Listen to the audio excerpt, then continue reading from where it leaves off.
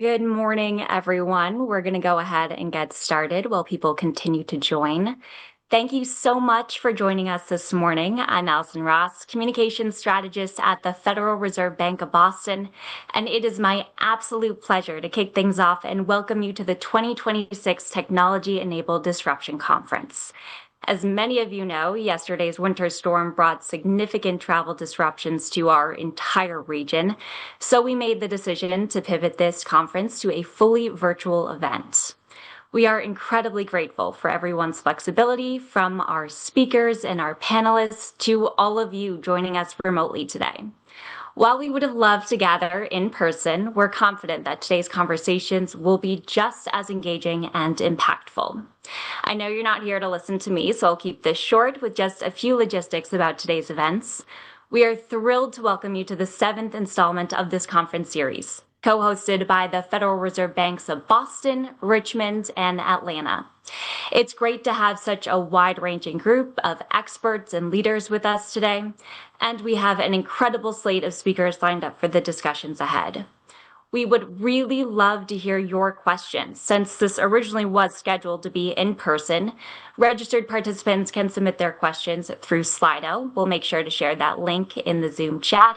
And for all other details, like speaker details, the agenda, everything else you need to know for this day, just head over to bostonfed.org for more information. We have 3 really timely panel discussions that get right to the heart of the disruption that we're seeing across the financial services industries. First, we'll dive into fintech disruption and innovation, where the technology is moving fastest, what new business models are emerging, and what it all means for competition and the future of financial services. Second, we're going to turn to the evolving payment landscape, from real-time payment infrastructure to new payment platforms, and talk about what faster, more seamless payments mean for consumers, businesses, and the resilience of the system overall. And third, we're going to broaden that focus to some of the big picture implications of technology-enabled disruption, including the risks, the opportunities, and the policy questions that come with innovation at this speed. It's a great mix of real-world perspective and research-driven insight. To start our day, we're going to hear opening remarks from our Reserve Bank President and CEO, Susan Collins, who will help set the stage for today's conversations. Susan has served as president of the Boston Fed since 2023, and one of the things that people quickly noticed about her was her curiosity and her learning orientation. She genuinely enjoys digging into these complex issues and learning from experts across sectors. That spirit is very much at the heart of today's conference. And following Susan, we are honored to welcome Governor Christopher Waller, who will deliver our keynote address. And after Governor Waller's remarks, we'll move into a moderated Q&A session led by Egon Zakrajcek, Research Director here at the Boston Fed. We have a lot to get to today, so without further ado, please join me in welcoming Susan Collins. Well, thank you, Allie, and good morning to everybody. Welcome to the 2026 Technology-Enabled Disruption Conference, hosted by the Federal Reserve Bank of Boston. And as you just heard, winter weather did force us to move to a virtual format today. So while that's not quite what we'd hoped for, we are all the more appreciative that so many of you are able to join us as we explore the very complex and important topic of how technology is reshaping the economy and the financial system in real and consequential ways. So I do want to start by thanking our co-hosts, the Federal Reserve Banks of Atlanta and Richmond, as well as our keynote speaker from the Federal Reserve Board of Governors, Governor Christopher Waller, and I'll introduce him more fully in just a bit. I also want to welcome our panelists and our moderators. They represent a wide range of expertise from fintech and digital banking to payments infrastructure, academia, economic policy, and journalism. More broadly, this conference brings together research leaders, technologists, executives from financial institutions, fintech innovators, policymakers from across the Federal Reserve System, and also students who are just beginning to shape their professional paths. And I would say that that mix is intentional because to understand technology-enabled disruption, it's really important to hear multiple perspectives grounded in research and experience and also practical application. So as you've already heard, we have a very full day planned. I am going to keep my welcoming remarks brief, but start as always with my standard disclaimer. So the views that I'll express today are my own. I'm not speaking for any of my colleagues at the other reserve banks or Board of Governors. And I also want to underscore at the outset that technology-enabled disruption is not distant or abstract. It's a set of ongoing changes that, when taken together, are shaping economic activity in meaningful ways and already influencing economic outcomes, from how people work, how firms compete, to how payments move and how people access financial services. And in many areas, the pace of change appears to be accelerating. That includes advances in artificial intelligence, but we're also seeing broad and influential developments in data, digital platforms, and payments technologies. And we're going to talk about a wide range of things. So this conference is now in its 7th year, and it's always sought to deepen understanding of the evolving impacts of technology-enabled disruption. The early discussions often examined what technology might make possible. More recently, the focus has shifted towards understanding what's already changing. For instance, how are digital tools, data, and new business models affecting payments or labor markets? And what's their impact on firm dynamics and policy considerations? These developments have a direct impact on the Federal Reserve's core responsibilities. Technology-enabled disruption is an important economic force. It can influence productivity, employment, inflation, and also the structure and the resilience of the financial system. And understanding these dynamics helps inform how we think about the Fed's dual mandate of maximum employment and price stability. And it relates directly to the Boston Fed's overarching mission, which is a vibrant economy that works for everyone. So I'd like to highlight briefly just a few areas where technology-enabled disruption directly intersects with the Fed's mission. And first, I'll start with labor markets, productivity, and economic opportunity. Previous TED, or Technology-Enabled Disruption conferences, have explored how technological change is reshaping work. They've examined how innovation can drive efficiency and productivity growth, and how it's altered the types of jobs available and skills that they require. Past discussions have also really focused on how technology can expand access to opportunity and who benefits from these changes. Today's discussion will certainly touch on those topics, but focus more heavily on some of the other dimensions of innovation.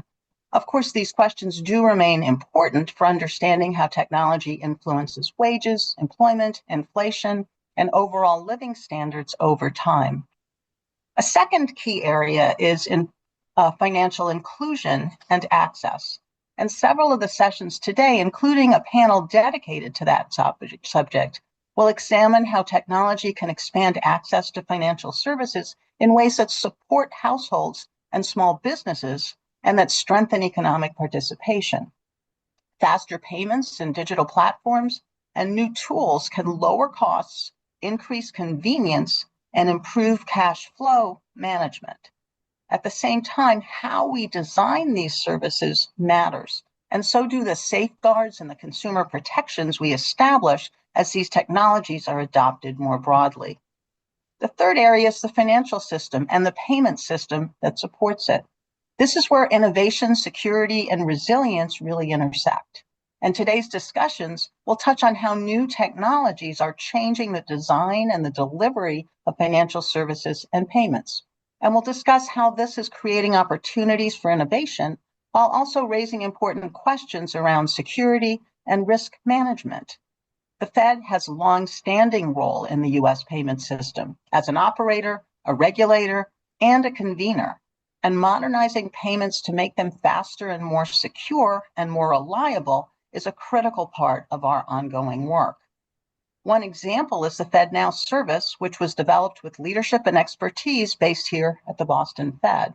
And it provides a real-time payments infrastructure that can support new services and use cases for households and businesses promoting broad access. The broad impact of these advances, along with the opportunities and challenges they create, is why gatherings like this one matter. Technological change often unfolds quickly and can introduce new complexities. So bringing together policymakers, researchers, and practitioners helps build a shared understanding of how these changes are taking shape and what they mean in the longer run. In that context, the Fed's work and experience can help inform how disruption is navigated so that innovation continues to support a stable and well-functioning economy. Boston has long stood at the intersection of finance, technology, and research. And for generations, this region has been home to institutions that transform ideas into practice, combining theoretical insights with experimentation and real-world applications. And that tradition continues today through an ecosystem that includes world-class institutions, research universities, startups, and established firms. And it's all supported by deep talent in economics, finance, engineering, and the sciences. Here at the Boston Fed, we're actively engaged in this ecosystem, and we work across finance, payments, technology, economic analysis, and policy. And this helps us better serve the public by supporting a vibrant economy and efficient payments mechanisms, as well as financial stability. Our work in technology and payments innovation is hands-on, informed by empirical research, and focused on real-world impact. At one of our recent annual economic conferences, which was entitled The Future of Finance: Implications for Innovation, we focused on how innovation is already reshaping financial markets, payments, and access to financial services. And the changes we explored were not future possibilities, they're really present-day realities. We also emphasized the importance of understanding both the opportunities and the risks that innovation can create. And in many respects, today's conference continues that conversation. Over the course of the day, we'll explore how innovation is reshaping payments, financial services, and the broader economy, from artificial intelligence to questions of access, inclusion, and resilience. And we'll examine what these developments may mean for policymakers, businesses, and households in the years ahead. So now it's my great pleasure to introduce our first speaker. Governor Chris Waller serves on the Board of Governors of the Federal Reserve System, where he has been a leading voice on the macroeconomy, monetary policy, payments, and financial innovation. Before joining the board in 2020, he served as Executive Vice President and Director of Research at the St. Louis Fed. And that followed a distinguished academic career with appointments at the universities of Notre Dame, Kentucky, and Indiana, along with research experience at the University of Bonn. And Governor Waller is known for combining technical acumen with a clear, plain-spoken approach to complex topics in macroeconomics, monetary policy, and financial innovation. And he's written and spoken extensively on issues that are really central to today's conference, including how technological change affects economic activity and financial services. And it's great to have him here with us today. And so please join me in welcoming Governor Christopher Waller. Well, thank you, Susan. It's me. I'm wearing my favorite tech hoodie firm. So I thought it's a technology conference. Why not look the part? So thank you again for the opportunity to speak today. Artificial intelligence is a technological phenomenon that is taking the world by storm. We read about it every day, and many of us have used it some way or another. In my lifetime, I have never seen a technological revolution quite like this. And I've seen this birth of space exploration, the rise of the personal computer, the explosion of the internet, and then smartphones. While all transformative, none match the potential that AI has in changing our lives, and doing so at breathtaking speed. Firms, households, and every government are all trying to incorporate it into the way they function and operate. And I am here to tell you that the Federal Reserve is no different. So given the theme of this conference and the audience makeup, I felt this was a good time to discuss how the Federal Reserve System is using artificial intelligence to build and optimize the systems that support our work, as well as embedding it into our other internal applications. Now, most people associate the Federal Reserve with monetary policy, interest rates, inflation, and the decisions that get made when Fed officials meet 8 times a year.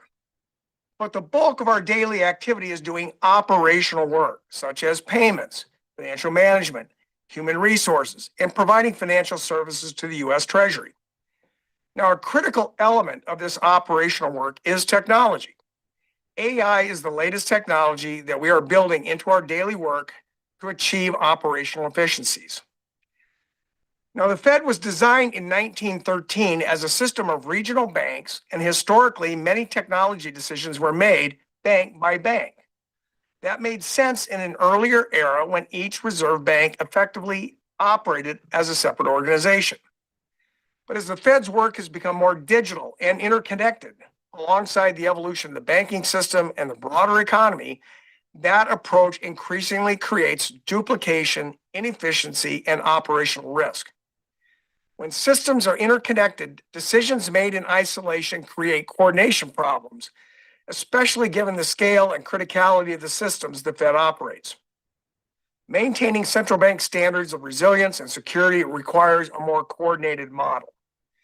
That's why we are moving toward a Federal Reserve system-first approach with shared standards and infrastructure while preserving decentralization where it matters most, particularly for monetary policy and economic research. And the urgency of making this transition is growing. The volume and velocity of technological change continue to increase. As a public institution with an important role in the US and global financial systems, the Fed must keep pace to deliver effective, reliable services alongside the private sector. That velocity of change was evident at the recent Payments Innovation Conference I hosted, where a range of participants and attendees talked about the convergence of AI, stablecoins, tokenization, and payments, a theme I also hear regularly in my conversations with industry, and one I suspect will surface throughout today's panels. At that pace of change, a bank-by-bank approach simply won't work, especially for frontier technologies such as tokenization, quantum computing, and generative AI. These are bold challenges and opportunities that cut across the Federal Reserve System. Meeting the moment requires system-wide coordination, a bias for action, and disciplined execution at scale. That's why we deliberately built a system-centric innovation practice. Rather than duplicating effort, doing the same thing 100 times across a system, we can instead do 100 different things. A system approach allows us to move ideas from experimentation into execution more quickly and efficiently. AI is a case study of what this approach looks like in practice. I don't have to tell this audience how quickly AI is moving, reshaping how work gets done and how organizations operate. As builders and leaders, you experience it firsthand, and the Federal Reserve is no exception. It's imperative that we keep pace. Yes, we're a central bank. Break things and ask for forgiveness won't work here. With great power comes great responsibility. AI systems can amplify errors as quickly as they amplify efficiency. They can hallucinate. They can introduce real risk around data protection, model risk, bias, and operational resilience. We cannot approach AI casually. As a central bank, we hold ourselves to a high standard. That means clear guardrails on how and where it's used, strong information security controls, rigorous model validation, human accountability for decisions, and ongoing evaluation as the technology evolves.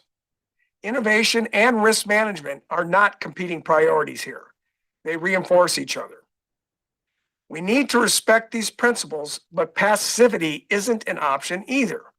We can't afford to be late or to examine transformational change in a fragmented way. So we're doing this differently. In implementing AI across the Fed, we're moving as one system with shared direction and alignment.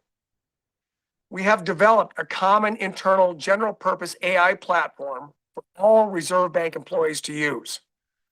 Our intention is intentionally business-led and AI enabled. We start with the problem to be solved and the business need, then apply the right capability from across the AI stack. That discipline helps us deliver real business value while avoiding unnecessary complexity and cost. Being business-led also means building AI into how the Fed operates, not treating it as a collection of random experiments or zombie projects. The goal isn't novelty, it's utility. So let's get to the AI use cases in action. We're deploying AI in 3 focused complementary ways that reflect how work gets done across a large, complex institution. First, broad access for all employees.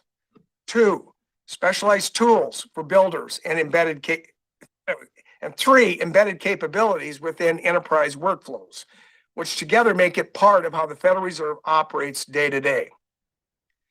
So let me start with the first one, general purpose AI for all employees, because that's where the biggest day-to-day impact shows up first. This is about making AI a baseline capability of everyday work, not a niche tool.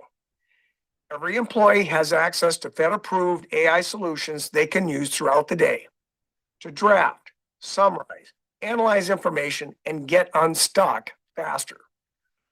For many, it functions as a pervasive digital assistant, a sounding board they can return to as they work through problems and complete daily tasks. The goal isn't to turn everyone into a technologist. It's to reduce friction in routine work so people can spend more time on judgment, problem solving, and higher value activities. In many ways, this mirrors how people use AI in their personal lives. In my own household, AI has become an everyday tool, much like a smartphone, or even a microwave. You rely on it without even thinking about it. Now, my wife uses it as a daily companion, planning trips, helping our kids think through career options, comparison shopping, or turning small, annoying tasks into something more manageable. It's not exotic. It's just a tool. And that's exactly how we should be thinking about AI at work as well. So let me make this real. Fed staff often receive substantial non-FOMC background materials to help prepare for various meetings. To help synthesize the information, they sometimes use the Fed's internal general purpose AI tool to generate key themes quickly. Of course, it does not replace preparation or judgment.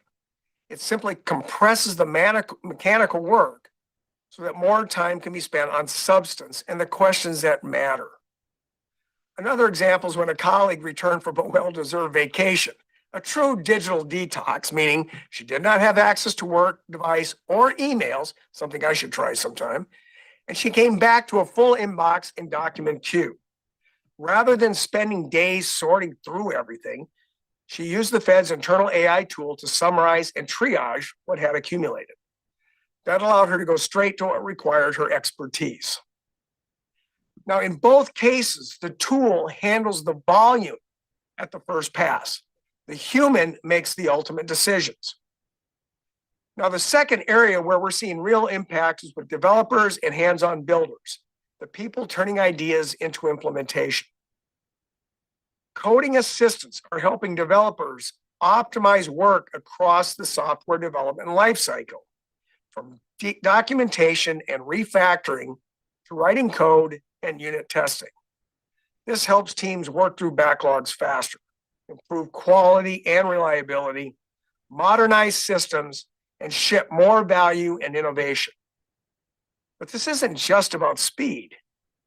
AI is taking on some of the most time-consuming and least satisfying parts of software development, so developers can focus on security and quality. That matters for an institution like the Federal Reserve. Reliability and reliance in production systems are critical. Take unit testing. It's essential for quality and resilience, but it's not the part of the job developers get really excited about. In several teams, tasks that used to take days are now completed in hours with AI assistance.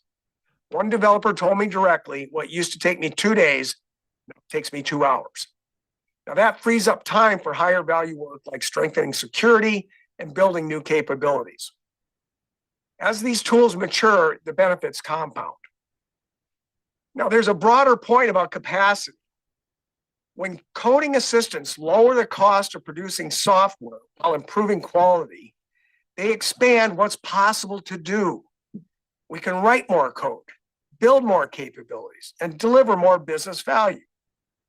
As scarcity eases, capacity rises, allowing us to tackle backlogs and technical debt that accumulate over time.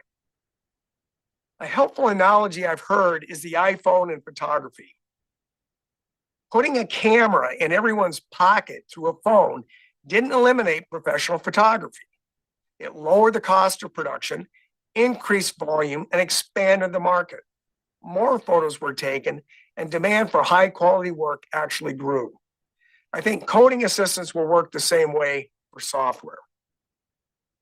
Now, at the Fed, we're already seeing strong early uptake, with hundreds of developers adopting these tools quickly, which tells us this capability is meeting a real need.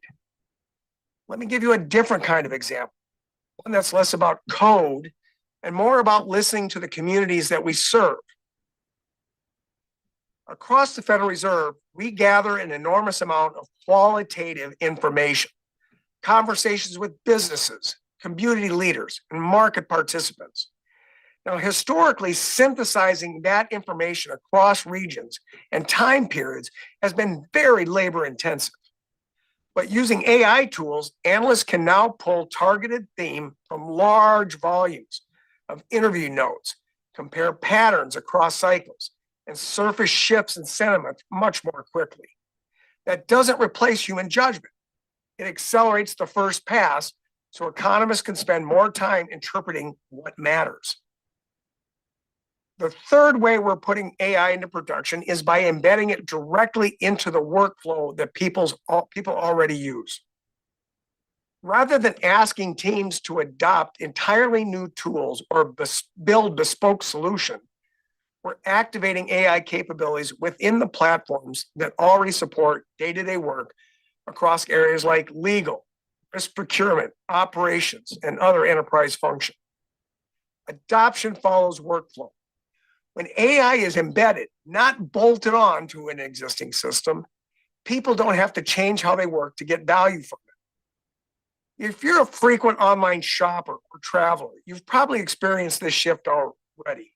When something goes wrong, a delayed flight, a misconnection, a damaged package, it's often faster now to resolve the issue through a simple chat or text, or even that often dreaded call.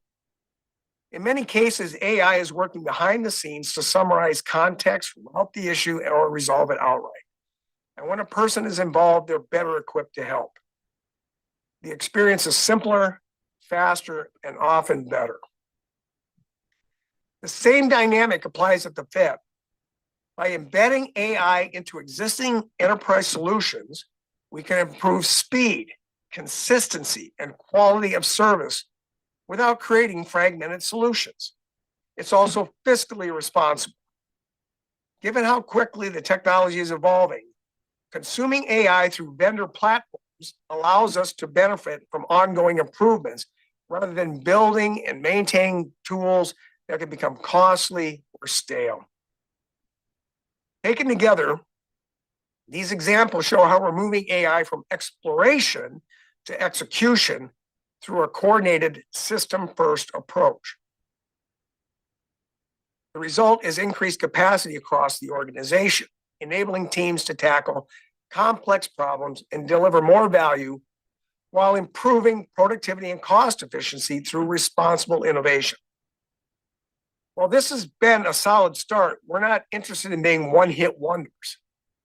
What matters is durability, and that depends on a focus on adoption, accountability, and leadership.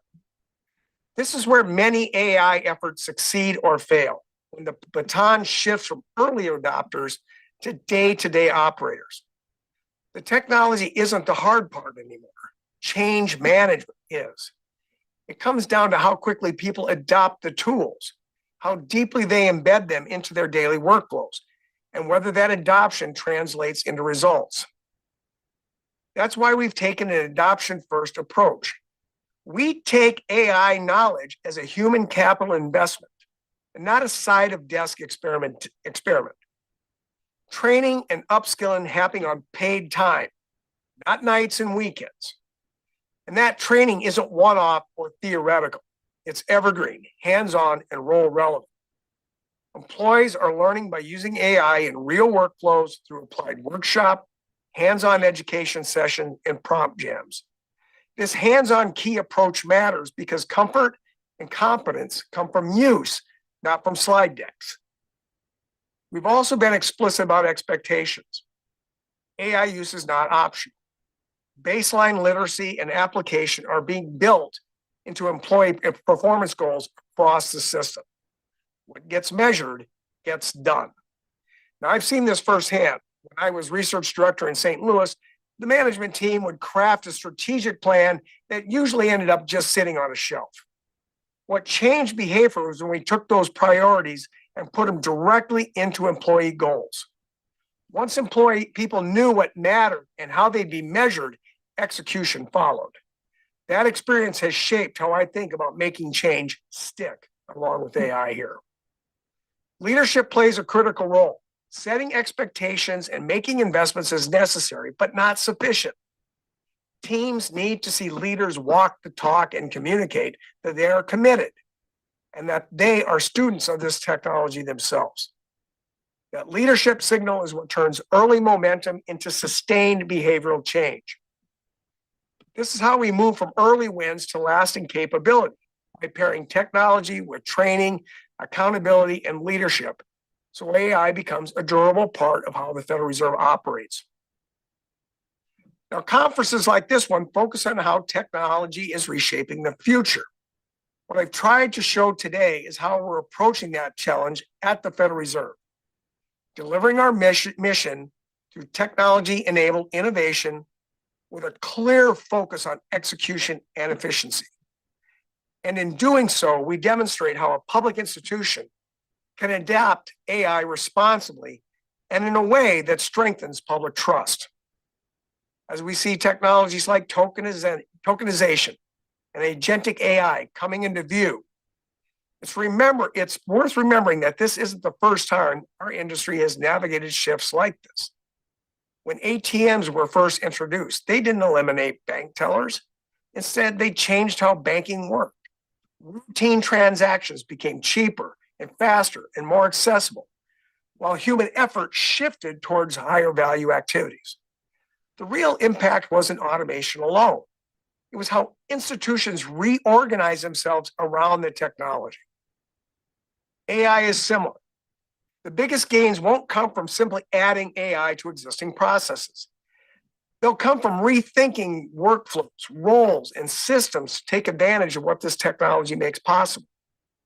What we don't know and can't know is exactly when these technologies will hit their full inflection point. We won't get a clear signal when AI moves from rapid progress to truly systemic impact. But waiting for clarity isn't a strategy. If we want to be ready when that moment comes, the work has to start now.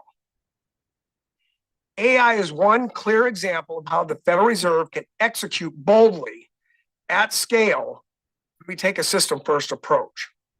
Thank you, President Collins, and thank you, everyone. I guess Egon and I are now going to do some Q&A. All right. Chris, it's great to see you, even though just virtually. It would have been much better to do this in person. And, I'm not nearly as technologically savvy, even though I'm a huge fan of Fred.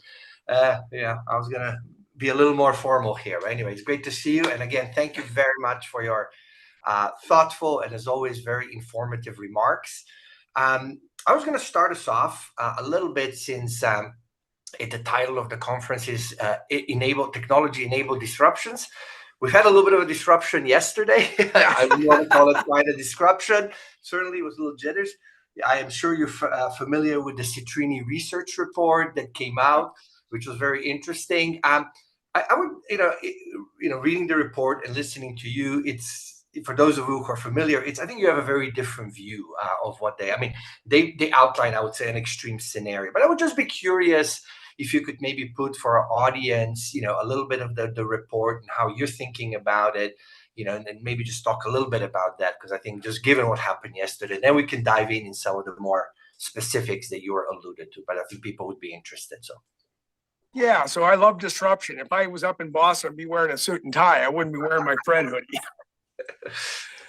So on the report yesterday, I haven't had a real chance to look at it deeply, but basically the theme seems to be something like, hey, all you white collar job workers, your future is going to be having a job that says, would you like fries with that? Yeah. Okay, that's about how dire it sounds when you hear it. I don't think that's going to happen. This has not happened with anything else. Technology. I want to go back to this point I made in the speech. AI is a tool. Exactly. It's not going to replace us as human beings. It's a tool we can use. We'll use it. We'll control it. We'll manage the risk. That's what we always do. So I don't think you're ever going to take the humans out of the picture and AI is going to do everything. And we're going to be left working the, drive-through window at McDonald's. So that's why I think this is kind of an overstated thing. Sure, it's going to disrupt certain industries. Like I said, take the iPhone. Yeah. There used to be a very big film processing industry with Kodak and everybody else. That's gone. But it doesn't mean our lives are worse off and people don't have jobs doing other things. Just think about how you would be an Instagram influencer if you couldn't take photos on your phone. Exactly. Yeah. Or you had to wait till you got the film developed. So we've seen this before, and there's always some kind of hype, doom and gloom about it. But I really just take this view that AI is a tool. It's like every other kind of big technological innovation we have. It disrupts things. It changes power structures. I gave a speech in October about this, and that's unsettling for people. But at the end of the day, people will figure out how to take this tool and harness it to make our lives better, more productive, and more efficient. We'll have more time to do other things. We always complain we don't have time to do other things. Exactly. Now you're going to get to. So that's the way I look at it. I'm not a doom and gloomer like the report was. Yeah, no, I think I share your sentiment. I think there is a lot of historical technological adoptions, right? It is disruptive. It is transformative, but ultimately, right, like you said, it's a tool. So I was particularly interested, and I thought it was very good that you sort of really emphasize the broad things of what the Fed does. Obviously the focus is on the FOMC, on monetary policy. That gets a lot of things, and people really think it's nice to know that day to day involves so many things. What if you could maybe talk a little bit about what are some of the things that you are very excited about, of how the system as a whole is adopting, some of the, AI technologies in an area where people are maybe a little less familiar, and the kind of system first mindset that allows us to scale up and really get the synergies going on. You want to maybe take an example and elaborate a little bit. I think would be great for our audience. Yeah, so I have, since I took over the oversight of all the reserve banks, and most of my comments today, please, are about the reserve banks and that part. I don't oversee the board of governors here in DC. So my comments are about how we're doing things in the reserve banks. So one of the things I've been trying to stress in the last 3 to 4 years is that this idea that we have 12 individual banks doing everything locally and they can just make all their own decisions, it doesn't spill over to the rest of the system, those days are gone. We have large national business lines. We have Federal Reserve Financial Payments. We have a national IT. Supervision is national, delegated from the board. And then you have the treasury services that we provide. These are all national business lines where stuff is done across multiple banks, but managed as one function. And that is one of the big changes I've been trying to push, is we have to think about the system first and get away from bank by bank decision making. There are things that matter for the individual bank, but these large tech type operations or IT operations, we've got to think about it differently. So that's been the system first. On the AI, there's a view that you could say, let 1,000 flowers bloom. Let everybody go off and run off and do their own AI thing and see what happens. Sometimes that's great. You get all kinds of new ideas popping up. But at the other time, it introduces a bunch of risk, lack of insight as to what others are doing, duplication of cost. I'm very conscious of every dollar we spend on this type of stuff. So when the AI thing was taking off and a lot of the banks where everybody's running off kind of willy-nilly on their new projects with AI, I was like, look, we're not going to waste money. Every dollar we waste doesn't go back to the US taxpayer. So we're going to think about this in a very systematic way where everybody has the tools, everybody operates in the same framework, everybody gets to put their input in, but we don't have a lot of duplication and replication of cost. So that's what we've done. That was the main motive for driving this system first approach to AI. Yeah, no, that, I mean, one thing is, part of it is that this technology is also, it builds off the network externalities. In our own space, you as a former research director, I as a research director, it is really the interaction, right, of how people are using these tools, sharing that information that you have in a big sort of a 12 reserve bank system gives you a lot of very positive effects. One thing that I wanted to touch, and I think you've alluded to, is that, and in particularly in this space, it has to do how do you manage information, right? And we as a public stewards of monetary system, payment system, and so forth, we have very special responsibilities. We have access to a lot of very proprietary, highly confidential data. So maybe you can talk a little bit about how adoption of AI, being at the frontier, which kind of opens these things. How do we manage the tension between being at the technological frontier but still preserving and maintaining the public trust of that we are given? Because I think that is a very, very important, that distinguishes us, I think, from a lot of other organizations. Yeah, so in the tech world, the phrase "move fast and break things," that ain't us. we can't do that, and that's the tension between trying to keep up with something that's changing very rapidly.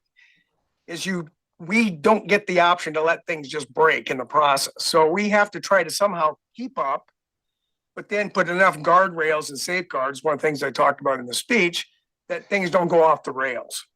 So that's the challenge we have. So that's what we're trying to do. We're trying to bring all of this technology into the Fed, but in a responsible way. That's why we built a common internal AI sandbox that has enough guardrails that we don't have to worry about bad stuff going out or some mistakes going out into the actual operational world. But we have the kind of best as we can technology available for everybody to use in a common platform. That's what all of our developers are doing, and it's working very well.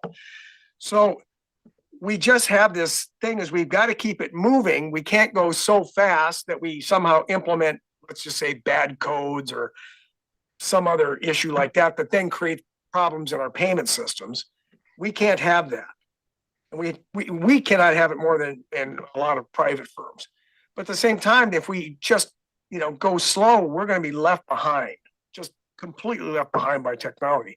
I remember in the days when I used to visit the Federal Reserve banks, nobody could be connected to the internet because it was so dangerous. Everybody, there might be one computer terminal in the corner of the research department, and you could go check email.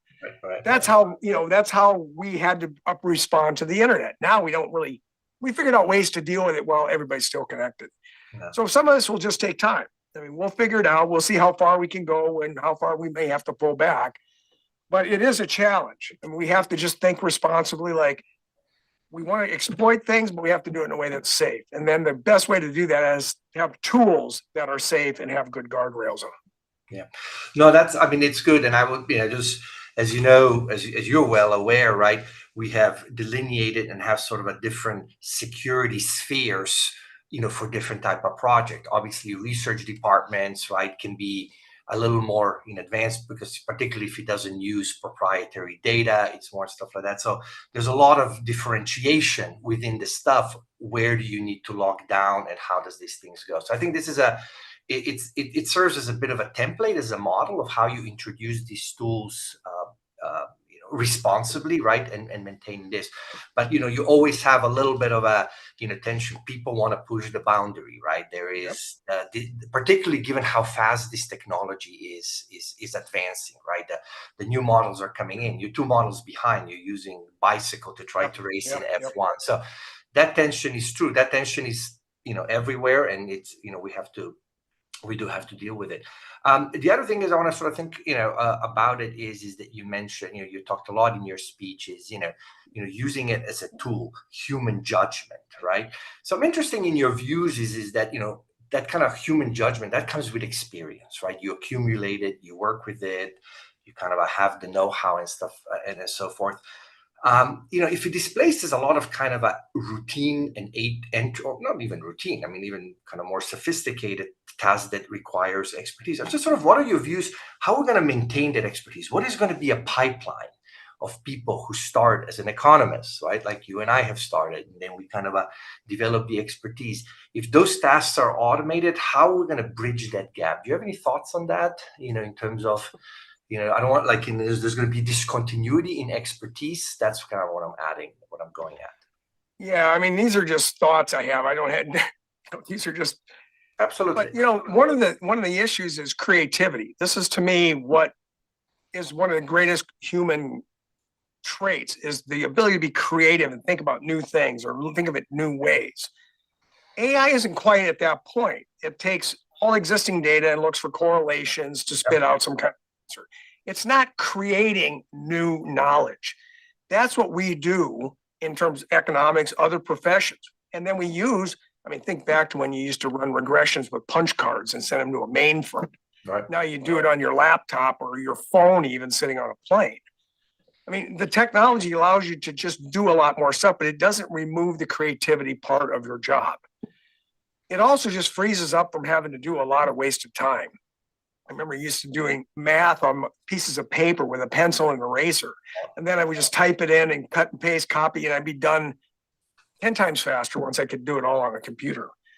So that's the thing. A lot of it is just labor saving to allow us to do other things.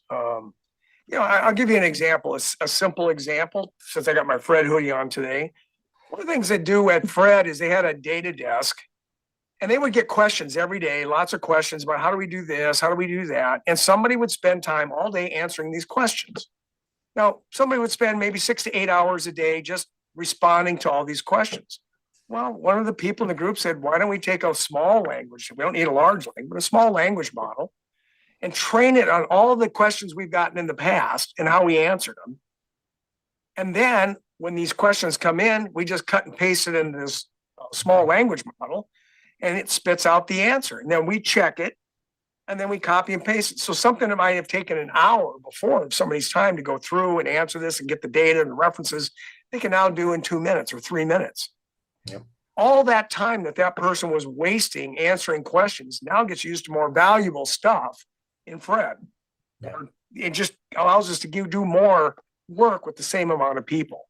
Right. So that's just a little simple example how eliminating routine stuff just makes our lives better and allows us to focus on more interesting and creative things.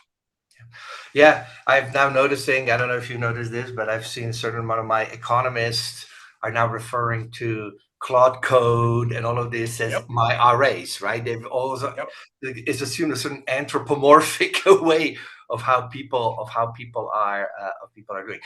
Maybe just as a kind of a last thing, personally, what is the most exciting things you've done with some of the AI tools and stuff like that, particularly maybe in your work as a policymaker and as an economist and stuff like that? Recently, is there something particularly exciting that you have seen? Well, I've played around trying to have it write speeches for me. Okay. I haven't quite gotten it to have my voice, as they joke and say, but it actually can do a reasonably good job. A while back I was giving a stablecoin speech a year ago, and just said, just sitting with some people said, hey, write me an 800-word stablecoin speech. And the first 400 words was amazingly good. And then it just went off the rails. Okay. that was where is this going? Okay. So that's where the human part comes in. It helps you kind of say, hey, that's a good thing, and then it starts going down a track that just was a complete disaster.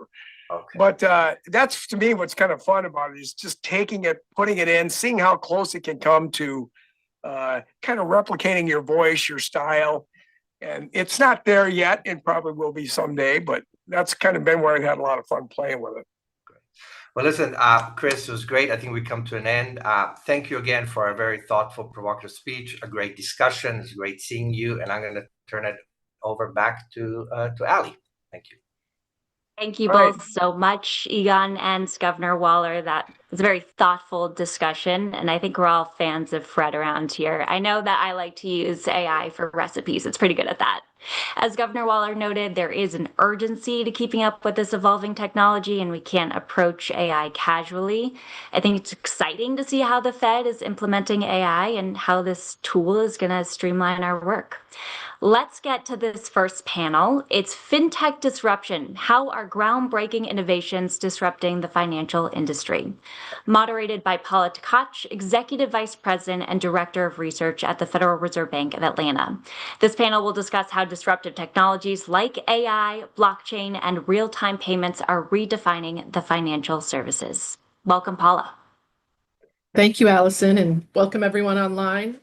Again, wish that we could have been here in person, but I think we're going to have an awesome day.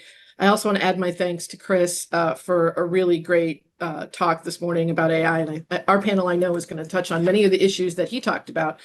As I'm joined by three innovative business leaders and leaders of innovative businesses. Swati, Amite, and Dante are here to set us up at the beginning of the day with a pretty broad discussion of innovation inside the financial sector, potential disruption that's already occurring and or will occur and or may occur, and opportunities inside the financial sector going forward. So in addition to some of the topics that we're going to talk about that Governor Waller mentioned, including risk and the impact inside a firm and how to manage rapid change, we're also, of course, going to talk about AI in particular. We're going to talk about financial access to services and credit, innovations and payments. This should be a great setup, I think, for the rest of the day, because we're going to have panels do deeper dives on all of those topics. So without further ado, I'm going to ask our panel to each introduce themselves a little bit, give you an idea of who they are, where their innovative firms came from, and where they are now in the financial sector. And so we're going to first go to Swati, then Amite, then Dante. Thank you, Swati, Paula. good morning. Good morning. Can you hear me well? Yep, we're good. Awesome. Thank you for having me on this panel. Looking forward to the conversation. I think between Susan's remarks and Governor Waller's conversation and with Egon, it just feels like we covered all the topics already. It's a little bit about me. I'm the CEO of Retail and Digital Bank for Santander in the US. I grew up in India in very humble circumstances. I went to an engineering school as the first female in my family to end up in a professional college. Ended up in financial services accidentally after I arrived in Richmond, Virginia with my new husband at the turn of the century. And I started my career at Capital One. So Richmond is part of the organizing team today, and that brings it full circle for me. You know, when I started working at Capital One, I found my calling, or ikigai. I realized that financial services banking is hugely impactful because what we build as products are money products which make generational impact. Good money products changes lives of customers and generations to follow. So I made it my purpose. I worked at Capital One, PayPal, Stripe, Goldman Sachs, and now at Santander. I'm still as excited about building customer-centric banking products as I was 25 years ago. About Santander, it's a 175-year-old bank. It's one of the largest banks in the world with 175 million customers globally. We have consumer DNA. We know consumers in various markets. We are in 27 markets. In the US, we are small. We acquired a Boston-based bank called Sovereign. We made mistakes. We made amends. We learned from our mistakes, and then we leaned into the market. We recently launched a digital bank under the brand name Open Bank in October of 2024. And we just announced 2 weeks ago that Santander is acquiring another Northeast-based bank called Webster Bank.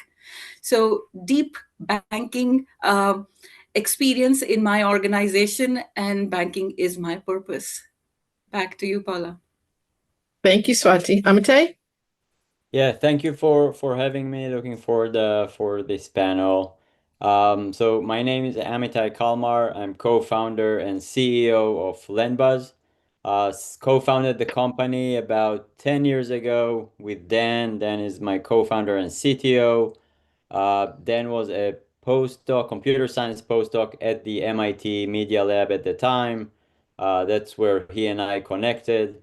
And we decided to focus on the mission of providing better access to credit for underserved populations, specifically in auto finance. That was the mission of the company when we started and remains the mission of the company today. We're headquartered in downtown Boston, just a few minutes walk from the Boston Fed building. So I would much rather do it in person. We are collecting alternative data and using machine learning and deep neural network technology to better assess consumer credit risk and allow us to serve a larger number of deserving borrowers and provide them access to credit. Initially, when we started, we focused only on consumers that do not have a credit file, a US credit file, or a US credit score. Developed algorithms that focused on cash flow-based underwriting to evaluate the credit risk of these borrowers. And then over time, as the company grew, we expanded to additional consumer segments, including thin file consumers, near prime consumers, and light subprime. That's the focus of the company. Wonderful. Thank you. Dante. All right. Well, thank you so much, Paula. It's great to be on with everyone. And if ever there were a good example of tech enablement, having the Boston Fed not being deterred by a blizzard, I think says it all. So I'm Dante Disparte. I'm the Chief Strategy Officer and Head of Global Policy for a company called Circle. We're a world leader in the domain of digital money, what is more colloquially known as payment stablecoins or stablecoins. We were Boston born, but are coming of age in New York and have just moved our corporate headquarters to the top of One World Trade Center, which, if anything, is an emblem of US resilience and sort of the broader storyboard of rules-based responsible innovation in our country. What gets me out of bed in the morning is obviously it's hard in this environment to discern where the line between banking ends and begins and where technology ends and begins. In no small measure, as I think underscored by the two opening remarks from Susan Collins and Governor Waller, that rules-based responsible innovation, especially when you're talking about something as sacrosanct as money, should not be taken lightly. Prior to Circle, I was one of the co-founders of a tiny little stealth mode startup called Libra, which you all may remember as a project that got me a front row seat in the Senate hearings and congressional hearings over the last 7 years all over the world. And my argument to people that criticize me for joining that effort was, I like financial inclusion more than you hate Facebook. And ever since, we've been on a journey, not only at Circle, but personally, in ensuring that digital money can work in a manner responsive to human needs. Hurry up and wait is not a particularly great value proposition when you're talking about payments activity, and certainly when you extend this at world scale. And then there's a whole host of use cases that can be unlocked now that we have a form of money that is both programmable and composable, including agentic commerce and some edge cases that give us an interesting glimpse into the future. So a great honor to be on board with today's conversation, and glad tech enablement, again, is at the core of the conversation we're having today. Wonderful. Thank you all. So our audience now has heard some more about the topics that we're going to dive into with our questions today. I want to make sure the audience knows you can go to Slido and ask questions. I'll be loading them on my personal device here so I can bring them into the conversation. But also I'd like this to be a discussion and conversation among the panelists and with myself. So I want to start with, so again, feel free to jump in, all of you, as you're so moved, and ask questions of each other.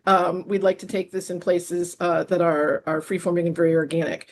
So to start off, though, I'd like to do a little bit of defining work, especially for the audience. A lot of words get thrown around. Innovation gets thrown around. FinTech gets thrown around. So I'm curious how each of you defines innovation, and what is your framework for thinking about innovation inside your firm? And separately, if you'd like to talk specifically also about the definition of fintech, which again, I think we're looking at 3 different firms that could all be called fintech. So who'd like to go first? Yeah, well, I'm happy to go first, with the benefit of having gone last. Sure. So one, I mean, on the defining work, I think, there's a lot of interesting statistics out there that suggest that, 70% of the jobs of the future, 15 years from now, don't yet exist. And so I think one piece of the puzzle, especially when you're operating in the fintech domain, which I'm happy to define as well, is, no 2 days are the same, and that's a very gratifying property of work. And so I think the people who tend to be very successful often self-select. They say to themselves, I want to resolve a global payments problem or a remittance problem, but I realize that doing so might not require, 2 days being the same. And that's a part of the quality of not only defining the work, but also defining how you navigate uncertainty. And in that environment, it's often better to anchor yourself on things that are going to be very durable, be it the value systems of the company, commitments to compliance, race to the top behavior, especially as a lot of the fintech market in the crypto side of the equation has been marked by regulatory arbitrage and race to the bottom tendencies. At Circle, those have been really anchor values and anchor qualities for us as a company, and it defines the work not only of the leaders in the company, but obviously all of our colleagues as well. Wonderful. And so I'll take you up on it. Your definition of fintech. Yeah, my definition of fintech, especially in my particular industry, is oftentimes fintech is presented to the world as a challenger innovation that will make banks irrelevant. And what I tend to find is that is a pretty wrong-headed view of the world. And that, again, back to the point about blurred lines, I cannot discern where the bank ends and begins and where the fintech ends and begins. And so I think of technology and finance as an augmenting technology, whereas technology and communication and media was a genuinely disruptive technology. One statement to be made here would be, crypto may need banks more than banks need crypto, as an example, because without the ability to have an on and off ramp into the real economy, people might be left stranded in closed networks. And so we've always tried to build in a manner that augments the banking system and goes places where the banks cannot, but not to disrupt them. Really good definitions, Gayatri. Like if I think the perspective I'll add is often we think of innovation as invention. I think for us, innovation is about evolving a traditional institution into something more agile without sacrificing the stability that our customers expect from us as a bank. Innovation is in everything. It is in data, it is in trust. It is not about chasing trends. It's about using information as power, strengthening trust, helping customers build long-term financial resilience, doing what we do best, which is making every interaction, every process, every product that we put in front of our customers better. So I think innovation is not a product. It's not just technology. Innovation is in process. Innovation is how we organize teams. Innovation is in DNA. Innovation is creativity in thinking. My personal philosophy about innovation is that it needs to be in the DNA. So it's not a list of things that we do, but everything we do is innovative. Because people will always do what we as leaders have a history of rewarding. So if we reward outcomes, then people will optimize for that. Except that you can't optimize for outcomes because they're not in your control. So if you reward the process, irrespective of the outcome, we repeatedly, consistently, unfailingly, publicly talk about the process that your organization follows, then a culture of creativity and innovation forms. So create an environment where vision of the future is clearly outlined, it's bold, it's purposeful, constraints and degrees of freedoms are clearly articulated so you can manage the risks. Process is managed as portfolio of bets ranging from wild swings to solid singles, and people are rewarded for taking right risks and consistent actions. And when you do that, over long periods of time, glamorous business of innovation is accomplished through decidedly unglamorous approach of daily blocking and tackling of the right kind. So I think, it's a more humble definition of innovation. It's not just technology, it's in everything we do. It goes back to trust and customer centricity. Awesome. So I heard tie to cultural values. I'm hearing again, culture and process and mindset inside your organization. Amite, does that resonate with you at LendBuzz? Yeah, I would say that when I thought through where we made impact or where we innovated, I would say these are three main areas. One is technology. So technology is definitely a big part of it.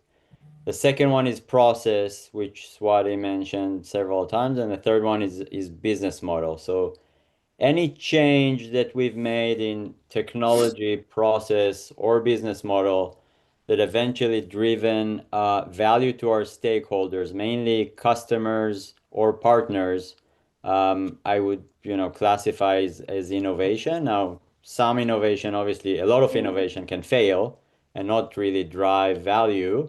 And then you need to decide whether you adopt it or not. But these are three areas where we have found over the years that innovation can drive real customer value or real partners value. It's around technology, process, or changes in our business model. So we heard Governor Waller talk about leveraging, specifically talking about AI, but talking about leveraging innovation and structural change to increase efficiencies in the back office, if you will, and inside your businesses. Is that a focus as well? Because we've heard here about driving customer value and looking for those innovative products that are gonna create value or solve a problem, as Dante said. Is there also the analogous side to cost efficiency, getting leaner? Absolutely. I think, and it ties to the definition of fintech question that you asked earlier, Paula, which is the fintech era was about digitization. It showed us how to improve customer experiences. Clean interfaces, fast onboarding, no branches, no paperwork, lower friction. And neobanks came up, lots of them, right? And they signed up customers in droves. And based on that, you would assume that these neobanks disrupted banking. But I would think that experience alone is not the same as disruption, because these fintechs did nothing to disrupt incumbent banks and banking economics. The upcoming wave that AI is bringing is what I call technification. It will change banking more profoundly, but far less visibly. This technology and AI enabled banking infrastructure will change how banks will work and not just how banks will look. They'll collapse the operational costs, automate decisioning, rewire how banks actually run. And I think this new era won't produce hundreds of new banks. It will produce a small number of infrastructure platforms that run banks. And that will further strengthen incumbents. And that blurs the lines between what is fintech, what is neobank, what is banking platform, and what's a bank, right? It's all blurring and merging as definitions. So I do want to go to the disruption aspects of innovation, but first I want to specifically kind of dig into a little bit just the purely sort of technological sort of innovation that might be happening. So again, we've talked about a broader definition, but what role does technology per se play? I mean, we've heard obviously in the tech sector about data centers and construction, and that gets into the energy sector, and those are all very hardware-driven enablers of some of the services that we use. But how are you thinking about the technological aspects? I can start and say that we're not chasing implementing specific technologies. So there are a lot of technology waves and a lot of new technologies that are emerging, some of them very successful, some of them less so. But we're definitely not chasing implementation of specific technologies. What we try to do is solve consumer pain points. and understand how we make a better experience, broader access, a more efficient process. And then we try to implement the technologies that can get us there. There are definitely technologies that we've implemented and failed miserably, that basically just added friction and really contributed nothing, and it looked very nice, and it was great to have them implemented, but just added more friction to the process. And there are technologies that were implemented and drove significant value to the customer, and as a result, success to the company. So it's always starting with, what is the pain point we're trying to solve? Is there a technology that can help us solve it? And then trying to implement it. Yeah, So Dante, yeah, I was just please go ahead. gonna add to maybe a blend of both Swati and Amitai's responses, and sort of add a little bit of a perspective as well. That I'm the first to tell the audience, don't just innovate for innovation's sake. Have some degree of a purpose for where and how to innovate and why. But when you look at finance and banking and payments particularly, the case for innovation really is made clear when you realize how broken the systems are when you need them most. And just a very acute example, of course, is to reflect back on the COVID-19 pandemic. A physical check was a liability in a quarantine. Physical cash could have been a vector for spreading disease, and some countries resorted to actually physically laundering, and by that I mean washing their money. And so the broken nature and the opaque siloed nature of the payment systems as just pipes and critical infrastructure really was laid bare in the pandemic, not just in the domestic setting. So I've been a big proponent of central bank payment systems innovation domestically. Things like FedNow and other systems have to come online for that very reason, but also in the context of global payments and cross-border payments. Hurry up and wait on two ends of a transaction to then go pick up scarce funds at a physical remittance location is not a great proposition. So in that context, the technologies that a company like Circle has leveraged, open blockchains as a shared ledger for economic activity, regulated stablecoins as a digital thrift that now marry the settlement asset plus the messaging instruction. And then the last mile of all of this innovation is open source, mobile-enabled wallet infrastructure. All of that gets back to the broader point I had made earlier, which is that if you harness these technologies correctly, you're augmenting the pre-existing banking and payment system, not disrupting it, because fundamentally you need those cash in and cash out points. But for so many people around the world, hurry up and wait is the value proposition. And the technology is the difference maker in terms of lowering the cost and increasing the access of payments at world scale. So I think that's where technology can be a really unique protagonist in sort of the broader payment system conversation that we're also having. And you asked specifically Wonderful. about decision making, right? Like, how does it help you make decisions as leaders of financial services companies? I think technology is equal to data and information, right? It is an enabler. It's a very powerful enabler. It gives us how we assess risk, how we anticipate customer needs, how we deliver services at scale. It helps us move faster, see patterns earlier. But at the same time, it tells us how we decide, but doesn't replace why we decide. So technology is a disciplined partnership with human judgment, provides clarity, provides foresight, but ultimately we decide, weighing fairness, resilience, and value creation for customers and for broader economy. So you see it as clearly complementary. Absolutely. So let's talk a little bit about potential disruption. And I think, we've already heard a little bit, Swati, I think you said, innovation is evolution. Disruption may also be thought of as evolution. Things are changing constantly. You brought up a little bit about technology enabling lowering barriers, enabling new competitors to come into the market. So I'm curious, one, really, what do you think will not be disrupted? What are the important things to keep, even as these new technologies come and you think about innovation and you think about pushing forward along all the dimensions that you've suggested? What How do you balance that with a stable core? What is in that core of your business?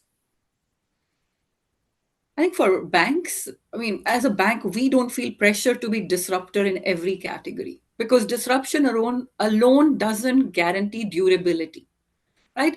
Our goal is to be adaptable, disciplined, resilient over a long term. We lean in where our strengths matter most: balance sheet strength, risk management, regulatory expertise, customer trust. Those are things which cannot be compromised, cannot change. They are the pillars of banking. And then from there, we partner where others bring capabilities that accelerate our innovation, our disruption, where we can't do it ourselves. We are not software company. We are a bank. We are good at things that we do. Every company is a technology company now. We are making our own progress. We use technology in all aspects, data, as I mentioned, being one of the strongest ones earlier. But this is also what has given rise to disruption in the right kind of partnerships that have come about between banks and technology companies and fintechs. We realize we don't need to build everything ourselves. Our job is to bring right capabilities into a trusted banking framework. And Paula, if I may, just adding to that question as well. I mean, so, you know, in some ways, back to the payments storyboard, just because it's fun. You know, the payment environment still looks like what the telephony and communications environment looked like when we were encumbered by fixed infrastructure. The longer a call traveled over fixed infrastructure, the more it cost. And when you extrapolate that analogy to payments and banking, a fast international payment is a luxury product that often costs a lot of money. And so again, the tech there is, in my opinion, providing a patently positive change in the market, because it's at least, it doesn't technology alone is not a panacea, but it often shows where we're falling short. And I think in that case, it demonstrates it. And so now it's not surprising that you see household name banking and asset management institutions are gravitating towards a technology standard. But this is where the regulators have a unique role to play. For the better part of the last decade, if not longer, and I'm sure Swati can attest to this as a banking leader, we've taken this approach of permission versus forgiveness. And I couldn't agree more with Governor Waller's message of move fast and break things doesn't work with money. But permission versus forgiveness is a really critical tension that we have to navigate better, in my opinion. And the regulators and the policymakers have the best hand at improving that, especially when it becomes a technology-enabled discussion. Cloud infrastructure once upon a time was really exotic. But if you fast forward to today, there's not a household institution, public or private, that at some level isn't dependent on cloud infrastructure as a part of their technology stack. The same may hold true for AI. The same may hold true for blockchain infrastructure. But for a lot of traditional, heavily regulated institutions, the permission versus forgiveness tension introduces a really deep hidden cost of gradualism, where they're finding that fintechs and other disruptors are getting a head start from them. And by the time they catch up, it might be too late. So we've had nothing short of an extinction level event in a lot of the banks in our country, in part because of that competitive pressure that they face. And so speed matters, even if speed can often kill if you're not wearing restraints. I would add one thing. I think, and it was mentioned earlier by Dante, I don't think that fintech or innovation necessarily means disruption. I think in our case, there are a few legacy players that have been controlling the market or a large set of the market for many years, and have been serving well a large segment of the market. You can really create a lot of value by expanding the market, allowing more access to more people for a similar or a slightly better service. And that's not necessarily disrupting the existing players. It's not necessarily disrupting the market. Many times it actually opens up a lot of opportunity for partnerships, which are very interesting in financial services. As Swati mentioned, I don't think any of the fintechs or neobanks necessarily disrupted the banks. It's just created a slightly different set of players in the same space. So I think a lot of value in fintech, a lot of innovation in fintech can be created by expanding the market and allowing greater access to financial services for segments of the market that has been traditionally underserved or overlooked. Very well said, Amita. Yeah. I think disruption's healthy. It resets expectations, and higher expectations ultimately benefit customers. And so I think the cycle must continue, which is creativity foster in small environments and then gets scaled in bigger environments.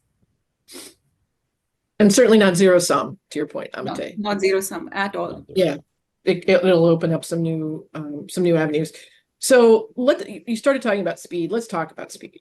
I know that I'm being inundated, as Egon talked about this morning with the Citrini report yesterday. I'm being inundated with all kinds of things to read about the fast pace of, in particular, AI innovation, but just also the increasing speed with which information is flowing and financial transactions are occurring. How do you deal with that inside of a firm? Quite frankly, it can make me anxious. As Egon said, I'm 2 models behind, or there's something else out there I need to go look at, something that might be helpful. And it seems that it's increasing decision-making speed as well. So I'm curious what your observations are inside your firms about how you deal with this increasing speed, and if you can give some kind of perspective and advice to other leaders out there about how to manage within what now seems a very frenetic environment sometimes. Yeah, I'm happy to jump in on that one. And I couldn't agree more. I think it is a complete flood of information from many more sources, and now everybody is an expert and a thought leader because AI is writing at least part of their speeches for them, with deference, of course, to Governor Waller. That's right. But in order to really navigate it from a decision-making lens, there is a massive difference between information and insights. And now I think the whole discipline, as kitschy or as prosaic as it may sound to talk about signal and noise, now more than ever, human judgment, even in our company, every single person is being AI enabled to the highest extent we could take them. But that doesn't absolve leaders from accountability. And so even though it might feel overwhelming, and even though there might be just a complete abundance of information alone doesn't generate insights, and it's insights that drive management decision making. And so therein lies, I think, a pretty universal quality of the leader in the loop in a technology-enabled business environment, is to consistently rely on people's judgment. Even if you had a team of 1,000 AI agents working for you in a compliance function, but you were the overall compliance leader in that function, you would still have an accountability to the business, to customers, to investors, the board, and other stakeholders to own the outcome. And so manage your agentic workforce like you would manage your real workforce. But accountability has to stay with people. In the same way, just one last analogy, and I'll pass on the baton, is the best safety device you could put in a car is a well-trained driver. All of the technology that might be in the car, the passive systems and the active systems and beyond, are meant to mitigate the impact of an accident, but they may not stop it. It's the well-trained driver that makes all the difference in the world. And I think that same premise holds true in business, finance, and in fintech. I think one thing regarding the speed of innovation is that patience can be rewarding in this case. So we obviously want to adopt technologies fast. We want to implement technologies fast and be at the front line of technological innovation. That's how we create value. But because the technologies are evolving so quickly, implementing or betting on the wrong technology can be very expensive.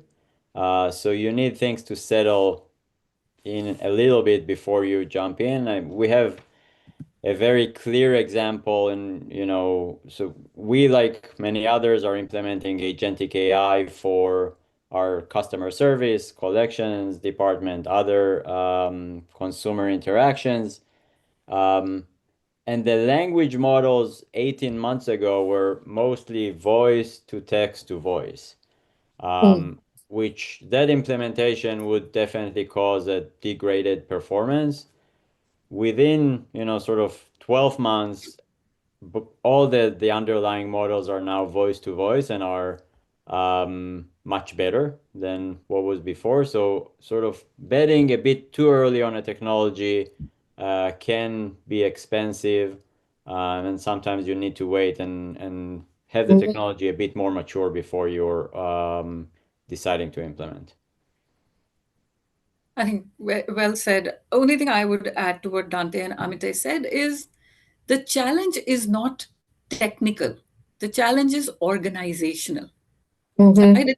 Like as a bank, like I said earlier, our job is not to build LLMs. Our job is not to be the innovator when it comes to AI.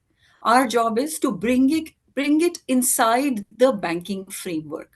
Then how to do it? Right? How do we move towards a blended operating model where we combine humans and AI together? And that raises critical questions, right? It's all the questions are organizational. How do humans supervise AI effectively?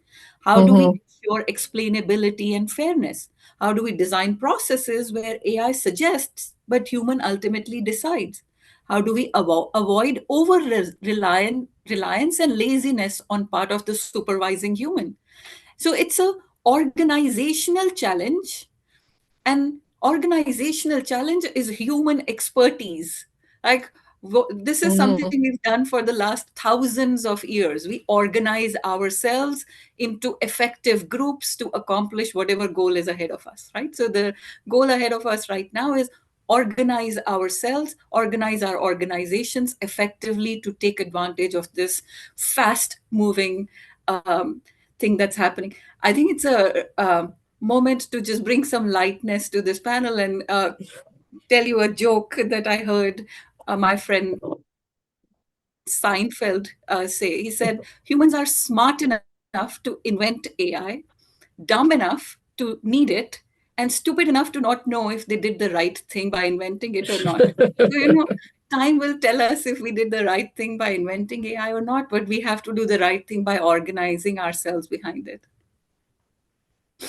So across all of you, I'm hearing, another dimension of human complementarity with emerging technologies, specifically if we're talking here about AI. So Governor Waller talked about, the concern about job displacement and saying, well, it needn't mean that the people, don't have jobs. It can mean you're going to work differently. You're going to do your tasks differently. It'll free up your time. There are all kinds of other opportunities to, again, add value to the firm and customers. But here I'm hearing about the challenge inside of firms and the complementarity between technologies and people, and where people are, as you said, Dante, sort of the line of protection against risk, right? So the people are now playing this complementary role that for the firm. And then Swati, and Amita, you were talking about inside your firm, how you think about organizational change. And of course, that is going to be people, getting people to think differently, getting their mindsets, changed, incentivizing. We heard some of that before, making sure that as leaders, you can align everyone in the organization towards at least common goals or a particular perspective. So could you talk a little bit about how each of your firms might be doing that? I think in one of our prep calls, I think I remember hearing, Dante, I think it might be your firm that is looking for AI skills and new capabilities for roles as you bring people on, and then that may well be true across your firms as Amite and Swati as well. But that's one question I have, is we have a current workforce that we may want to sort of culturally change and move into some of these new technologies and leverage them, but we're also bringing new people in. So what kinds of folks are you looking for, or how has it changed how you assess talent and how you organize that talent? Yeah, I'm happy to respond to that. So, I mean, I agree with Governor Waller's sort of sense of optimism, right? That novel technologies create novel opportunities as much as they might also create novel risks. And that with AI, we've tried to really instill in our colleagues a sense of not doom in that, the technology itself doesn't displace people or take their jobs. It's people who might use the technologies better than us might take their jobs. And so that to me feels like slightly more pragmatic approach to any novel change. And we're a company at the absolute bleeding edge of technological changes in banking and payments, but pragmatism has always been our friend as we've executed, the growth strategy of the company. And I think here too, we as leaders obviously are trying to ensure that you can't really hold a company or its teams accountable to AI adoption, for example, unless the tools have been appropriately diffused across the board. Amitai mentioned it not long ago, right? That, an LLM several months ago is a very distinct technology offering than, one of the services that might be available today. And so the speed with which the technology is not only evolving and adapting will confound even the technology teams that are on the front lines vetting which tools they want to put into production inside of an entire company. So it's very hard for us as leaders to ask colleagues to be fully accountable to that. What is true, though, and what I think is a very unique human property, is our disposition towards change. Look to your left, look to your right. The person sitting next to you is averse to change. And I think the people who will do the very best in these environments, whether at a bank, a central bank, or in a private company, are the people who realize a big change is happening and are getting firsthand frontline experience themselves. AI is a very distinct technology than anything we've seen before it, because it is truly limited only by our imaginations. And so how do you encourage an entire workforce to think about new ways of doing everything that they've ever done before? I think this is a technology that skews towards the arts, the liberal arts, and the superpower of curating and having a great conversation somehow become the best ways of unlocking what is true of AI's potential. But that genuine sense of human fear and human optimism towards it is part of what we have to navigate as leaders.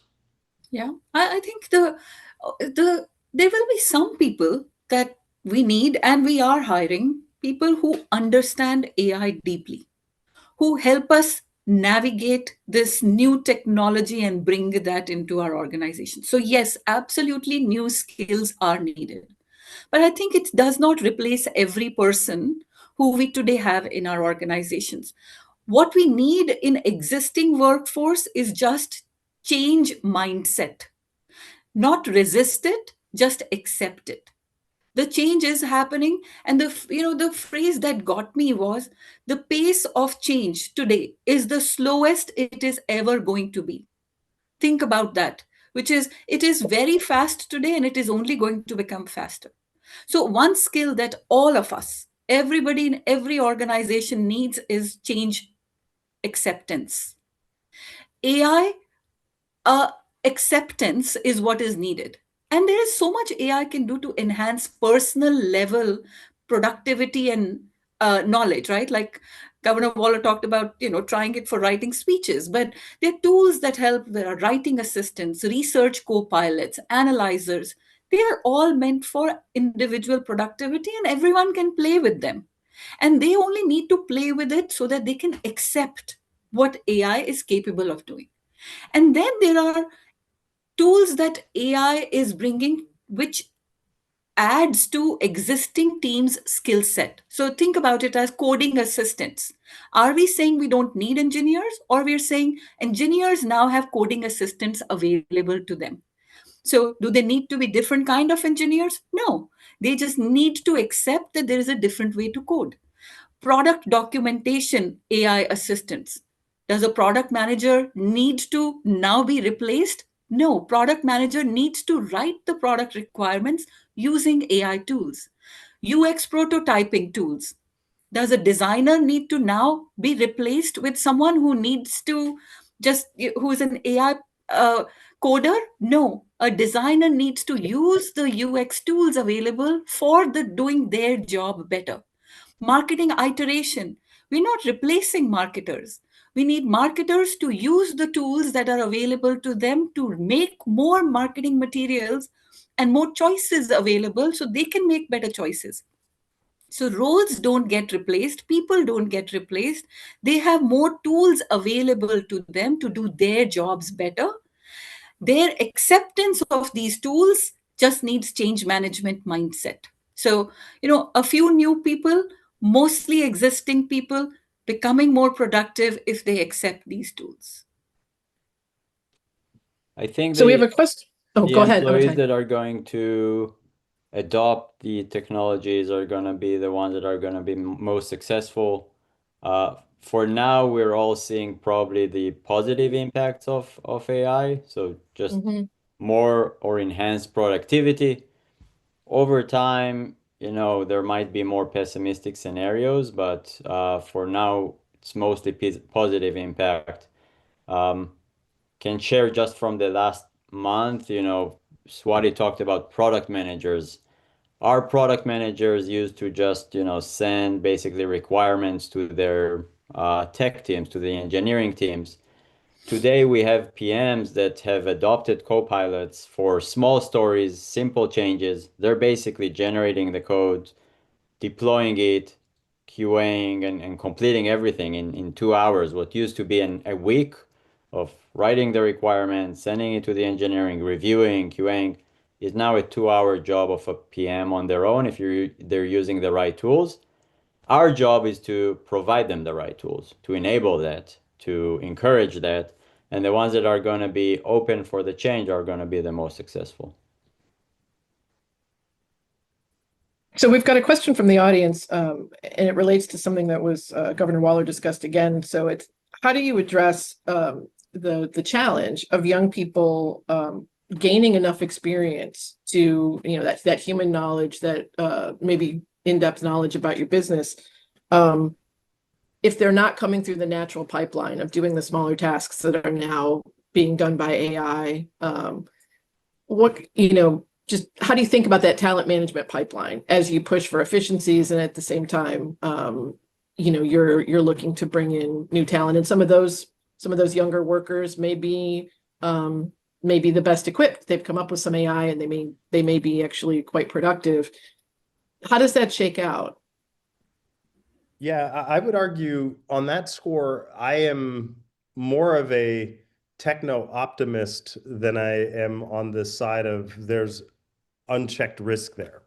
In no small reason, back to the earlier point that technology is not a panacea for the world's problems, but it often shows us where we're falling short. Most of the digital assets market, for example, and then I'll get to the AI question in a minute, is built on open source technologies. And so it would have been unthinkable a decade ago that fintech unicorns could be born with no technology debt and with no massive army of technologists and engineers building payment systems, banking systems, and other systems on their behalf. And today, you're finding that small teams endowed with a bit of technological proficiency and a real deep sense of tinkering can build really viable businesses. And those are proliferating all over the world, which I think is incredibly encouraging.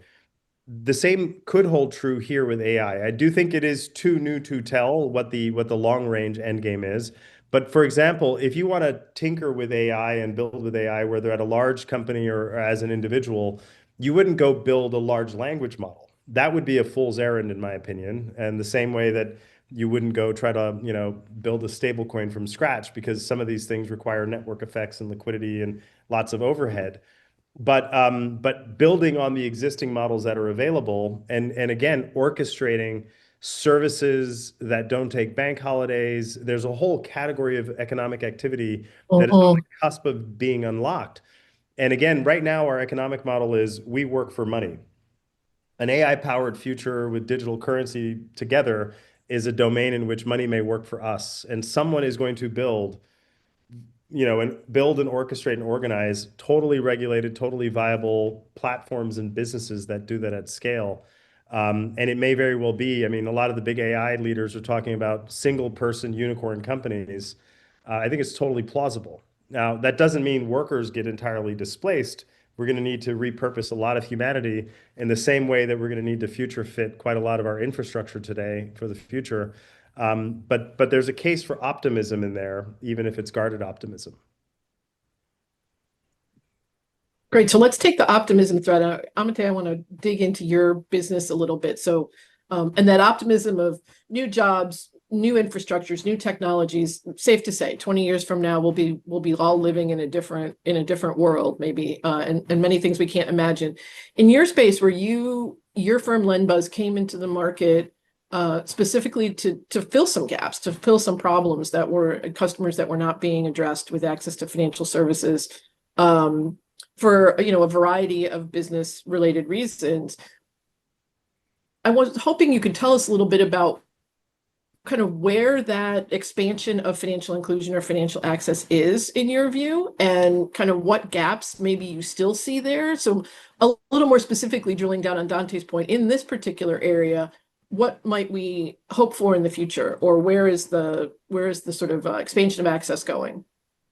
Yeah, I think we're very early days in terms of availability of financial services to the entire population. I think there are significant segments of the market that are excluded from financial services, whether it's credit, whether it's investing, whether it's payments, just as a result of the the way some of the systems have been built and some of the infrastructure or regulation. In the US, it was very clear to us that if you're not in the traditional credit system, you don't have a credit file, it's very hard to get access to credit. So it takes a long time, and for many people, it's just not feasible. So we developed algorithms and systems and used machine learning to analyze large data sets in order to assess borrowers that were outside of the traditional credit system, and then built upon that in order to basically provide better assessment also for people that do have credit files. The US is a country where financial services is actually relatively well penetrated. Once you start looking outside of the US and you look at the international markets, it's just there is significant more work to be done. We have in the last 24 months started evaluating a few markets outside of the US that could be relevant for us, that do not have traditional credit bureaus, do not have traditional credit scores. How can we leverage our technology in order to provide greater access to credit? And these are markets of, each of these individual countries, 100 million, 200 million people, and there are a few dozens of them. So very interesting markets once you sort of expand and have an international lens in terms of access to financial services, and in our case, specifically access to credit.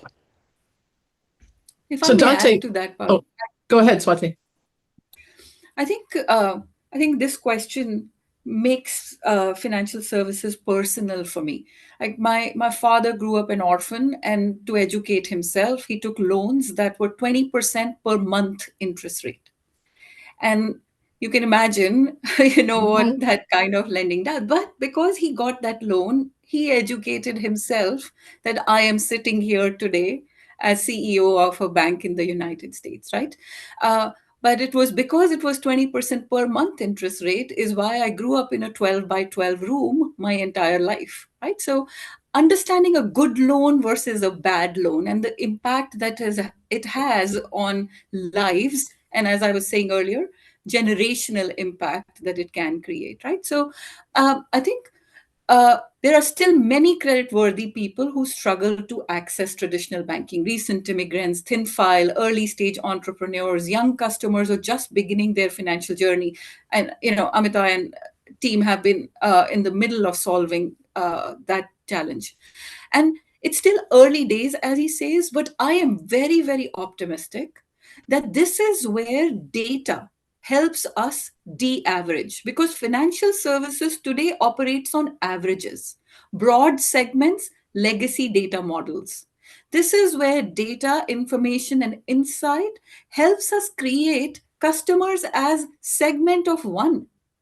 Use data responsibly so we can recognize life stage transitions, incorporate alternative and global credit histories. Someone's coming from their country of origin into United States, they're not new to credit. It's just they're new to our credit system. Provide tailored insights, reduce barriers to entry. There is a lot that can be done here. And for us, that's the segment that we want to solve for. We exist because we believe access to financial services will create opportunity, and we will use technology to disrupt that. So Dante, how do payments, and specifically sort of digital currencies, intersect with this increasing access to credit, and maybe kind of segue into a little bit about the Genius Act and sort of the motivation behind this this move to innovation in that payment space? Yeah. Well, as a matter of just sort of either basic financial inclusion and financial access, you can't really move people up the ladder of economic mobility unless you could address the bottom rung, which is to pay people consistently, persistently, often, and at as low a cost as possible. And so this is where I think, the emergence of stablecoins, and now, of course, with the Genius Act on our heels, the full regulation of dollar-denominated stablecoins, it is through and through a payments breakthrough first. In part because it allows us to conceive of sending money to people the way Swati's family may have used WhatsApp once upon a time, which is that, if telephony and communications access hinged on costly fixed infrastructure that was both risky and played to incumbents and monopolists, it would have been very hard to conceive of a world in which billions of people now have access to the internet and telecommunications as for again the cost of little more than a basic internet connected mobile device. Now, it sounds aspirational to describe those very billions of internet connected devices around the world as a compliant payment endpoint, but at a company like Circle, we've managed to prove it over the last many years, and trillions and trillions of dollars of economic activity occur supported by USDC across more than 180 countries around the world. And what that is doing is it's driving down basic cost of payment activity, creating a flywheel. And for a lot of end users, back to the point of not everybody in the world benefits from our system of credit, lending, and banking, but most of the world has the aspiration to participate in the real economy. And for a lot of end users of dollar-based stablecoins, the use case is store of value or a hedge against hyperinflationary domestic currency. And now what we're seeing also occur is again, the flywheels of merchant acceptance, payment acceptance, and integration in the broader payment system. That's a powerful breakthrough. Now, up until this novel law was just passed, the Genius Act, 108 Democrats voted for it. It's entirely bipartisan. We were facing two challenges in America. One challenge, of course, is what I call fintech federalism, which is that payment activities are regulated at the state level, but no state banking supervisor represents the United States overseas at the international bodies like the Bank for International Settlements and many others. So that has been reconciled with the Genius Act, and it has allowed for companies, banks, credit unions, and non-banks to be regulated in issuing dollar-denominated stablecoins. And so the other thing the Genius Act resolves is gone are the days where stablecoins are merely internet funny money or stable in name only. And we've had many teachable lessons in the past where these innovations blow up, in part because their promoters, their sponsors, and their organizers have had either poor value systems or have tried to design financial alchemy at the expense of the final user.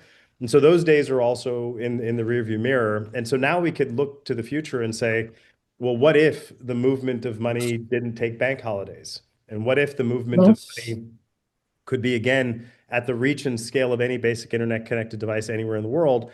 Then thereafter, you could go up the ladder of economic mobility beyond abstractions that aren't just payments, but include credit and lending and beyond. So there's huge opportunities here, culminating, of course, with this agentic commerce domain we've spoken about before, that now become possible because we have rule of law. Isn't it ironic that the banks in our country faced an extinction level event, but now the future of money and banking in America, because of the Genius Act, points back to banking? So the OCC is on the receiving end of something like 20 or 30 banking charter applications from different institutions around the world. We're all racing for regulatory clarity as a feature of their fintech competition, not a bug. I think that's a point to be underscored that Dante says, right? That digital money solutions, some of those in early days went bad, but that does not make the category bad. This is not about crypto speculation. This is about inventing and propagating money moving at a lightning speed, helping near instant settlement in a predictable and low cost manner, And that ties back to inclusion, Paula, to your earlier question. And for banks, I think with clearer regulatory guidance, banks are uniquely positioned to help shape the market responsibly. And which is why, these institutions which have been participating in innovating around digital money solutions now want banking charter, because bank combined with this innovation is a much stronger proposition. Banks understand liquidity, we understand risk, we understand systemic implications, and banks with the right regulation and right environment are ready to participate in this and bring it to bear for the market. So I'm curious about, we talked a little bit about risk inside organizations and your organizations and how to think about it, a little bit how to govern, and our audience has more questions around that. I also like to kind of get into the topic of more financial system systemic regulation. And so Dante, you said, bank charters applications are now in, get some clarity from the OCC. You all sit in very highly regulated environments. And as we think about I guess the systemic analog of 1,000 flowers blooming, with innovation, with AI, with emerging technologies. How does that shape or change the interaction between regulators and supervisors and their regulated entities in the financial services sector? So how do you think about that tension? What does it look like inside of your firm, controlling your own risk, but then also sort of extrapolating out to thinking about how you're networked and what our financial system, might be exposed to as we go through this big change? I can start us off. But I think our goals and regulator goals are 100% the same, which is protect customers and preserve system stability. There is, no tension in the intent or the goal there itself. And the changes that are happening, they do introduce risk, model risk, cyber risk, third-party risk, operational complexity. But there is also a lot of opportunity here, right? The innovation and advancements offer ability to manage risks better also. Think about applications for fraud detection, for AML detection, for credit risk precision, for automating decisions, and hence being able to leverage your manual capacity more effectively. There are so many positives that can be applied in risk management space. So risk management isn't the brakes, it's part of the engine.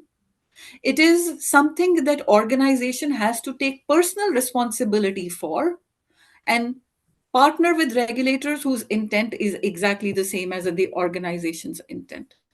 So, do our own internal review, challenge, formal approvals, follow the process, and use the technology to create advancement in risk management rather than see it as a box to check. Yeah, same here. I could not agree more with Swati's comments. And frankly, I would argue back to the policy conversation we had earlier, Paula, there's a hidden cost of gradualism.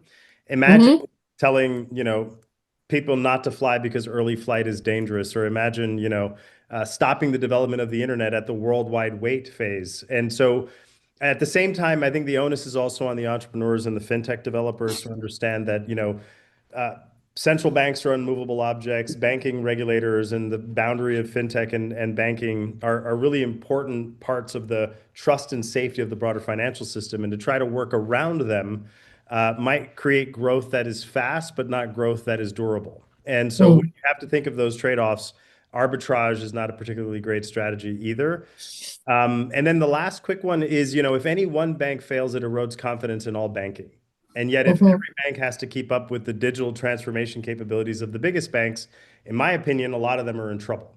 And so we need to also encourage rules-based innovation at the speed in which the market demands it, but at all times holding leaders accountable for the results, whether they're using any technology that we've discussed today. I think that accountability doesn't change.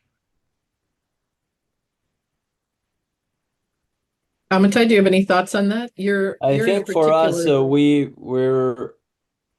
we in many ways rely on our banking partners that have regulatory expertise and risk management expertise in order to make sure that we're operating in the right way. We obviously have everything in-house, whether it's compliance, risk management, credit management. But the fact that a lot of our funding comes from banking partners that have much better regulatory expertise and better risk management expertise, I think allows us to operate in a way that protects us. And sometimes, we'll have these discussions and see where we can expand, what we do in order to serve more customers. Many times we're limited by our partner banks, but I think that's part of I think the fintech financial services ecosystem is most fintechs have very, very tight partnerships with banks. And in that area, I would say that the banks are there, are helping to protect us from ourselves to some degree. Well, so thank you. I learned a lot today. So thank you all for being here. I heard themes about speed, about organizational change, about how to govern risk inside of your firms, about partnership. So we started this off with disruption, and what I heard actually was a lot more networked innovation and a lot more, I would say, co-opetition maybe. And so I think those are great themes. I'm really looking forward to the rest of the panels today to see how they will dive into some of these areas more deeply. So all you online, please join me in thanking our panel, and I'll turn it back over to Allison. Thank you. Paula, thank you, you. Paula. And thank you again to all of our panelists. It will be interesting to see how we all adapt to this changing landscape. So we are going to take a very quick break. And then after the break, we're going to have a panel on the evolving payment technologies. So we will see you back here at 11:20. Welcome back and good morning, everyone. My name is Nick Stanescu, and I'm the Chief FedNow Executive at the Federal Reserve and an officer of the Boston Fed. It is my great pleasure to moderate this panel on the topic of emerging payments. This topic is near and dear to my heart because in my day-to-day work, I focus on making one emerging type of payments, instant payments, ubiquitous in the US. And certainly there's a lot to talk about when it comes to emerging payments, but I also see it as the emerging importance of payments. There is no doubt that payments have moved from back office to the boardroom. They have now become a business priority that drives business value, drives customer loyalty, and operational efficiencies. And like we talked already this morning a bit, the landscape is transforming rapidly. We're seeing a lot of diversity in the payment space. New companies, new products, and new channels have introduced an explosion of choice in how businesses and consumers pay and get paid. Earned wage access, they let workers tap into the earnings before payday. Buy now, pay later, we're going to touch on that. Spreads purchases across flexible installments. Instant payments like FedNow mean money moves in seconds, not days. And stablecoins, tokenization, agentic AI, and other emerging technologies are basically rewriting the rules entirely. And these aren't just cool features, though we think they are, as payments nerds. They're broadening access to funds, they're opening new markets, and helping both consumers and businesses, especially small businesses, better match their cash flows to their needs, with positive impacts for financial inclusion, the financial industry, and the economy at large. But of course, rapid evolution brings challenges as well. Multiple payment streams are definitely complicated budgeting for those living paycheck to paycheck. Innovation disrupts established players, and new technologies require new trust frameworks. And that's what we're here to explore today. Our goal at the Fed is an economy that works for everyone. So we'll discuss how emerging payments can expand financial inclusion, how new players and infrastructure are reshaping the industry, and how we continue to build trust in this rapidly evolving system. So we assemble a great panel of experts to unpack these trends. They are thought leaders and strong voices in the industry. So I encourage all of you to that are attending online to think about questions and put them into Slido. So before we dive in, let me have my panelists introduce themselves. And Stephanie, I'll start off with you, then turn it over to Saurav and Matt. Perfect. Hi, everybody. Good morning. My name is Stephanie Kirkpatrick. I'm the former founder and CEO of a company called Aurum. 6 years ago, we set out to transform payment technology for businesses. This is before RTP and FedNow. We're deep in the market. Focused on revolutionizing payment speed, certainty, and payment orchestration. Aurum was fortunate enough to join Stripe last year. And as a part of that transition, I continue to think extensively about not only impact on faster payments to businesses, which we're definitely going to talk about today, but based on my background before that, the impact to consumers. I am a certified financial planner by training, maintain my designation, and think deeply and often about how we use transformative technology to help others who have less find ways to have more. And I think payment speed and payment certainty certainly fall into that category. So excited for this conversation. Thank you, Stephanie. Hey, thanks, Nick. Thanks for having me. Excited to be here. I lead FinTech product team at Intuit, where we support consumers and small businesses across our products, QuickBooks, MailChimp, Credit Karma, and TurboTax. At scale, what we see is money movement is the connective tissue across our ecosystem and in everything we do, whether it is a small business sending an invoice, running a payroll, paying a bill, or consumers receiving a paycheck or a tax refund. The liquidity timing shapes the financial outcomes for both consumers and small businesses. What we see on our platform is that for small businesses, cash flow means survival. Getting paid, getting access to credit, paying employees on time, these are all existential concerns. And for consumers, liquidity means stability. How do consumers access funds more predictably, whether it is a paycheck, a tax refund? It can be a difference between a financial stress and financial confidence for consumers. And what we have seen operating at scale is that emerging payments is not only about rails, it's about how do we reduce friction in the financial workflows, where speed matters, certainty matters, and cost transparency matters. And where we continue to see opportunity as a company is that how do we integrate identity, data, AI, and money movement so that we can help consumers and small businesses move from reactive money management to proactive financial decision making. And that is where this focus is one of the 3 key imperatives for us as a company. And I'll pass it to Matt. Yeah. Hey, everyone, thank you for having me here. I wish I was in Boston with you all right now. My name is Matt Marcus. I'm co-founder and CEO of Modern Treasury. We're a payments infrastructure company based in San Francisco. So we operate very much under the hood. We provide infrastructure to other companies who move money, typically a lot of money. They make a lot of payments. We work with companies who are often looking to build new product experiences or modernize their payments infrastructure. And a lot of times our customers are actually embedding payments in their product or their service. So when you think about things like real estate transactions or payroll, money movement's a critical part to how all of that works. We've been doing a lot of work with instant payments since 2019. So we built to the real-time payment rail back then. The first use case there was helping real estate agents get paid their commissions right after a home sale closed, which was an awesome place to start. We've seen a lot of adoption of initially RTP and now FedNow and Push to Card and other instant payment rails since then. And recently, too, we've begun doing more work with stablecoins, which I know we're going to get into as another instant payment rail. So we work with companies, from startups to companies that went public recently, like Navan, to legacy institutions, and move about $500 billion a year.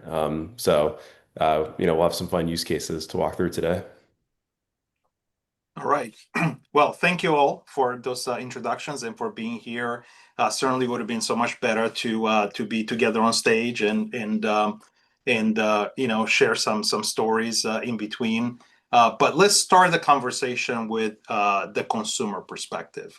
Let's talk about what type of payments or emerging payments are getting consumer uptake and what are they providing? Is it speed, convenience, flexibility, or even just basic access to financial tools? So Stephanie, I'm gonna start it off with you.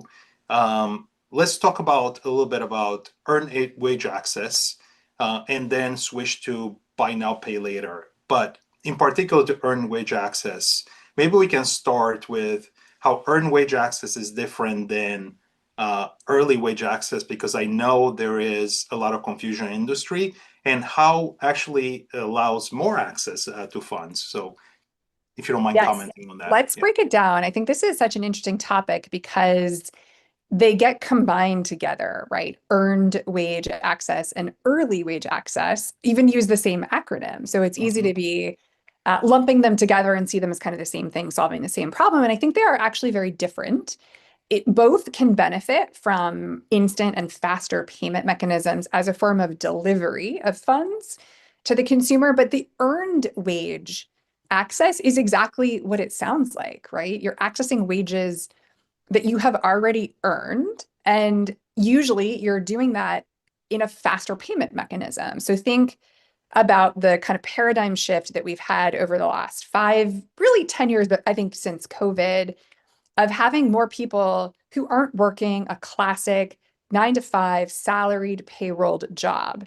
Now, that doesn't mean we're only talking about the gig economy. We're talking about all different kinds of things, whether that's construction, whether that's services, whether that's people who are just project-based and much more fractional than we used to be. All of those are various scenarios in which like an every 2-week or once a month paycheck doesn't feel natural, isn't possibly available. And so I think for a variety of reasons, being able to create a just-in-time funding mechanism for wages is hugely critical. It does close cash flow gaps. It's sometimes talked about as like working capital. And I think it's less about this idea that Americans have a spending problem. And it's more about the fact that, you know, when paid for a job done, I can move on to the next thing.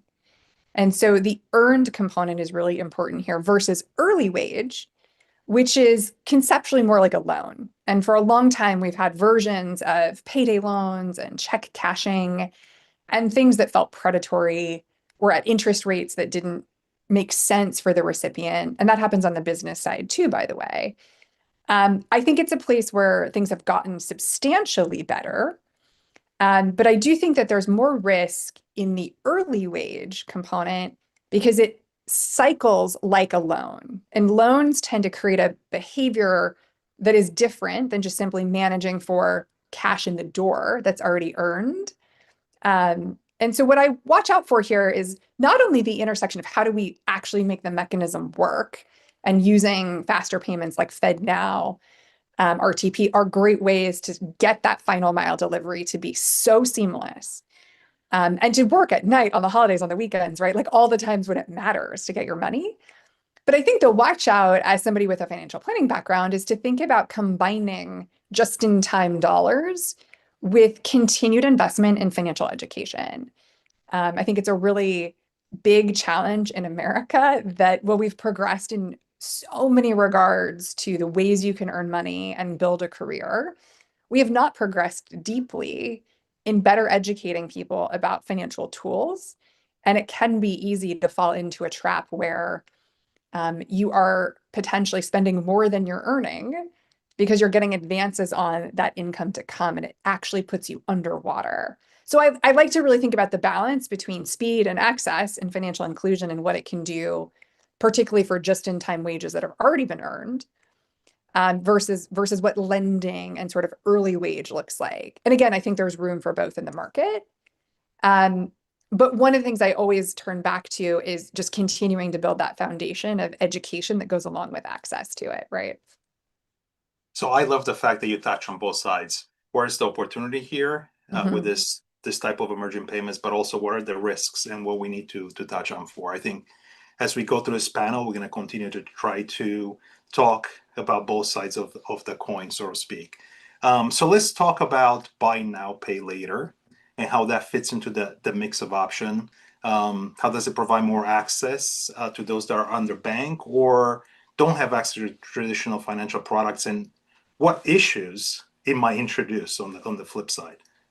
Well, I'll tell you a quick story. I grew up in a household that was certainly a great experience for me as a child, but definitely had its financial constraints. I'm the daughter of an immigrant who didn't have a college education, blue collar family, and times were tough many times in my childhood. And I can remember going to Sears and I can remember going into the back office where you did layaway, right? And the idea is that maybe you needed like an upgrade of a refrigerator or something, and you would start to build a payment plan so that you could come back and get that.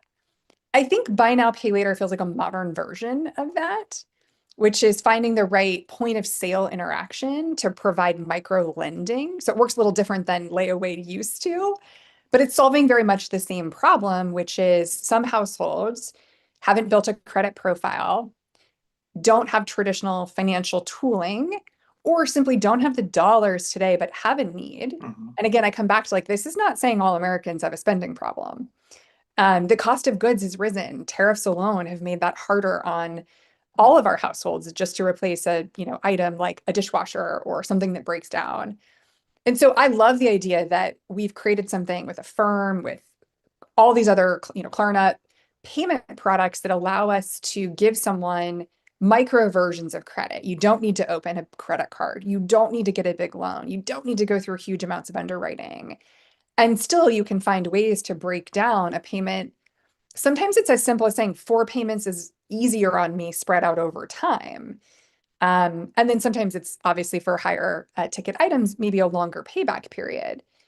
What I think is very cool about buy now, pay later is that oftentimes, not always, the interest is actually paid by the merchant. So it's making it actually much easier on the consumer to bridge that gap. Now, I also think we've come a long way. When I did my first buy now, pay later project, 6, 7, 8 years ago, they weren't reporting to the credit bureaus yet. And now companies like Affirm are reporting. So you're getting the dual benefit of sort of a micro moment in time loan only for that transaction, coupled with your payment history being additive to your credit score, which builds the muscle for broader financial access. I think it's just, these are the kinds of tools that become so powerful. Some are predicated on things we've seen before, but match the modern era that we're in and better bridge the gap between what a household might be able to do or a business versus what's required and where we can create those incredible bridges from financial product perspectives, all of which can be underpinned by things like faster payments to make the flow of money behind the scenes instant or near instant, depending on the use case. Thanks, Stephanie. So Saurav, maybe from your seat, how are you seeing financial products helping customer manage their cash in real time? And especially now with tax season right around the corner and many consumers are looking for refunds, is getting money faster more important to them? Where are their priorities? What are you hearing? Yes, I think what Stephanie said in the beginning, it quite resonates with us, a very subtle difference between the lending product and what customers need from an access and speed standpoint. So specifically to your question, does the getting faster access matters? The answer is 100%, it matters. But what it boils down to for a consumer is liquidity confidence. We are in the tax season right now. What we see is that consumers actually actively struggling to manage the timing gap, either to pay their debts, pay their bills. And what we see is that meaningful percentage of customers are willing to pay at additional cost to access their refunds earlier. What that tells us is that the liquidity timing gap is not theoretical, it is behavioral in nature. We have very similar programs, such as you can get your refund 5 days early, TurboTax refund advance, the Flex advance. All of these products are built on the same underlying principle that you access funds when you need them, not when system happens to settle. And this is where if you apply a broader lens, speed is not the complete story. What customers also value is certainty, confidence, as well as optionality. And when customers know that they can access funds when they need them, even if they decide not to access it, it gives them the peace of mind. So in our opinion, speed matters, but trusted access matters more. So Saurav, what do you see sometimes I hear the downside of all this choice in the market and all this ways to get your money is the fact that it is hard for some, especially those living paycheck to paycheck, to balance their checkbook, so to speak, right? The digital sort, because there's just so many ways to get money in and push money out. Are you hearing anything there? And what do you see some as the mitigants? What helps? Yes, I think there are. So let me give you one example. Today, on our payroll business, we pay 18 million employees in United States, and believe it or not, 7 million of those employees are still paid by physical checks. And when we go and we ask those employers that, hey, why are you still sending a check? Why don't you pay this employee by a demand deposit and you set it up? We have solutions available. Intuit offers it. Many other companies offers it. And what we hear is that small businesses want to manage their cash flow till the last minute, right? Because when they issue a check on a payday, from their side, the workflow is complete. I have handed over a physical check to the employee and payroll is paid on time. So the debit won't happen until the day I give the paycheck. Now, look at it from an employee lens. What happens is, and this is something we learned recently, there are more cash checking facilities in US than McDonald's. And what that tells is, now I receive a check, I go to a check cashing, which charges anywhere between $3 to $10 to get my paycheck. If I deposit to a bank, I have to go to a branch in order to unlock the full money. Or if I deposit it digitally, I only get $275 and remaining is held for another 48 hours. So if you see, our system is still a little antiquated in terms of how customers access money which they have earned. And I think that's where the opportunity lies, that how we as financial institutions, fintechs, and banks unlock those opportunities. And specifically, as we start seeing FedNow adoption increase, how do we actually not only solve the origination problem where small businesses waiting for the last minute to actually send the money? FedNow solves that, and it also solves on the recipient side, receiving the money. And that's where we are super excited about, how do we embed FedNow in our workflows as we look, over the next 12 to 24 months. Thanks. So Matt, maybe I'll turn it over to you. Anything you'd like to add from a consumer perspective, and what are you seeing in terms of diversity in payment option and expanding access? I would say that, well, when we look at the technologies, faster and instant are better. Like if we go 50 years into the future and we're still cashing checks at that scale, or if we're still waiting a few days for our paychecks to settle, there's going to be a problem there. And so like the technology is trending towards that point. I mentioned even back in 2019, we saw us powering platforms, getting people their commission checks, which is a form of a paycheck in a way, instantly. And so people are starting to vote with their feet there, and we're seeing founders of new companies or new product builders increasingly just go towards those instant payment rails. And so I think what we're going to see is a lot of competition driving products and platforms towards instant. And it's going to necessitate, people upgrading essentially to remain competitive and to remain relevant, because you'll look antiquated and like a dinosaur if you're still doing these old things. In the short term, unfortunately, it does seem like incentives and like the economics need to make sense to push people towards these faster payment rails. And so people like the small businesses are playing the math, and they're saying, well, I can hold on to money longer if I issue a check because someone might not cash the check for longer, and rates are 3.5%. So I'll make money on that in the meantime. And so, you can play with the numbers, what you're charging people. There are ways for businesses to make more money as well by using faster payments. So for example, we're seeing payroll platforms who will use instant payments to pay out on payday rather than having to do the ACH a few days in advance, because the interest rates are high enough that they actually earn more on interest than whatever they pay for the instant payment. And so that ultimately is getting consumers their money faster in a payroll situation. The only other thing I'll mention on the consumer side, and I don't think we'll end up talking about it too much today, is just the request for Payrail of FedNow and of RTP. That's something we're very excited for. So this is the Venmo request of the payment networks. It's the ability to send a request that somebody sends you a payment. And so, that will be quite helpful to replace, obviously, a lot of ACH payments that are pull-based and have high return or chargeback type risks, potentially even get in the way of some credit card payments. So, I already pay my Verizon bill with ACH, and I should be able to do that via request for pay as well. Obviously, there's a lot of technology adoption that needs to happen up and down the stack to make that possible. That's something, us as like an enabler, as a technology platform, we're working towards helping our customers with, but it requires, frankly, a lot of the financial institutions to build to that. So if anyone in the room is thinking about whether or not to do that, this is obviously the direction that technology is going. And, it's important that everybody kind of plays their part to build to that so that way consumers can have access to a better way to pay. I love the fact that you mentioned request to pay, but go ahead, Stephanie. I think one of the things here that's so interesting is that what holds people back financially is actually the broken system. And so, having come from a financial planning background, the idea that people can't immediately push money into not just pay bills, but like push it into an investment platform and then get it back if needed. Again, people are always like, oh, but if you just spent less at Starbucks, every American would have more money saved, right?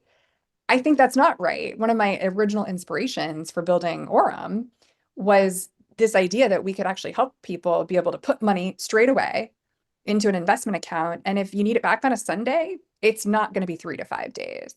So when the request for pay functionality was announced, I think we've all talked about this a few times, like it's been a real shock that the traction has been so low and that we really remain credit push focused when the substantial opportunity is the request for pay functionality. I don't know, Nick, if you can influence banks from your seat to lean in here, because I know we rely on them to get this stood up, but it's such a gap despite the technology being there.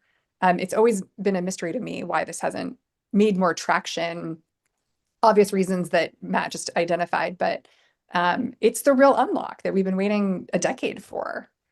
Yeah, I'll just say we spend all day essentially with builders, people building new things, and from the 2-person startup out of Y Combinator who doesn't even know how payment systems work to the large Fortune 500.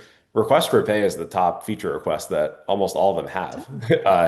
They want that. It just is not usable in any form right now, and so that's something that I think once it's there, it's going to grow like crazy. But we need better, plumbing under the hood. Yeah, and to both of you, Stephanie, I spend every day talking to financial institutions, banks, and credit unions about the value of request for pay, because I truly believe, and it's one of the reasons why I was incorporating the very first version of FedNow, is because it unlocks so much potential. And I think it's a reflection, Matt, to your comments, a reflection where we are today, how emerging instant payments are not yet broadly used, but once request for pay becomes broadly used, it just unlocks so much business value, so many new use cases for both consumers and businesses, which we're gonna start talking about it a little bit and put more of a lens on. But yeah, absolutely a promising feature there. So let's talk about business applications for emerging payments. Let's talk about businesses and where the priorities and concerns are. So Saurav, I'll turn over to you. You know a lot about small businesses, you interact with a lot of them. How are they reacting to all this change? What are you seeing as pain points, opportunities, and how they're managing their cash flows? I think you mentioned it's a survival matter for small businesses. So expand on that a little bit. Yeah. See, I think number one, small businesses, what they really care about is their cash flows. And while rails are important, but it boils down to how do they optimize and how do they manage their cash flows much more effectively to make sure the business survival, they improve the odds of business survival, but as well as they continue to invest and grow their businesses. On our platform, we see hundreds of billions of dollars which are processed annually by millions of small businesses. And what we also see is that a meaningful percentage of that payments volume is accessed by small businesses at additional cost through instant funding. And what that tells you is that there is a real cash flow strain in the system, which results in those businesses actually paying additional cost to access the money they have earned. And that is the biggest pain point they see today, which is delayed settlement. Number two, a small business has to use anywhere between 5 to 15 apps in order to run their business. And when they do that, the money movement across this application is fragmented. For example, there are different apps they might use for account receivable, then for accounts payable, then for payroll. If they are getting access to credit, it goes to a different account. And the money layer is not connected between these accounts. So even if I have a money, I'm receiving an invoice which is getting paid, but I need to run a payroll the very same day, I just may not be able to do that, which means I have to now tap into access a line of credit, and I have to pay an additional cost just to manage this liquidity timing gaps. And that's where we continue to see the opportunity as well, where there are these two pain points which result. The first one results in cash flow challenges. The second one results in the cognitive load in order to manage these processes over and above running your business. And the opportunity is, how do we actually connect the money layer across these different applications or between these different processes? Now, what we have also seen is, if you look internationally, if you look globally, the FedNow equivalent rails, be it UPI in India or Pix in Brazil, if you look at what Pix has done over the last 5 years, this year it is forecasted that Pix is going to contribute to 2% of Brazil's GDP. So moving money fast is not just solving a cash flow problem, but it also results in overall economic velocity for small businesses as well as for the economy. That's what we are seeing, Nick. And then, are you seeing smaller businesses, in particular, use more consumer products to help them manage their cash flows? Are you see them? Where do you see them go for products? Where do you see them leveraging? So we support product-based businesses as well as service-based businesses. We index higher on the service-based businesses, specifically in the products we offer.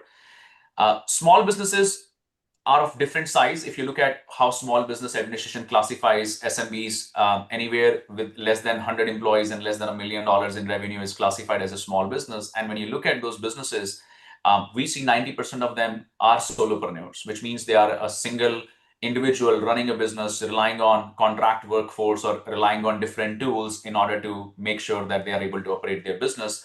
And some of them continue to rely on legacy tools. For example, they might still be using Google Sheets and Excel file or other Word documents to track their inventory, to track their finances. But that's where they also rely on, in our case, our QuickBooks for accounting. We offer payments and payroll, but we also see them leveraging other tools today in order to stitch together their businesses.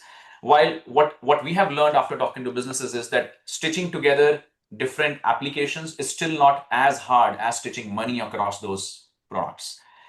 Because I might still be using somebody else for bill pay. I might be using somebody else for invoicing. I might be using somebody else for payroll, because there are certain niches. Because maybe if I'm in construction, I might have a specific vertical software which actually solves my need. If I am in home repair, I might have a vertical software. But when I have to stitch money across these different applications, it is broken.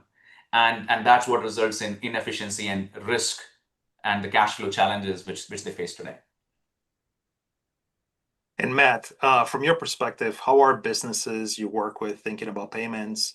I think check came up before, as they're moving between check-based products towards digital products. And you also, before you talked about stablecoins, so this is also an opportunity maybe to touch a little bit on that one. But let's start off with where you're hearing from the businesses they interact with in terms of the move between paper to digital.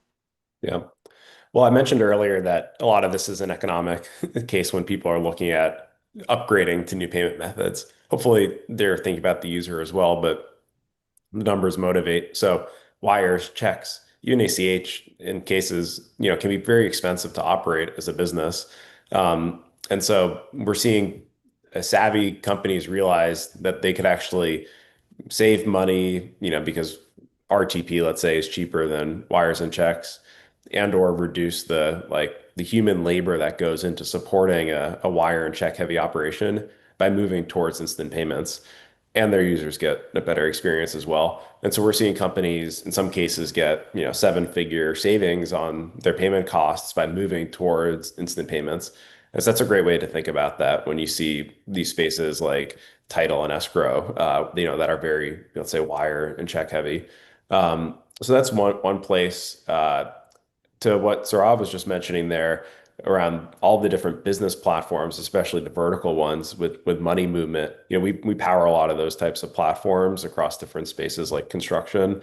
And for these builders, when they're looking at what payment rails they're integrating, they are thinking a lot about how they can help money move with less friction when money enters and leaves the ecosystem. So for example, like one of the things we don't talk a lot about with RTP and FedNow is that they actually include more data with these payment rails. So that can help with things like reconciliation. If I have external parties pushing funds to me, how do I know who I got money from, when I got the money, what was it for, who was it for? There are all these different things that people need to integrate to their platform, so that way when money comes in, they can like credit a user and their balance much more quickly. Unfortunately, with ACH pulls being a mechanism for money entering a lot of these platforms, everybody in the chain that holds money is also managing risk, and it's hard to communicate, or essentially impossible, between these different platforms. And so I do think the instant payment rails will help that problem by virtue of data. On the stablecoin side, I would say it's a very emergent for businesses, and there's a few use cases that most folks are thinking about. But I would say for a lot of people, it's more in like the pilot phase, which is great. People are trying to figure out, how can I leverage stablecoins in a new way to help my business? The two that we're seeing most often are around payouts to different regions where the wire transfer or settling into local currency is slow, it's expensive. And for a lot of these platforms, if they're paying an individual, let's say in a country in Southeast Asia, that person might be pretty savvy. They can actually take a stablecoin payment. They might prefer that, especially if they can get paid faster. And it's a lot easier for a business to pay out somebody in another jurisdiction with a stablecoin. And so that's one very common use case there. It's a lot cheaper, faster for everybody. It helps the consumer on the other end. And then one other surprising use case is, perhaps surprising, is just around internal treasury and the way companies move money for their own liquidity. So, folks have talked about that. I have entities in different countries. I need to settle between them. We're even seeing that for, call it, some of the major corridors like Canada to the US, where their alternative is a Swift wire, which is expensive, slower, more annoying. And folks are looking at, how do I use stablecoins for that, push funds locally into a stablecoin, transfer between my entities for that settlement, which I think is a bit counter to some of the narrative, which is that stablecoins are only for the, like long tail countries. Canada, US is a corridor that is fairly large and understood, but we're seeing, the more innovative companies still looking at, how can I leverage stablecoins there, because it's, fundamentally a better technology in places. And so it's very exciting. It's obviously still very early in the grand scheme of things. And so I'm sure everyone, including us, will learn a lot over the next year. So to that point, do you want to comment, or anybody else, you or anybody else on the panel, about what is it that we should look out for? What are some of the potential risks or challenges that stablecoins might, and some of the other emerging payments, might give rise to? I posted a little bit of a snarky post on X yesterday that a lot of the folks looking for stablecoins aren't really thinking about compliance, or they think that it's optional. And so I think there are going to be infrastructure platforms or users of these platforms where they really think about compliance as an afterthought, or there's this idea in crypto, like the whole point of it being decentralized is you don't have to worry about these things. But assuming you ever want to interact with the real world, you still need to put money into fiat, and you still need to adhere to all the regimes and the rules there. Not just some people said, oh, well, it depends on who the administration is and yada yada, but they're also there for a reason. It helps people manage risks. It helps people do the right thing and not move money for bad people. And so it's important that people actually are thinking about compliance as they interact with stable coins too. Mm-hmm. I think the other watch out, which is a little bit different than the risk component that Matt just talked about, is that there are statistics that make you believe that everyone else is moving money on stablecoin and you're not. Like the volume that you're seeing is bigger than Visa last year, right? You have to remember that what is true is like institutional money movement is at a scale that doesn't look like ordinary money movement. And it's, I think, amplifying what what is perceived as lots of volume. But the watch out is that like today, honestly, there aren't a lot of application layers yet to use stablecoin in an ordinary course of business. If I receive an invoice to pay a legal bill to Cooley, if I hold stablecoin, I have to convert it to fiat to then make that payment. Like we're really still missing a lot of the software layer, like the application layer. We have a ton of builders, lots of layer ones getting created. We have lots of interesting infrastructure, many more wallets, custodial and non-custodial, better and better compliance tooling, not perfect. And then we don't have an application layer. So to the builders that are listening today, I think there's a tremendous opportunity for a vertical SaaS lens to be applied to utilizing stablecoins in a real life scenario. My hunch, much like Matt's, is that the idea that it's only for like unstable currencies in foreign markets is just one of the tip of the spear starting points to give a solution to what the product can do. But if there was an application layer that allowed you to hold coin, TBD what our perspective legally will be on yield, but right now there are some real rewards to holding coin. If you can spend it, and I think Rain has done a really amazing job creating a card that's attached to stablecoin, but if you could use it in the ordinary course of life, we would probably see adoption look very different. And so I think to all the builders out there, big opportunity in the next few years here. So let me introduce a question from the audience that I think fits. What solutions are emerging to address the internal reconciliation problem that have been discussed? Can traditional finance sector or centralized institutions help bridge this gap, for example, through standards? Would any of you like to comment on this? Well, I think this is a really, and I'll go and then Saurav, you can as well.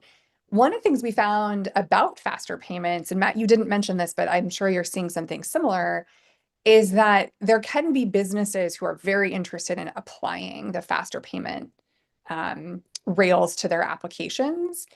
And because so many systems were engineered around batch, not necessarily that people prefer batch, that just like that is systematically how ERPs work. It's how many tools in payments and money movement were designed. The friction to undo the accounting software and the ERP layer and the reconciliation that's batch-based is higher than I expected it to be. And we found that to be consistently challenging. We had tremendous utilization of both FedNow and RTP. And sometimes our customers would say, don't send me a faster payment. I can't recognize it. And it's problems like that that are more systemic to the way the US infrastructure works with banks and all this 50-year accumulated software around batch that still has to be unwound. So that isn't an answer to how do we solve reconciliation, but having had to do that internally for a payments business, it is no small task. And I think it presents another area of opportunity in thinking about stablecoin and other things that have discrete and more simplified ways of thinking about reconciliation. What came in via wire is very unclear. What comes in via stablecoin is super clear. So how do we find a way to make that, sort of not a problem that a back office team of people, not one person, team of people is having to attack? I think there's opportunity there too. Yeah, I think I'll just add to Stephanie. So we see $1 trillion of invoices created on a platform. Roughly 50 to 60% of them are still paid by ACH and check. And as what Matt was saying, when you send a transaction via FedNow or even via stablecoins, you have a luxury of adding a lot of data when you're sending that message to the recipient. But if you look at ACH, you can only send a certain characters. Stephanie said it is a batch based, so you batch all the transactions, and then the onus is on the platform provider. For example, in our case, we actually look at those transactions and try to decode like, hey, this was the invoice you sent. This is what we see was paid. So can we match it? And I mean, up until a few months ago, we were at 70% reconciliation we could do manually. Over and above, remaining 30% still had to be done by accountants or by the users themselves. Where we continue to see opportunity, number one, is the digitization is still needs to happen. And our understanding is that motivation behind using checks still is cash flow. And as FedNow and stablecoin rails actually optimize that, we see the barriers to adopt those technologies will be much, much lower as they as they become more widely available. And number two, what we are seeing is actually the application of AI is actually helping a lot in order to improve those boundaries of what we can automatically reconcile. What we have seen is, based on our traditional machine learning models and so on, today large language models and AI is much, much better in actually recognizing the transaction from where it is. And that helps us actually identify and reconcile a lot of those transactions manually for our users.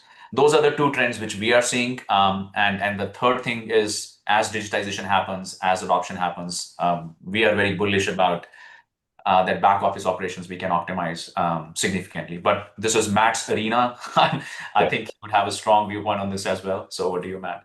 Yeah, we've spent a lot of time helping businesses with reconciliation. We've had some good stuff we've learned there and some painful lessons. I would say a lot like what Stephanie was saying. The quality of the data is so important, and so you can throw all the software you want at data that doesn't tell you the full story, and it's still not going to tell you the full story. And so you really need to go upstream to where the payments are happening. That if you're originating payments, you have a lot more control over that. If you're the recipient of payments, you can also think about how you re-engineer your processes to, like receive money into distinct virtual accounts, for example. But it needs to be, intrinsic reconciliation needs to be something you think of up front at the point payment's happening. It's not something you do after as like a back office finance thing that takes care of reconciliation for you. And just to put like numbers around the type of stuff Stephanie was talking about, or to make it more concrete, like you have a batch ACH payment. Like if you're a mortgage servicer, you might have 100,000 payments, that instead of being all in one lump sum, would be 100,000 lines. Like imagine looking at your ERP and seeing 100,000 lines in there, your bank statement, and trying to paginate through 100,000 payments. That'd be literally impossible. And so you're trying to grapple with these things. And so the technology in a lot of places just isn't really there to handle it. Systems like Modern Treasury are there, and so that's where we work with companies. But it does require a lot of new technology for these businesses. I think, Matt, that like giving it that concrete look at like 1,000 lines, 1,000,000 lines of settlement data, it's just a reminder that, as we are having this conversation about faster payments and, 6 years ago when I was like, oh, RTP, this is going to be a game changer. Some days it feels like it's gone really fast and some days it feels like it's gone really slow. But if you look at like the amount of volume that is flowing through the faster payment systems, now FedNow has a tremendous amount of volume, so much faster than RTP did. It's definitely a sign that like progress is happening. And it's these little things that those of us that are deep in the industry know to optimize for, that when 10 years from now, this is the norm, we'll all look back and feel like it was obvious, but it's the not obvious work. It's very obvious to say someone should get money faster. Like no one disagrees with that. It's the not obvious things that are still where the build is happening, in my opinion. I think one thing I just got reminded by both Matt and Stephanie's call out is that, when we use RTP or other systems to push money, even for a platform service provider like us, RTP requires pre-funding because you got to pre-fund an account. And if we are funding certain transactions based on risk models we run that, hey, this small business has had 10,000 transactions, but I only can fund 7,000 of them instantly because I haven't received the money on remaining 3,000. It also adds the reconciliation burden on the platform service provider. We have to have our own accounts and we have to match the accounts which got funded. And when you push it, actually we are complicating the reconciliation for the small business as well, because now they received 7,000 for a particular day, remaining 3,000 are going to come through batch. And that actually adds to the complexity. So this is where I think FedNow in US is going to be game changer, because now you don't require a pre-funding. You push money to the user's account. You can send additional data. It simplifies the cost and the effort on the platform service provider as well, not only for the end user. Thanks for those perspectives, and for those in the audience online, keep those questions coming, and we'll present them to the panels. So we talk about the consumer side, we talk about the business side, and particular small business with a focus on that. So I want us to talk about how innovators yourselves including, are working with a broader or more stream financial industry. How are you seeing those partnerships? How are you seeing the collaborations go? What's been done? What do you see emerging in this space? And also, what are you seeing some of the challenges with this type of the disruption? So, Saurav, maybe I'll start over. I'll start it with you. So, what are you seeing in terms of how financial institutions can integrate securely with some of this emerging payments or some of these new technologies? Yeah, I think one of the most fundamental things, at least in my mental model, is that when we think about fintech and banks, it is not fintech versus banks. I see it as fintech through banks, and when we think about the secure integration, it rests on fundamentally on three core principles. Number one is API-based connectivity is better than batch-based settlements or file transfers. Number two is we need to have secure identity and authentication standards. And number three is there has to be a clear risk allocation frameworks between the parties involved. Let me give you a couple of examples which we get to see a lot. When customers, both on our consumer side and on our small business side, when they connect their bank accounts via API, where banks provides API-based connectivity, we are able to receive bank transaction data. We are able to use that data to actually do a real-time underwriting that helps with the better rates and offers to the users. And what we also see is that customers prefer, both consumers and small businesses prefer primary banking relationships. They preserve those relationships so the money flows to the bank account, so eventually resulting in a higher lifetime value for the bank. So it's a win-win-win for all the parties involved. Similarly, when you look at our payments side of it, as a small business, when you're onboarding to payments, you got to validate your bank account because without validating your bank account, we do not know where to fund the money you are making on services and goods sold. And on our platform, we see 40% of those bank account validations are still done through ACH and variable bank deposit, which means you're introducing friction in the flow, which means a user has to come back 2 or 3 days later, confirm those deposits before they can say, okay, I want to receive money in this account, which further exacerbates their cash flow problems. So this is where we see the more fragmented the money movement is, less ubiquitous is the connectivity between those processes. And fragmentation, again, is what results in risk and inefficiency in our systems today. And that's where, again, going back to the same theme, that's where the opportunity really lies. How do we build that money fabric across different entities involved in money movement in US? So Stephanie, you must have some perspective on this. You worked with the financial industry, both as part of Stripe and Aurum previously. What partnerships are you seeing? What dependencies are emerging? What's interesting in this space from your seat? Well, there's a big difference today than when I started working in payments, which is that under the current administration, we're seeing much greater reception to going straight for a banking charter, right? And the OCC has granted provisional charters to a number of innovative companies, some on the stablecoin issuing side, some in the more classic like digital neobank. And so when I reflect on like the build that required bank partnerships, and then ultimately we at Aurum connected directly to the Federal Reserve financial services system, there was a lot of work and layers between us and the sort of like end game of processing payments. I think for good reason. You don't want anyone and everyone connecting to a financial system built by the Federal Reserve, and you certainly don't want everyone to have a banking license. But opening the door to legitimize what has been built over the last 5 to 10 years, I think is very interesting.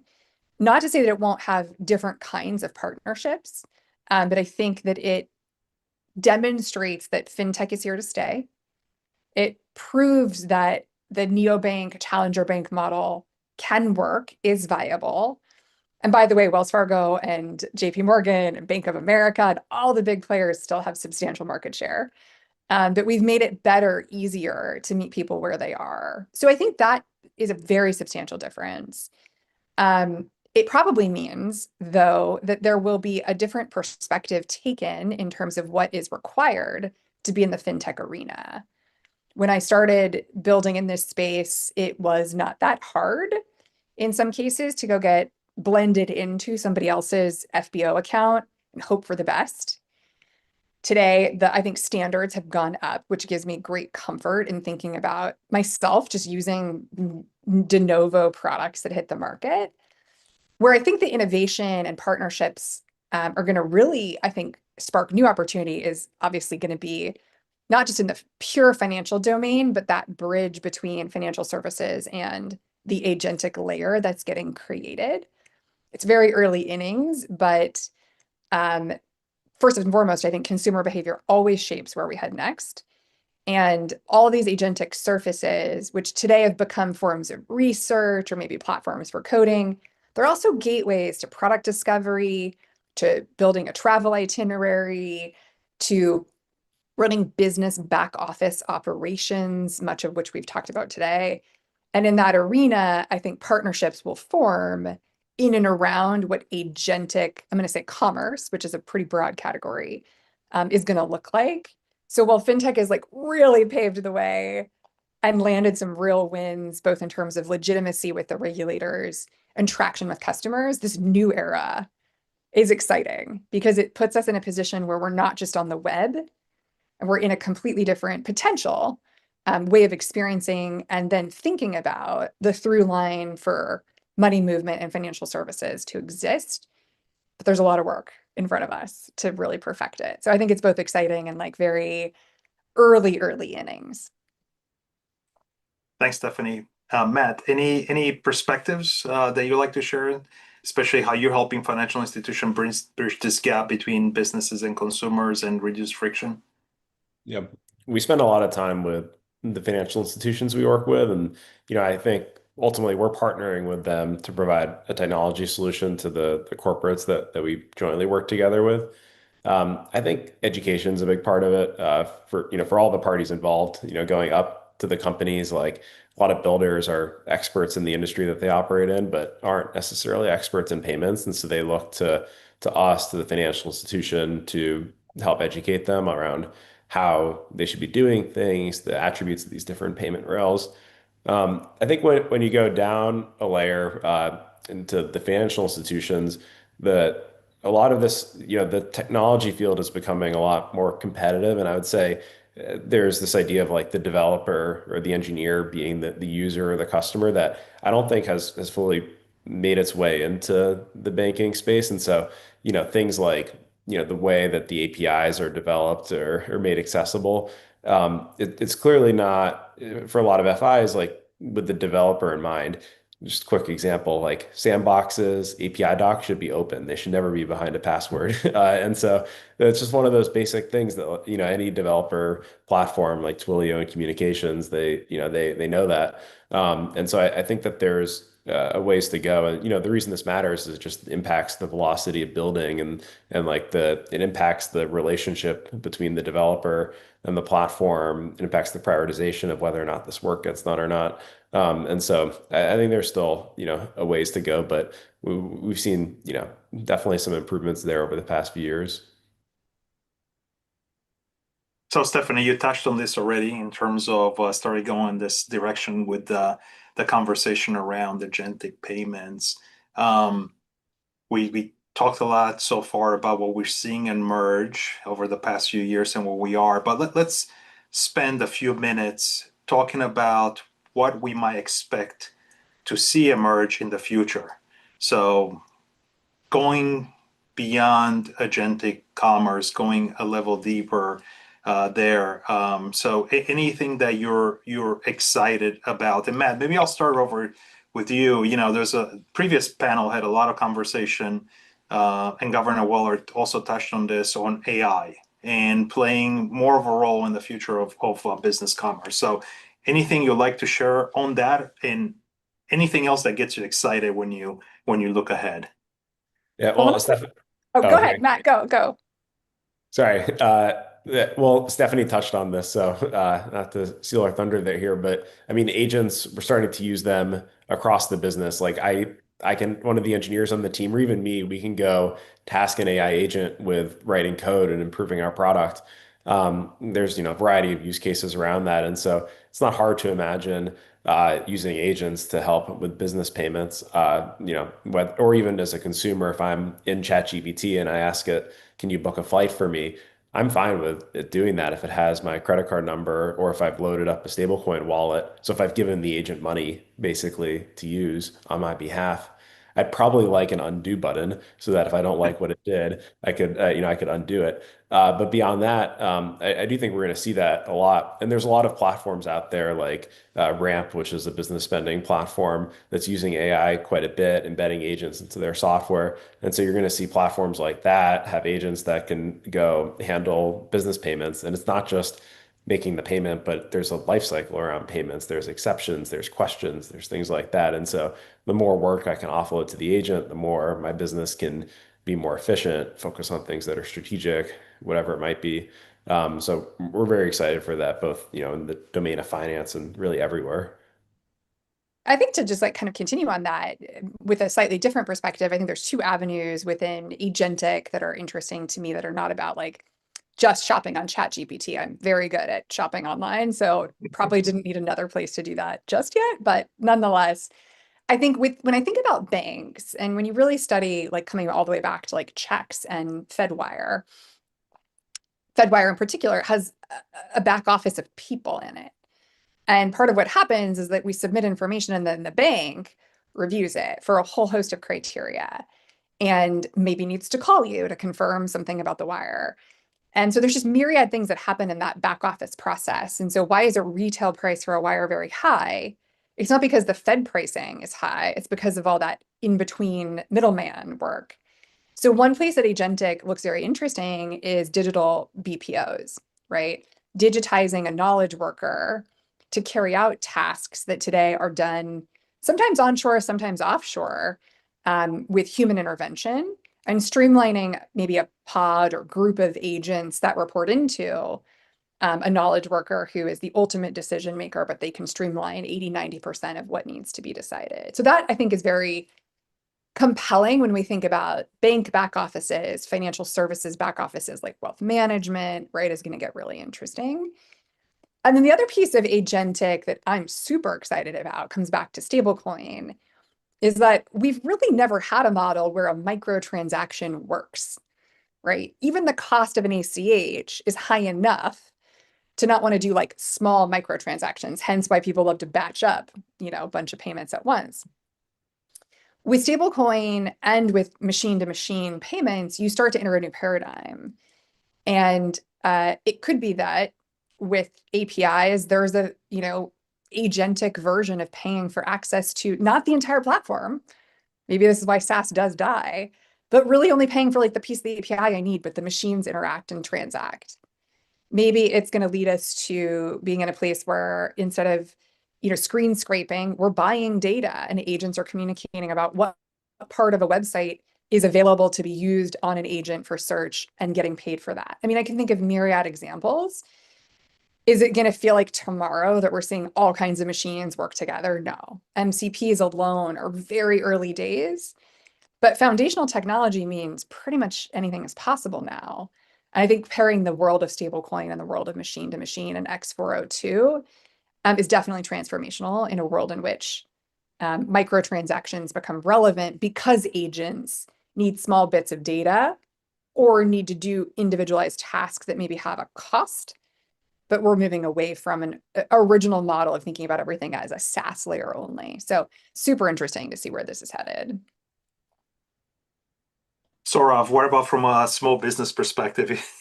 I pegged you as representing the small businesses on this panel, but how should small businesses be thinking about agentic AI, and the future of payments?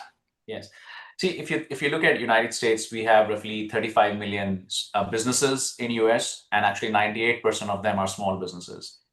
And when you look at those small businesses, they unlike us, they don't think about agentic AI in isolation. What they think about is how do they acquire and retain a customer? How do they manage their business? How do they run and grow their business? How do they make their business profitable? I think those are the things where they spend a lot of time. And if AI can help those processes faster, they are all game for it. Now imagine if you're a business, you have to do the data analytics yourself to see how do I build a marketing campaign to attract customers? When should I stock up or stock down on inventory? If I need a line of credit, I need to go and apply those applications. I try a few lenders to see which gives the best rate, assuming I am qualified to receive a loan. And all those things take thousands of hours away annually from that business. And what we are seeing is the agents and the AI is actually reducing the marginal cost of doing all these activities almost to zero, if not zero. And where we are seeing the application is that, which is currently we support in production, is that we allow small businesses to actually create the campaigns, and they just have to review and send it.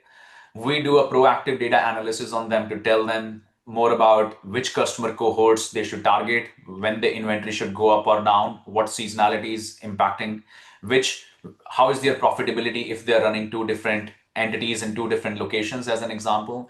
And where we see a lot of application coming is that, hey, can an agent go and apply a loan for me or a line of credit for me and actually get me a best possible terms? So we see a lot of application coming, and again, reducing that marginal cost to zero is actually going to improve the odds and success of a small business survival. And that's where we are invested a lot in looking at how do we actually embed agents in those workflows. But yes, I agree on a broader lens what Stephanie and Matt articulated, that how stablecoin, microtransaction, I think that is the future which we all agree. When we will get there is something which we can all have a different spectrum of time when we will get there. I think on the spectrum of time, I was talking with a friend who's doing, she's a treasurer of a PTA at her school, and she wrote a post about this, but it was like, all of this novelty sounds amazing, but like the PTA still doesn't have virtual cards. They're not banking somewhere that can just like spin up a spend card for like whatever activity needs to happen. So I think sometimes the paradigm we live in as payments experts is so future looking, but there is, I think, Saurav, this incredible, important reminder that some of the most simple things that already exist today that just aren't yet adopted and available to various populations are game changers in and of themselves, and continuing to focus on things like that will be as impactful as building the future. So related to the conversation we just had, a question from the audience. Looking ahead, although ACH could be replaced by more modern and faster payments technologies, do batch payments and net settlement still have a role in this space? Would any of you like to take this? See, I think, what we have good examples of, if you look at countries which have implemented faster payment rails, the batch-based settlements have certainly reduced and have been limited to a very narrow set of use cases. The more dominant application, as more and more workflows get digitized, instant payments do become a default, and those rails do become a default because of many efficiencies they bring along. So if we use what has been happening in Brazil and India and also some parts of Europe, you get to see that batch settlements actually are on a significant declining trend. Yeah, I think the only other thing I'd add there is we talked about the data, it being a part of the payment message. And I think the more we can put data into payments themselves, then you might not need as many lines for payments. So you might be sending today 3 ACH payments that actually correspond to one business event. So instead you could send one payment and just encode in that, here are the 3 things that I'm paying you for, which is a lot more efficient for everyone. Great. So I wanted to close off with each one of you spending 1 minute on a final call to action for the industry, for the participants on this call. So maybe Stephanie, I'll start it off with you. This one is a favorite of mine. To the industry, let's bury the account and routing number. Let's find our way to get the full directory of aliases to work. My kids do not want to know what an account and routing number is. They want to pay with a phone number or an email. And I think that we've got great traction with what Zelle has started. I would love to see that directory continue to get richer. All right, Matt, turn it over to you. I'll do the instant payments one here. So if you, we talked a lot about paying someone out via RTP or FedNow. I think a lot of people maybe haven't ever done it before, or haven't realized that they've done it. So it's pretty, you can go do it for yourself, go sign up for Venmo if you have it already, or Cash App or something. You have a few bucks in your account, and then go to withdraw the money and pick the instant payout option, and send yourself money to wherever you bank. And then, tab over, go to Chrome, tab over to your bank, and see the money arrive instantly. I think that's kind of one of these like magical experiences that, a lot of people haven't seen before. And you can go experiment with it with, a lot of these consumer products today. And once you're doing, there is no going back. Saurav? Yeah.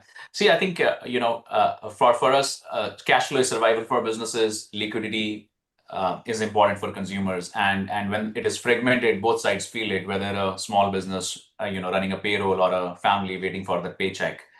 And what I see is our collective responsibility as fintechs, banks, financial institutions, and regulators is that how do we reduce friction in financial workflows while also preserving trust, and which essentially means is how do we expand the access to faster payment rails, how do we have very clear risk allocation frameworks, and how do we build the intelligent orchestration on top of it.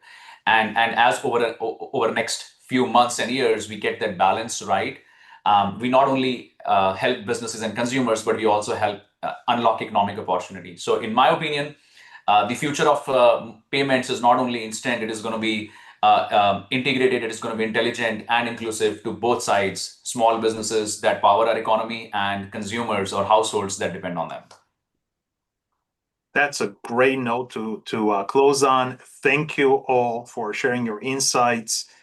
We will now break for lunch and pause the live stream, and we will resume with the next panel at 1:40 p.m. Eastern Time. Thank you all. Thank you. Welcome back, everybody. I hope everybody's back with us. Hope you all had a nice lunch. Unfortunately, we couldn't have lunch in person as was planned, but best laid plans. We'll make the best of it. I hope everybody's back with us. We're very excited to introduce our next panel and my next panelist. So welcome to panel 3. Our topic is how does technology affect financial inclusion? My name is Joanna Stevens, and I'm an economist here at the Boston Fed, and I will moderate this session. So as was the case with the previous panels, please post your questions on Slido. I'll monitor them here on my laptop and ask our panelists as the questions come in. So technology has brought us many exciting developments. Just this morning, we heard about AI, instant payments, buy now, pay later. Technology has lots of promises. It promises lower costs, expanded access to credit, and reduced discrimination. But has it actually included more people, or has it simply digitized existing systems? Does technology make financial services less likely to be biased or discriminatory? Has the availability of data led to reduced inequality? Who are the winners and losers? So those are some of the questions that I will address in our panel. And to address those questions, we have a very distinguished panel of academic experts. Each of our panelists has a long list of professional achievements and awards. So I highly recommend that you read their bios and the program, as I will only briefly introduce them here. Andrew Lo is the Charles E. and Susan T. Harris Professor at the MIT Sloan School of Management. He's the director of MIT's Lab for Financial Engineering and a principal investigator at MIT's Computer Science and Artificial Intelligence Lab. Adair Morse is the William A. and Betty H. Hassler Chair in New Enterprise Development and professor at the UC Berkeley's Haas School of Business. She's a fellow at the Berkeley Center for Law and Business and founding faculty director of the Sustainable and Impact Finance Initiative at Berkeley Haas. Manju Puri is the J.B. Fuqua Professor at Duke University's Fuqua School of Business. She serves as editor of Review of Financial Studies and has held leadership positions in major finance associations, including president of the Western Finance Association. So each panelist will have 10 minutes to present their initial remarks, followed by panel discussion and Q&A. Andrew, please go first. Wonderful. Thank you very much. I'd like to begin by thanking Joanna for organizing this session and sharing it, and Ken White and the rest of the organizers for putting together this great meeting. It's a pleasure and an honor for me to be sharing the stage with my colleagues Manju and Adair. And I'd like to start by setting the stage, if you will. And the focus that I want to provide is on financial technology and inclusion. So it turns out that technology has always had a very close-knit relationship with finance. Going back to the 1800s, for example, this is a picture of Wall Street before the invention of the telegraph. And a few years later, the same picture now after the telegraph is invented. And what you see in the sky is basically a tremendous number of telegraph wires. So technology, if it provides a competitive advantage, will be adopted. And this is really part of my perspective on the adaptive markets hypothesis. Markets are neither efficient or inefficient. They are highly adaptive. And when there's new disruptive technologies, markets will embrace them, and that will naturally create winners and losers. So let me describe how those winners and losers come about with a very simple example. A few years ago, I wrote a paper about certain kinds of financial intelligence or lack thereof involving significant losses that a particular individual might experience in their retirement funds. During COVID, during the financial crisis, there are periods where people's 401ks became, for a very short time, 201ks. And during that period of financial loss, there was a very common knee-jerk reaction of basically taking money out of the market and putting it into cash. And the problem of this kind of panic selling, or freak out factor, as we call it in this paper, is that it creates tremendous losses for long-term wealth when these same retail investors don't know when to put the money back in. They stay out far too long. And so in 2022, when ChatGPT 3.5 was first introduced, I decided to ask it the question that I was interested in, which is, what should I do if I lose more than 25% of my life savings in the stock market? And here's the response that I got. Now, some of the responses are pretty predictable. Stay calm and avoid making any impulsive decisions, review your investment strategy, and so on. But the last bullet point, consider dollar cost averaging, surprised me because while I understand that dollar cost averaging can be appropriate for certain investors, it will not be appropriate for all investors, especially those that are freaking out from a significant loss in their retirement funds. So clearly this violates the suitability criterion for dispensing financial advice. And at that point, I lost interest. I just said, well, it's kind of cute that this kind of AI can respond in complete sentences, but it was not particularly impressive. Shortly thereafter, ChatGPT 4 came out, and I asked it the same question. What if I lose more than 25%? And this time, the answers were quite a bit more compelling. Don't panic, assess the situation, review your risk tolerance, and so on and so forth. All of these pieces of advice I thought were spot on and what a real financial advisor, a human and financial advisor would provide. So this got my attention. But it still lacked certain elements of empathy with the individuals going through it. And when you're in the midst of that kind of turmoil, it's very hard to not panic, assess the situation, and review your risk tolerance. So a few weeks ago, I decided to ask the exact same question to ChatGPT 5.2. And this time, I was blown away. The response began with, I'm really sorry. You're not alone in this. And a loss of that size can feel gut-wrenching. Let's slow this down and make it manageable. What matters most right now is what you do next, not what's already happened. Below is a clear, calm playbook, both emotionally and financially. So what's different about this? Well, first, ChatGPT responded in the first person. I'm really sorry. And you could see that the focus of that paragraph is on the emotional state of the user. There's not a lot of data that's being provided, but the idea is to keep the individual calm. And the other responses that went along with it are all focused on that same kind of emotional, psychological connection. At the very conclusion of this response, ChatGPT proposes a grounding thought. A 25 to 40% market loss feels catastrophic in the moment, but historically it has often been recoverable if you avoid turning it into a permanent mistake. The danger is not the market, the danger is reacting to the market.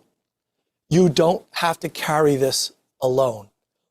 So it is remarkably empathetic and able to identify the fact that this question is loaded with a particular form of stress that needs to be managed. So it's only after a very lengthy discussion about the mental state of the user that ChatGPT now provides a bit of data to try to buttress it all. This is an extraordinarily successful response to the question. And of course, as you engage with ChatGPT, it gets better. So what's the opportunity here? The opportunity is if you could have a financial advisor that knew how your portfolio was doing at all times. If the financial advisor read and digested every piece of financial news published and was able to speak to you anytime, day or night, and was completely trustworthy. That's the opportunity that we're facing now with this disruptive technology of large language models. But the issue of trust is what I want to focus on, and what this panel is going to be focusing on in a number of different perspectives. What does trust require? Well, there are 5 things. The first 3 are competence, reliability, and alignment. By alignment, that means alignment in terms of goals between the AI and humans.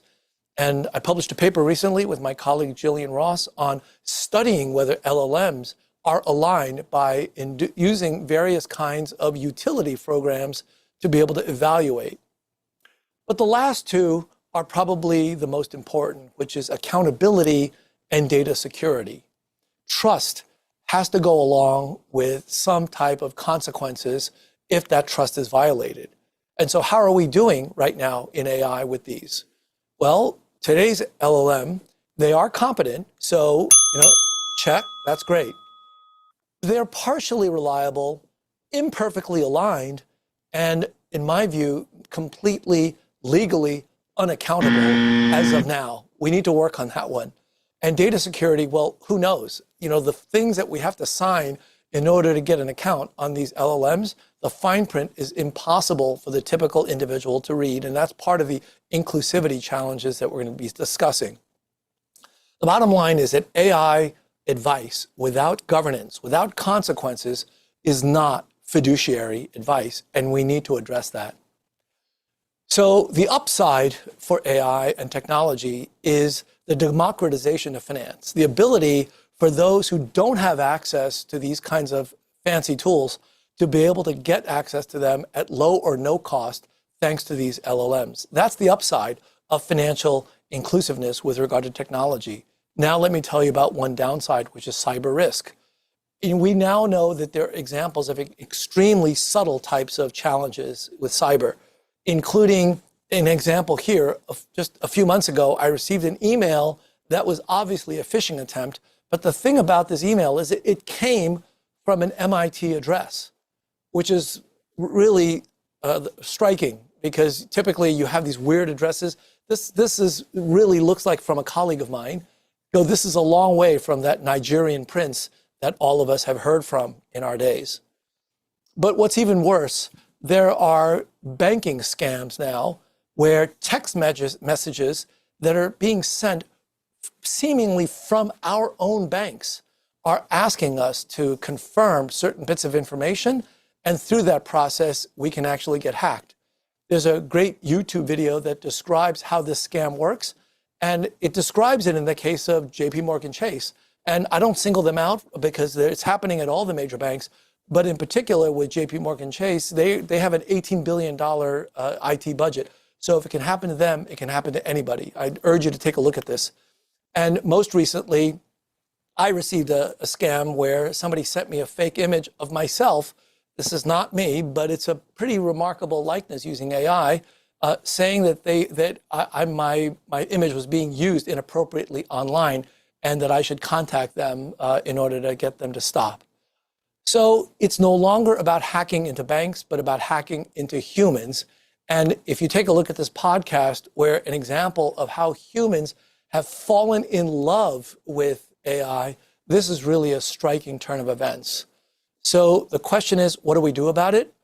The answer is the next two panelists who are going to describe some of their focus on inclusivity. Thank you.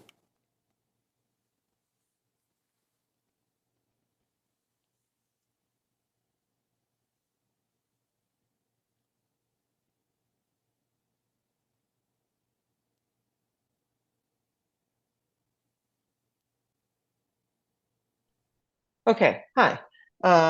Great. I am going to jump in and pick up with some of the pieces that Andrew, particularly at the end, right? Getting to what are the financial institutions doing?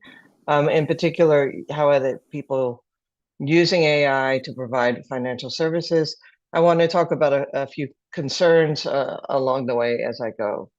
So I'm going to do two quick topics and then spend a bit more time on discrimination as a focus. All right. So the first one, I could do this in 10 seconds. We've read the newspaper every day that this keeps coming up, the who is paying for the energy. I just wanted to flag that. I think it's appropriate at this conference to note that the data centers and for all of the AI applications, as well as the crypto mining, the incidence of paying for that electricity is actually regressive in terms of we think about the pass-through of that to communities. Just flagging that maybe finance here could be a leader in actually thinking through what that has, what the implications are and what we might do about that. All right, more getting to financial services.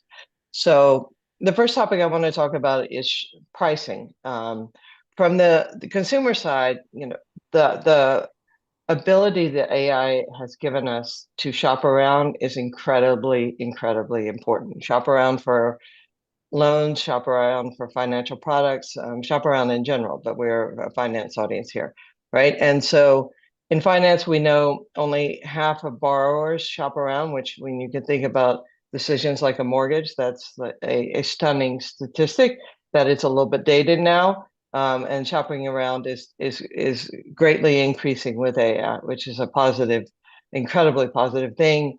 Folks that shop around end up with lower rates and discrimination falls. We know this, both of these things in the literature.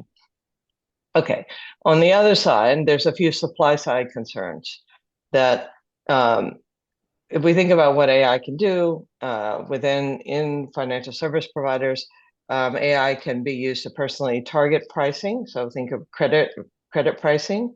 We've seen this, and we all know the stories of airplane tickets, right? In terms of extracting the most profits you can from each individual. And that can be done with AI and profiling. It's quite a powerful tool to extract. It is, again, regressive, right? Not good for consumers. And this is even above and beyond, credit risk scoring. We're not talking about credit risk scoring here. We're talking about profits conditional on equal credit risk. The second thing, we know that AI can control information. Individuals make the best decisions when they're given just in time, fully informing information. And particularly in financial services, we know that the information is really valuable because the folks have different degrees of financial information that they have at any point in time for making optimal decisions. So if AI is controlling information so that individuals do not optimize their decisions, that can be harmful in a way that's likely also to be regressive to protected communities as well as to lower income communities. Third here, the third bullet, AI can collude, right? This is a scary thought, right? But the evidence is coming out stronger and stronger. And so if we have AI colluding on prices real time in the market without us telling it to do so, that can lead to consequences that again fall on individuals that we care to protect rather than to extract rents from, right? So these are just some flags. I think they're huge. The reason I'm putting these here is because these are things where our research is just not going after them, right? We need a lot more research in these domains. Okay, now I've used a few minutes to just talk about some wish lists of topics of more research. I want to spend the rest of my time talking about the concept of what is legal statistical discrimination and how does that relate, and how are things evolving in the AI world that we're in. All right, so what is the foundations for statistical discrimination? So statistical discrimination provides a signal extraction problem. So in other words, imagine we're doing credit risk, right? And there are legitimate variables that are economic, that are credit risk, that are kind of foundational, say wealth, right? Wealth is a legitimate variable that economists would say should be in a credit risk model. Sometimes wealth is not observable. So credit providers then go out and seek proxies for this hidden variable, right? And when those proxies under certain conditions, they are legally statistical discrimination, and it's well and good. Sometimes that's not the case. So let's dive in a little bit here. So we start with the Civil Rights Act of 1991 and ECOA coming out of that, and the Fair Housing Act, right? So these Congress actions have given us the baseline of what we know to be legal in terms of statistical discrimination. And like everything in our legal system, the implementation of these things are often through the case law. And in particular, I want to talk about a particular case law from the Supreme Court. This is McDonnell Douglas versus Green, that has set up a burden shifting doctrine for implementation of statistical discrimination that speaks to the ECOA and the Civil Rights Act. And the way the burden shifting doctrine goes is like this. Imagine someone feels that they have been harmed because of discrimination against a protected category, right? So the first step in the process to assert a case is the plaintiff brings the case and says that the outcome, say rejection of a credit, is differential by a protected category. Okay, if the plaintiff has made this case successfully, then the court then looks over to the defendant, and the defendant has to show that the use of whatever practice that they were using that resulted in that outcome is consistent with business necessity, right? If this defendant is successful, then the burden shifts back to the plaintiff to show that a equal and valid and less discriminatory practice was available that the employer didn't take. The problem here is that the business necessity rule is largely ignored, right? And so let me give you an example, because this is a little bit abstract to understand what I just did, right? So I'm going to talk through the Supreme Court case of Dothert versus Rawlinson. In this case, a prison wanted to hire guards. The prison set forth that physical strength is required for the job, and thus is business necessity. Rather than measuring strength of applicants, which is a little bit difficult to measure, the prison used the input proxy of height, right? The female applicants sued and won. What the Supreme Court said is that strength is legitimate as a target. It's legitimate business necessity. And furthermore, height does predict performance. However, height penalizes females beyond business necessity. So let me give an example in credit. Imagine I'm a lender and I don't observe wealth, but I do observe your high school name, the name of your high school. And so what I can do is I can say, hey, the high school name is my proxy for wealth. And so there it is predictive of default, which it strongly is. And so I'm going to use that variable.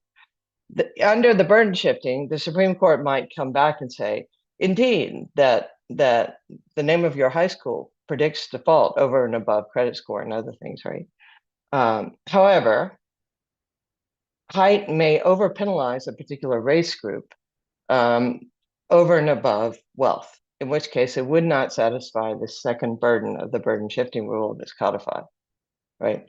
And that is has huge implications that we need to be focusing on inputs rather than predictive accuracy of our output models. So what's currently done is we're using AI and machine learning to credit score, and then we apply least discriminatory on the resulting prediction models, right? But I can credit score 1,000 different ways on all these models and find the least predictive, the least discriminatory, and I'd still have high school in there, right?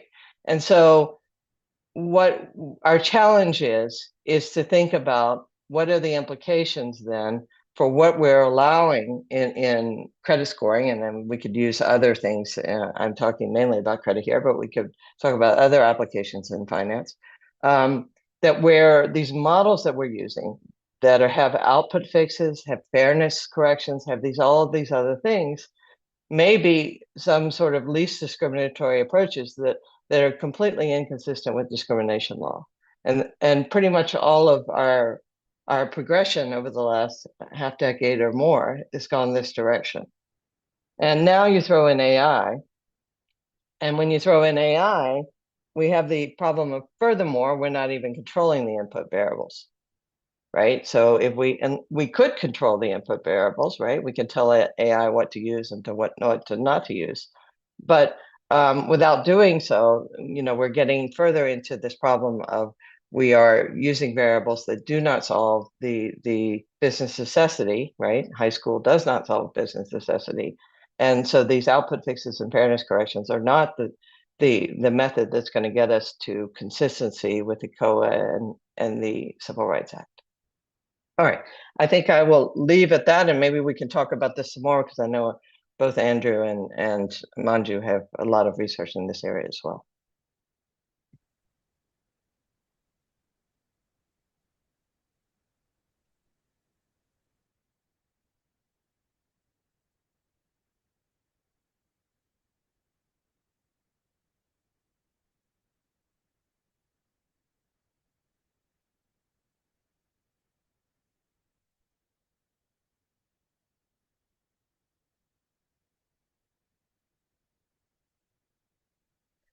Okay, hello everyone. So I'm going to continue on some of the issues that were raised by Andrew and Adair.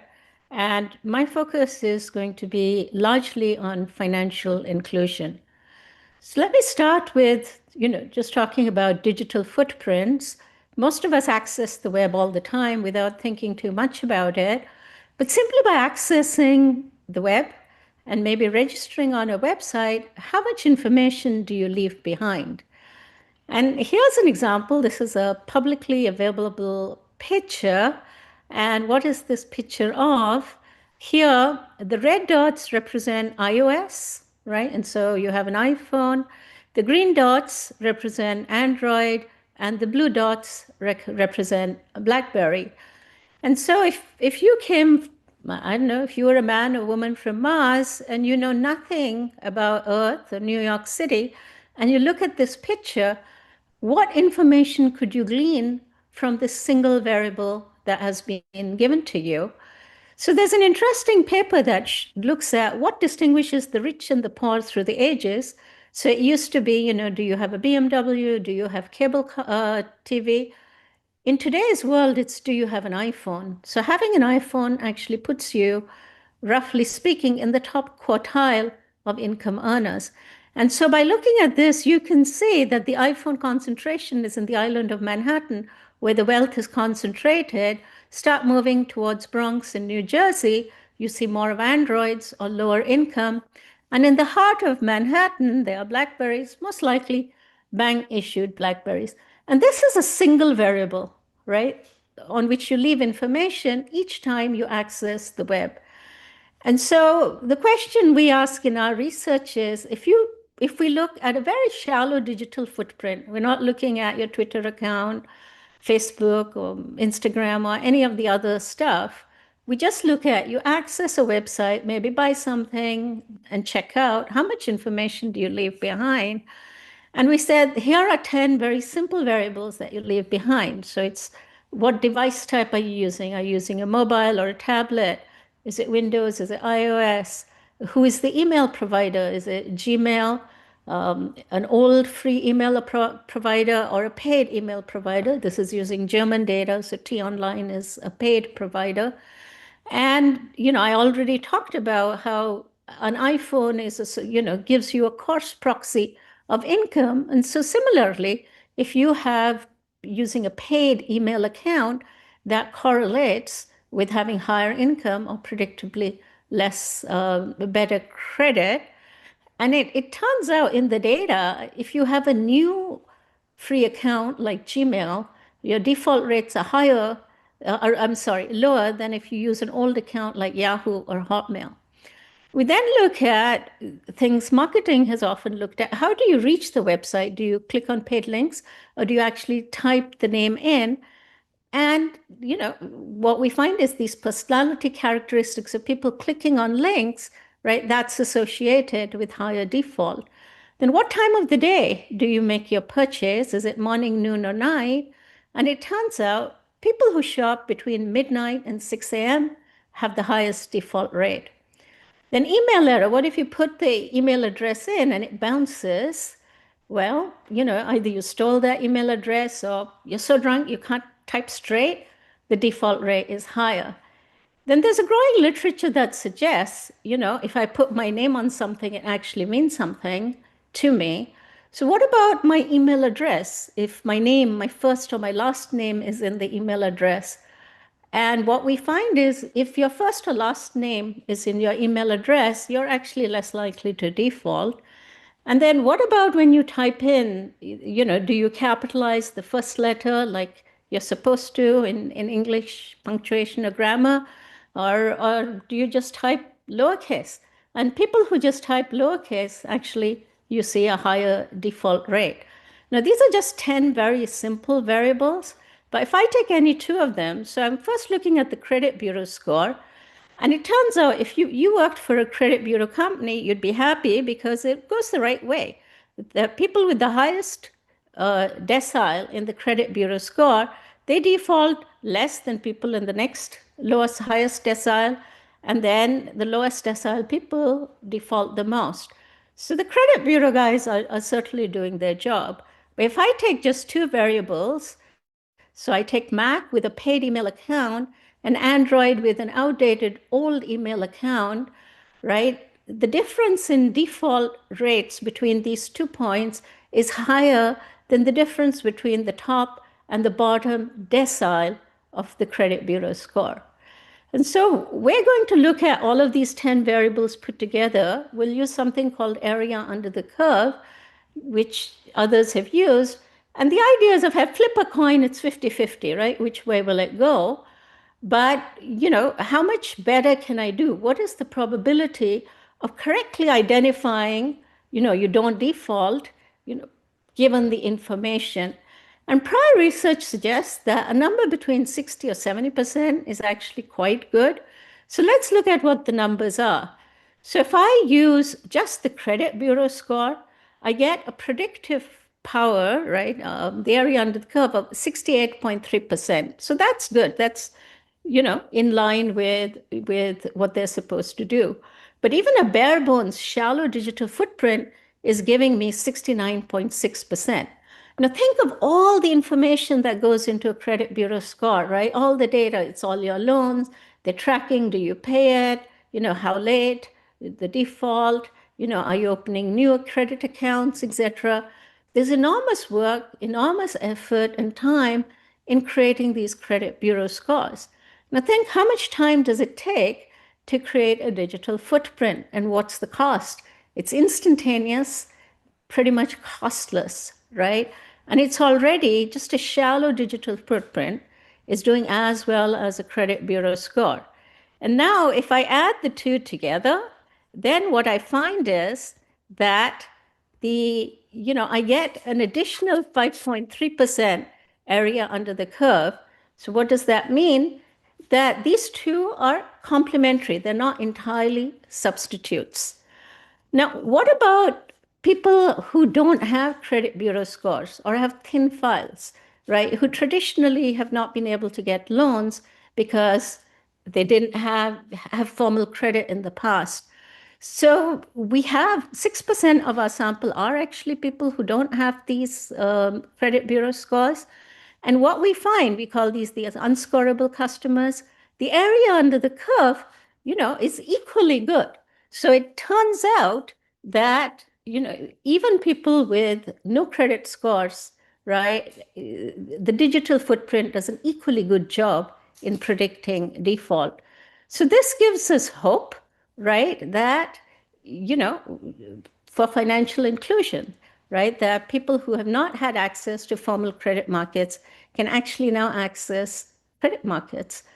It has many implications for financial intermediaries, the business models, the competition, how should regulators behave, firms, they are talked about, possibility of discrimination. But these are all things that we need to certainly think about. Now, a question which arises from here is, if the digital footprint is so powerful, how do we, make sure that they exist? How do we cold start them? And in India, they actually built sort of public rails. So the government created this UPI. They invested money in building public digital rails. And anyone could put an app on these and transfer money from one to the other. So in the US, we can't transfer from Venmo to Zelle or to PayPal. But in India, it doesn't matter where you have a bank account or where I have a bank account or what app I use, we can transfer money to each other instantaneously at zero cost, right? And so what does that mean? So think of a vendor, selling masala tea. All she has is a broken down card. Who's going to give her a loan? There's no collateral. There's no way of verifying her income. And she's getting cash. But she makes great tea. She works 8 to 8 every day. And she sells, $2,000 of tea a day. But now what's happening is she's getting, through the QR code, a digitally verifiable revenue. So you're giving $1, but now the dollar goes through, the UPI, it goes through the app. And so the bank can see instantaneously, the customer can share their records, and that there is a verifiable, yes, for the last 6 months, she's been making more than $2,000 a month. So even though she has no collateral, right, you can actually do cash flow based lending. You can say, okay, I'll lend, let's say $200, right? And so you actually have a way of now making credit to people who have never had access to credit before, right? And what we see is a 1% increase in the UPI payments, is associated with a 0.7% increase in loan accounts. So enormous growth in credit. Now, where is it coming from? The credit is increasing across the board, right? But people who have never had access to credit, they never appeared in the credit bureau, also are now getting credit. Now, who's giving this credit? It turns out banks and fintechs are responding differently. Banks are largely lending to prime borrowers. Fintechs are expanding across the board. And in particular, if you look at new to credit people, fintechs are the ones who are actually making this money, making credit to them. And importantly, the increased credit access, you would think, okay, you're making all these new very risky loans, default rates are going to be higher, but controlling for risk, if you're making loans with the new technology, the old, it turns out default rates are not higher, right? And so we do see enormous increase in financial inclusion in the sense of private markets actually working to give credit to people who have never had credit before. They were going to money lenders, payday lending, etc. And they are getting now credit, and it is largely coming from fintech. I'm out of time, so I'll stop there.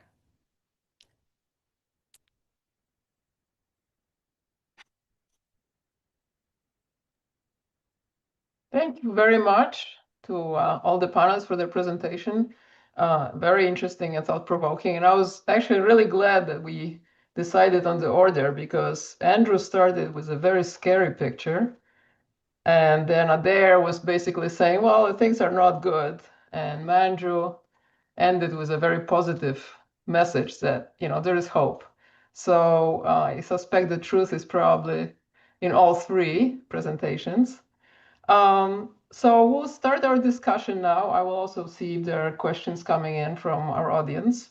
So I'd like to start with AI, partly because Governor Waller in his opening keynote address talked about AI, and you obviously mentioned it. So what is sort of the effect of AI on financial inclusion or financial inequality, if you could summarize it? Anyone can chime in. Well, maybe I'll start by saying that it's a two-edged sword, which definitely gives consumers access to tools and financial market products and services that they otherwise might not have access to. But at the same time, I think it also provides complexity and creates opportunities for certain kinds of cyber risk, but also just plain old mistakes. And so I think that we need to put in guardrails so that we can basically benefit from the good and reduce the downside of the bad. Manju or Adair, do you want to add anything?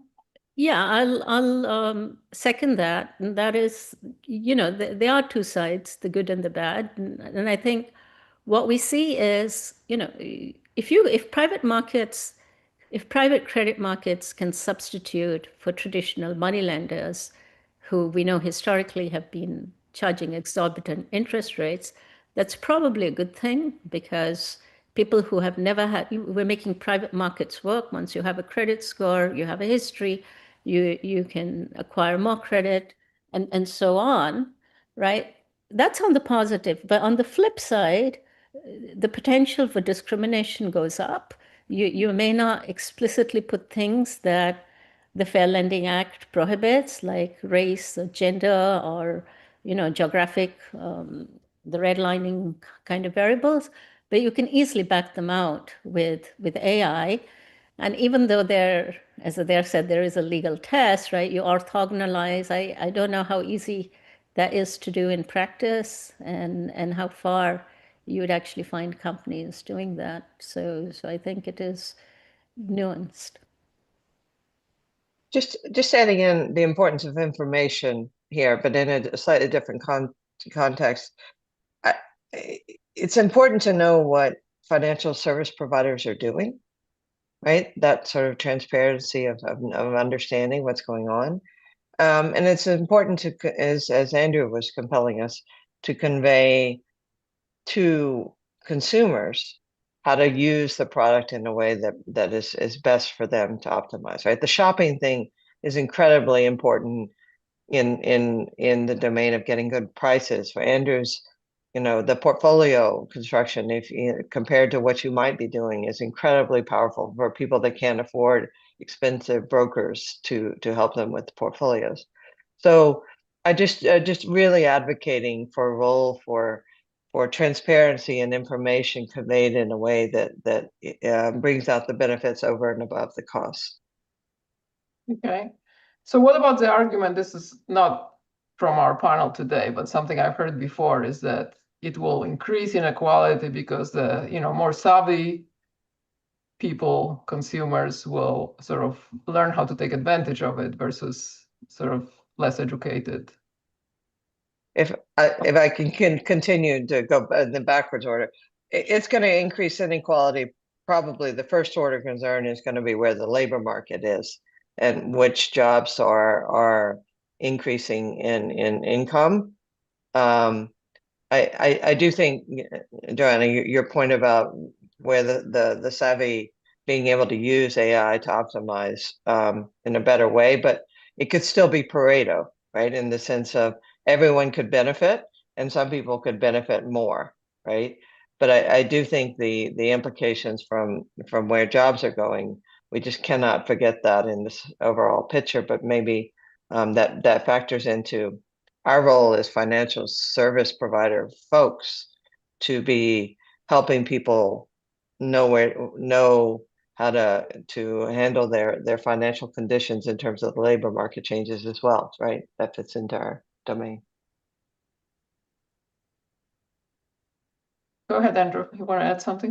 Yeah, so I was going to say that, you know, with any piece of technology, I think it's our responsibility to understand where the winners and losers are going to be created, and then to deal with those losers in a way that is appropriate for the social contract. You know, for example, driverless cars, I think, are a wonderful thing. And, you know, as I'm getting older and as I see one day where I will no longer be able to drive, I'm really excited about having a driverless car to take me everywhere. But what does that mean for taxi drivers, for truck drivers? Once we introduce driverless cars, it's pretty clear that there's a segment of the economy that's going to be hurt. And I think it's our responsibility to think in advance and try to understand where the incidence of impact is going to be for a piece of technology. I think it's really interesting that large language models have a very wide swath of incidents. So it's not just, you know, blue collar workers that are going to be dislocated. We're talking about lawyers, accountants, you know, medical experts that are going to have to compete with the large language models for advice. So I think anytime we get excited about a piece of technology, and especially when the technology is really, really broad and powerful, I think we have a responsibility to spend some time studying where the unintended consequences are likely to emerge, and then from a policy point of view, try to do something about that. Right. So a related, sorry, Manju, did you want to add something? No, I'd just echo that, right? You can look at any one particular application and say, here are the pros or the cons. Like you can look at financial portfolio advising and say, look, if it's giving good advice, telling you to invest in a diversified portfolio, etc., then all else equal, less sophisticated people may actually benefit. But I think as both Andrew and Adair point out, the scope is so large. There's so many unintended consequences, right? You know, it used to be not too many years ago, programming was the hot job for our children, you know, and in India, the whole middle class rose up on programming. And now AI threatens the entire, you know, a very large part of that sector. And it's going to have implications much wider than, you know, any of the narrow applications that we might talk about. So I guess somewhat related topic on algorithm. So Adair, you wrote a lot about how algorithm can reduce discrimination by removing human discretion, but then technology may introduce new forms of exclusion. So can we talk about algorithms in lending, and can we talk about on net, whether there is an increased bias and discrimination, or can they be used to reduce discrimination and facilitate financial inclusion? And even if we talk about machines, can we even talk about discrimination? Yeah, so there's a couple of angles, right? So taking humans out of the picture definitely helps if you've got biases, even if they're unintended, right? In-group bias is a real thing. There's plenty in research showing that people favor those that look like them and so forth, and so they're going to assess performance on things like credit, or even on the other sides of finance. There's also what Manju was talking about is can we use algorithms to get at information where our measures of credit history are insufficient. So there was this paper that a colleague from the University of Colorado did, and some others, that was looking at some tribal nation borrowers. And it was stunning to me because the story was people have a really thin credit history, and so they're not financially included. And in this particular tribal nation, it was quite remote to in terms of the community stayed among itself. And I always struck my in my mind, I think, is having a deep credit history necessarily a good thing? Because sometimes we assume that, right? Obviously, our system is built on having a credit history to be able to get the next loan at a good price or that. But if you have no credit history, maybe you've never borrowed. So maybe you're better off, all else equal. And I think we've gotten into these notions where this focus on inclusion and what is, great financial access and being ways that improve the livelihoods of those that need to have inclusive finance, that it's focus on bringing these people into the fold and so forth. But I think the focus on, as Manju was saying, is like, let's empower with data to give people fair access to credit at rates that they deserve, and not rely on our old system. So I think we're having great progress on that. A lot of Manju's work has gone that way, and Andrew's got other work on it as well. But I don't think we should always assume that more credit is necessarily good, right? And it's just a subtle thing. Yeah. Right.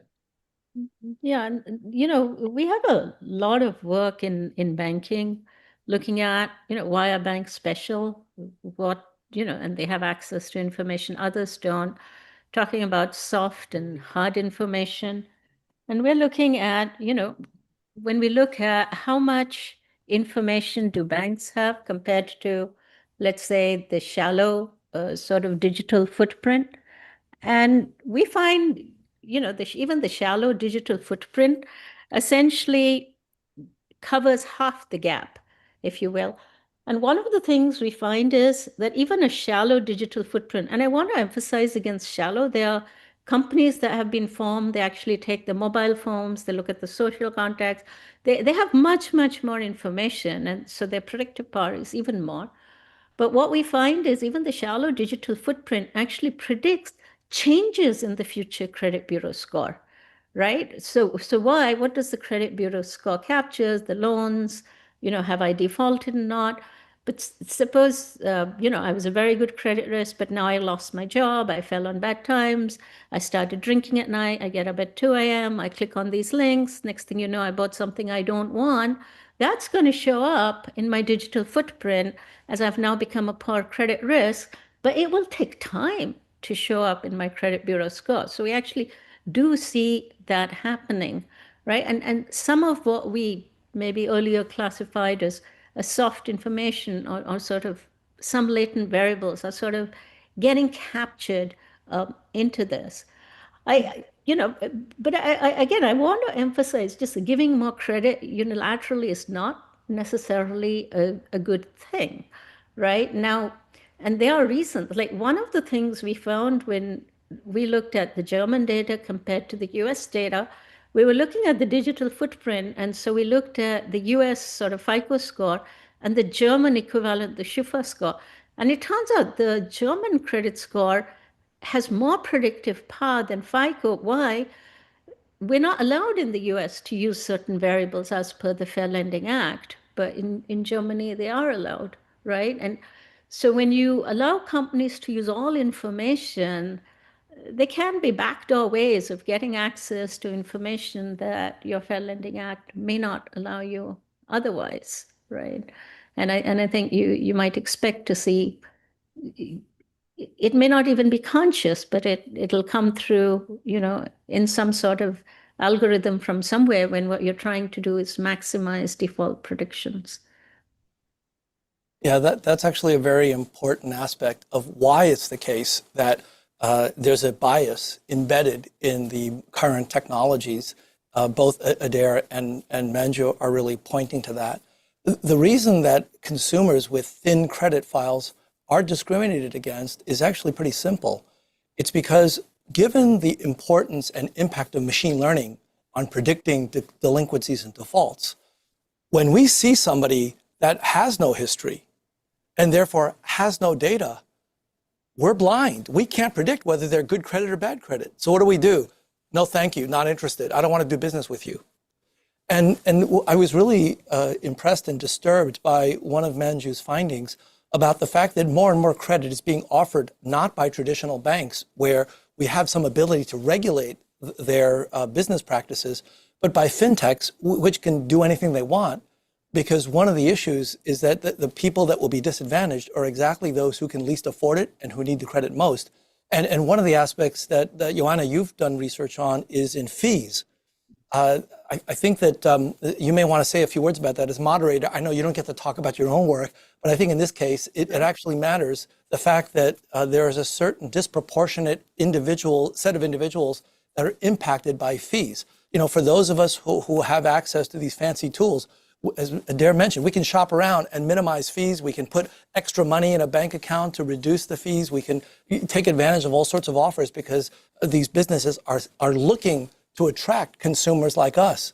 But if you're of a below income class, well, you know, maybe you can talk a bit about your 2024 paper on this. Okay, I'm not going to talk about my paper. Thank you very much for the plug-in, but I want to maybe broaden this question a little bit about data in general. I mean, we collect just enormous amounts of data, of course, and you all have talked about data, availability of data.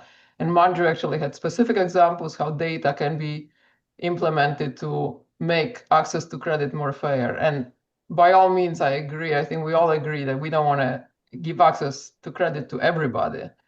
But how can we harness the data to provide more fair access to credit? I mean, are you saying that banks are not optimizing, or what can we then do to, you know, avoid predatory lending and exclusionary practices, but use the data more effectively? Can I give an example that's more from the proprietor small business sector? So one of the things that when Andrew just said that people don't have credit history, they you know, people that because there's no data, people pass, lenders pass. This is very acute in someone wanting to start a business, and becoming even more pressing as people go into the trades, becoming an electrician, a plumber, and so forth, right? And so you want to become a plumber, and you need a loan to get the equipment, right? And maybe you've been working for a plumbing, you know, in a corporate or whatever for a while. So you would be a good credit risk, right? There's a lot of opportunities for a plumber right now or electrician. But because you have no data, you don't qualify. But here, right, here is the power of, can we put together, to your question, Joanna, can we put together data that supports that? Can we make the algorithm or AI come up with a forecast of what your potential clients are, what's going on in your area, where your clients would be, what the potential for revenue are, what the shortfalls are from other contracts, and so forth and so on? Can you simulate that out? And the answer is yes. AI can do a pretty good job of simulating these things out, because this is the sector in small business lending, is startup small businesses, not you know, I said in Silicon Valley, not Silicon Valley type of small businesses, but startup, you know, mom and pops or trades and these type, that we can do a lot more for data. And the quote, fintechs are just starting to go there. We don't have enough. We don't have nearly enough going into this sector. So one phenomenon that I'd like to point out, which we observe actually around the world, is the growth of payment firms. So if you look at, you know, the financial sector and see by market cap, which are the biggest sectors, it used to be it was banks and insurance companies. And over the last decade, payment firms are right up there. At one point, it was almost equal to banks. And that's an understatement, because there's a lot of payments within banks. So, and we're still classifying that as banks, right? And so this is pointing to the enormous growth of electronic payments, you know, and so certainly in the US, you know, you have Square and all the others, but you think of India's UPI, you think of Brazil's Pix, and how can this help financial inclusion? So think of someone who's in the informal sector, a bricklayer, right? Every day works in a different place. So can't get a loan from a bank because you don't have a contract with an employer saying, hey, you're going to get this fixed salary every month. But a really hard worker. So even though informal, every day goes to a place, works 8 hours, lays bricks, right? But now, if the payments with the digital payments, you can actually do cash flow based lending.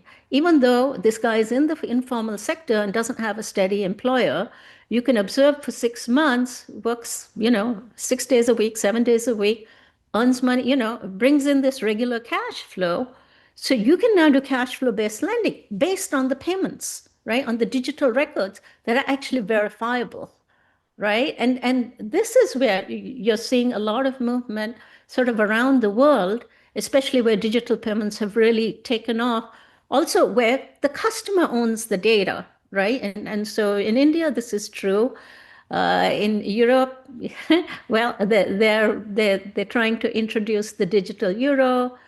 So I've had conversations with them. So that's still, but if the customer owns the data, right, then even if, that gives you a real mechanism to make cash flow based lending. Yeah, I feel like we need to have a different approach to data, and in particular, be able to strike a more even-handed bargain with consumers, particularly those that may not have very, very long or deep credit histories. A good example is using demographics to make predictions about financial solvency and delinquency and so on. Even if a consumer doesn't have much of a history, if you know their family background, if they are, have strong religious convictions, if they're involved with the community, there are a variety of pieces of demographics that can be used by more sophisticated algorithms. So, I guess, to somebody with a hammer, everything looks like a nail, and I'm guilty as charged. I feel like we need more data, not less. But I think that this is an instance where we have to be careful about how we strike that bargain with consumers. At one point, I was trying to understand how much is consumer data worth? And I actually figured out a very simple way to answer that. The answer is 5 to 15%.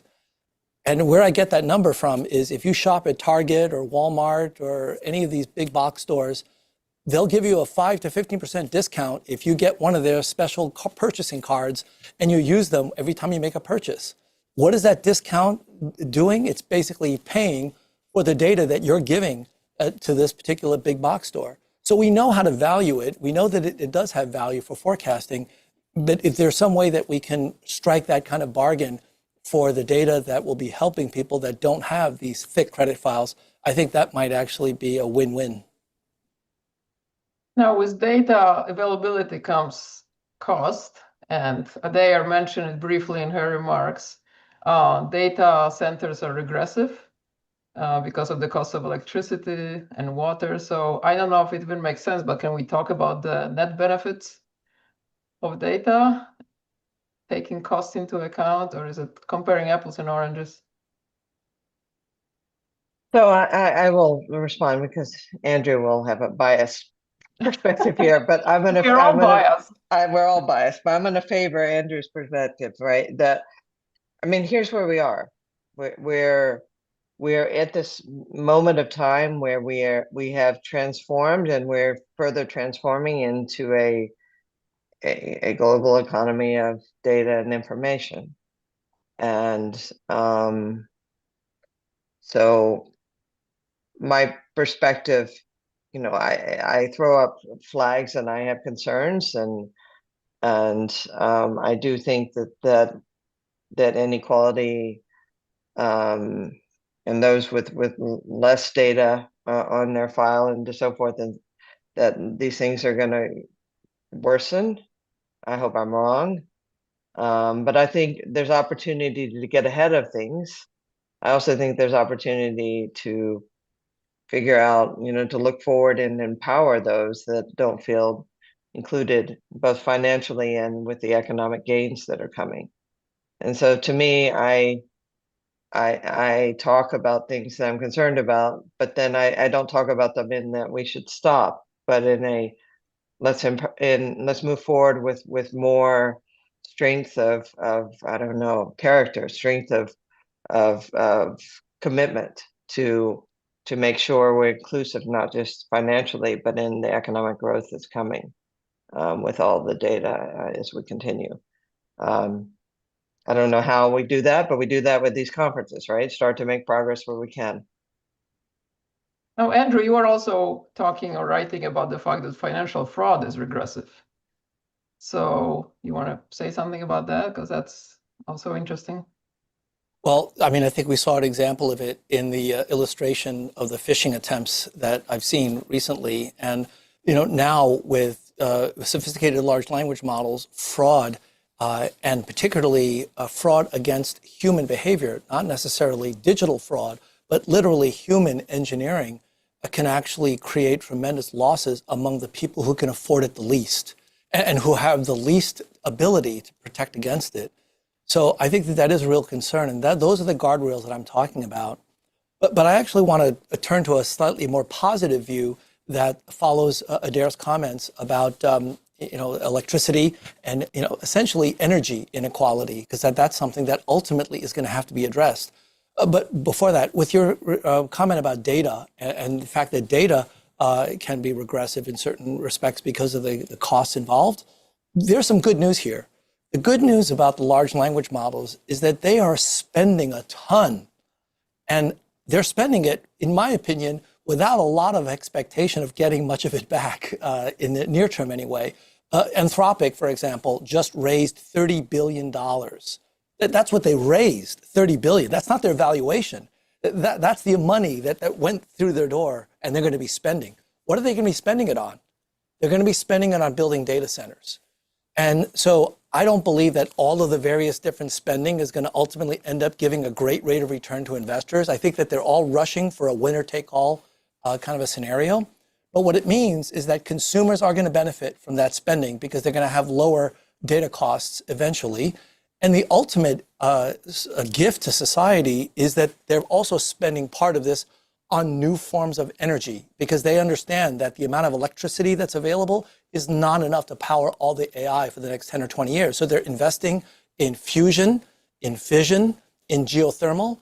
And eventually, I do believe that the society of the future will actually have potentially much cheaper and unlimited energy sources if we can really bring the power of the stars to this planet by using fusion energy. So I think there is some hope for all the AI breakthrough, but the challenges are how we deal with the kind of fraud that you mentioned and the fact that we need guardrails put in sooner rather than later. Otherwise, we're going to see a lot more of these unintended consequences. So there is a related question from the audience. CEOs have rushed into AI.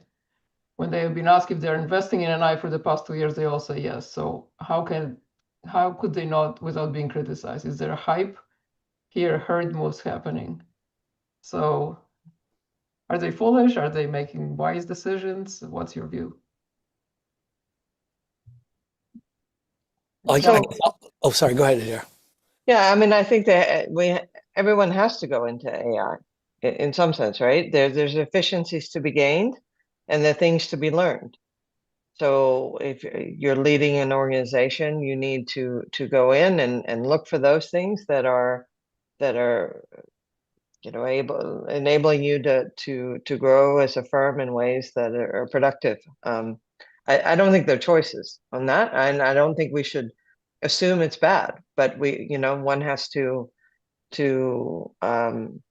understand, you know, the what Andrew calls the guardrails, but the guardrails we put on ourselves as well.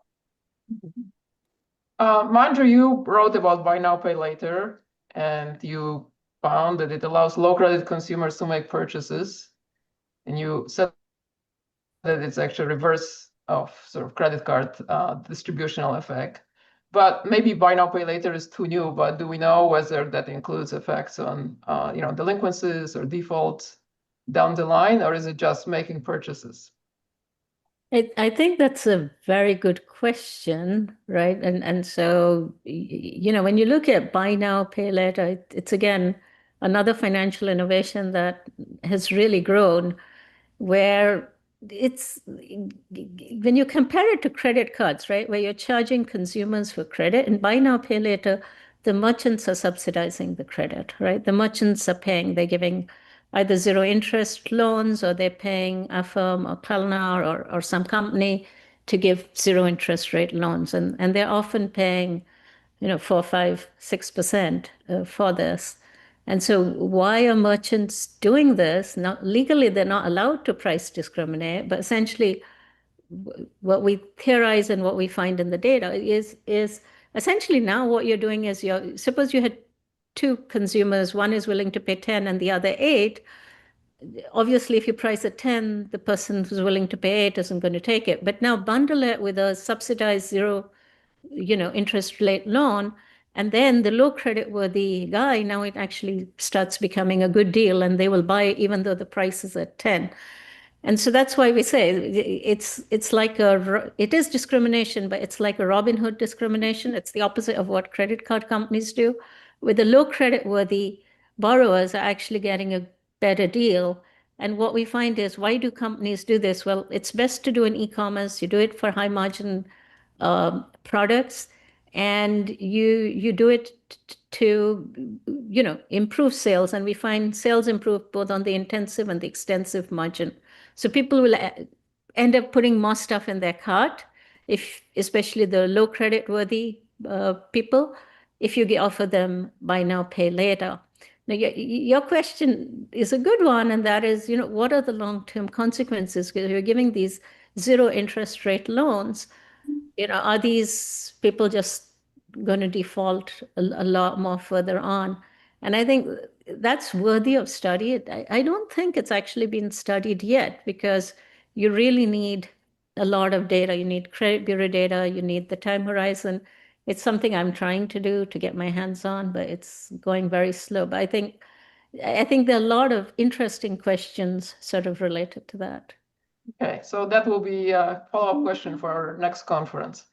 So we only have 5 minutes left, and I'd like to give you each a chance to give concluding remarks. I'll ask a question. You can answer however you want. So in your view, what are the most transformative recent technologies currently expanding access to financial services? You can think of one, or however you want to. So Andrew, you want to go first? Sure. Yeah. So I have 2 comments to make. The first, with regard to the most transformative technology, I would have to say large language models and generative AI, because that is allowing us to engage in narrative. In other words, we can use this AI to generate new explanations, new stories. It can understand our stories. It can process, all of these different stories and summarize them in ways that we've never been able to do. So I think that among all the different technologies, I think large language models is the great equalizer. It will create financial democratization in ways that we haven't seen. The second comment is, I just want to thank the Boston Fed and Ken White and Ioana for organizing this meeting and for allowing me to participate. And special congratulations to Ioana for you and me retiring in a few weeks, and this will be your last official event. I'm really honored to be part of that and to be able to congratulate you. I was hoping to do that in person. You've had an amazing career over the last 30 years at the Boston Fed. We're really going to miss seeing you at these events, and I suspect you're going to be busier than ever dealing with all the various different requests for your time now. But congratulations and thank you. Thank you very much. It's actually 3 more days. Friday is my last day, but thank you. Adair, you want to go next? Yeah, I'm going to skip the technology because I think Andrew got that right. I mean, that's what with the technology to be able to process new ways is just going to be incredibly powerful. I think we're going to see transformation in the combination of what work and what finance are, particularly as people are changing jobs, right? With the new economy. So things like that, we've seen trade credit in other countries, not so much in the US, but in places like Kenya and India and places like that, where digitization just had massive consequences. I think we're going to see it in different ways now in places where finance is not inclusive, including in the United States. So hopefully we will be able to support people in those transitions, and I think education is going to change a bit as well, and how that feeds in. Being able to transfer money has been powerful. Being able to hedge risk has been powerful. All of these things, right? We're just kind of giving a wide list for people, but I do think how we're transforming consumption and employment combined with finance and those lines fuzzying, I think it's powerful, and it needs attention as well. So it's a positive day for finance, but we have to keep moving forward in watching what's happening. Thank you. Andrew? I think some of the new developments in finance, which have been enabled by technology, I think digital footprints and the way credit is given, it really has enormous transformative power in changing credit for the future, and I expect to see a lot of it being used. I think digital payments makes a huge difference, especially for financial inclusion, especially if we are able to make it low cost, universal, and importantly, interoperable, right? And so in countries where they've done this, such as in India through UPI or Brazil through PIX, we're just seeing huge effects, right? Because then the digital payments have taken off because it's costless, it's easily verifiable, which means you can start doing lending on this and really start including lots of people who never were in the system. So I think all of those phenomenon, right, will go to hopefully make credit available to almost everyone. Great. Well, we're right on schedule. I want to thank the panelists. It's been really fascinating. Thank you for your time and a great, inspiring discussion. Thanks, Sean. Thank you. Thank you. Thank you for hosting this, and it was a great panel, a great conference.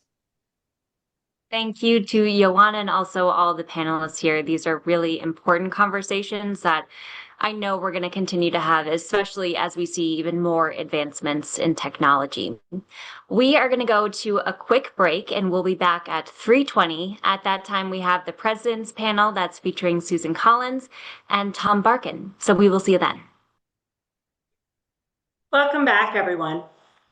I am Anna Kovner, Research Director at the Richmond Fed, and I'm very happy to welcome you back to our last virtual session today. The first Federal Reserve-sponsored Technology-Enabled Disruption Conference took place almost 8 years ago. It was designed to bring together different perspectives on the implications of technological change for business, labor markets, and monetary policy. AI at that time was analytical and narrow, not generative, and the earliest examples of large language models were only beginning to emerge. As we've heard today, understanding how technology affects the U.S. economy is more important today than ever, not just within the financial system and payments, but across all industries and communities. The conference itself reflects one of the Federal Reserve's defining strengths, our regional structure. The Richmond Fed is an on-the-ground Fed, together with the Atlanta and Boston Feds, happy to sponsor this conference. Like our colleagues across the Reserve Banks, we're engaging directly with businesses, workers, and communities to understand how economic change is unfolding in real time. In person, and sometimes when blizzards hit online, the Reserve Banks are working through research, outreach, and convenings like this one. This helps us complement data with regional insights and forward-looking perspectives on what lies ahead for the economy. It's my pleasure to introduce Susan Collins, President and CEO of the Federal Reserve Bank of Boston, and Tom Barkin, President and CEO of the Federal Reserve Bank of Richmond, along with Neil Irwin from Axios, who will moderate their conversation. They'll dive into how the Fed works to foster the stability, integrity, and efficiency of our nation's monetary, financial, and payment system and support the U.S. economy. To you, Neil. Thank you so much, Anna. Wonderful to be here.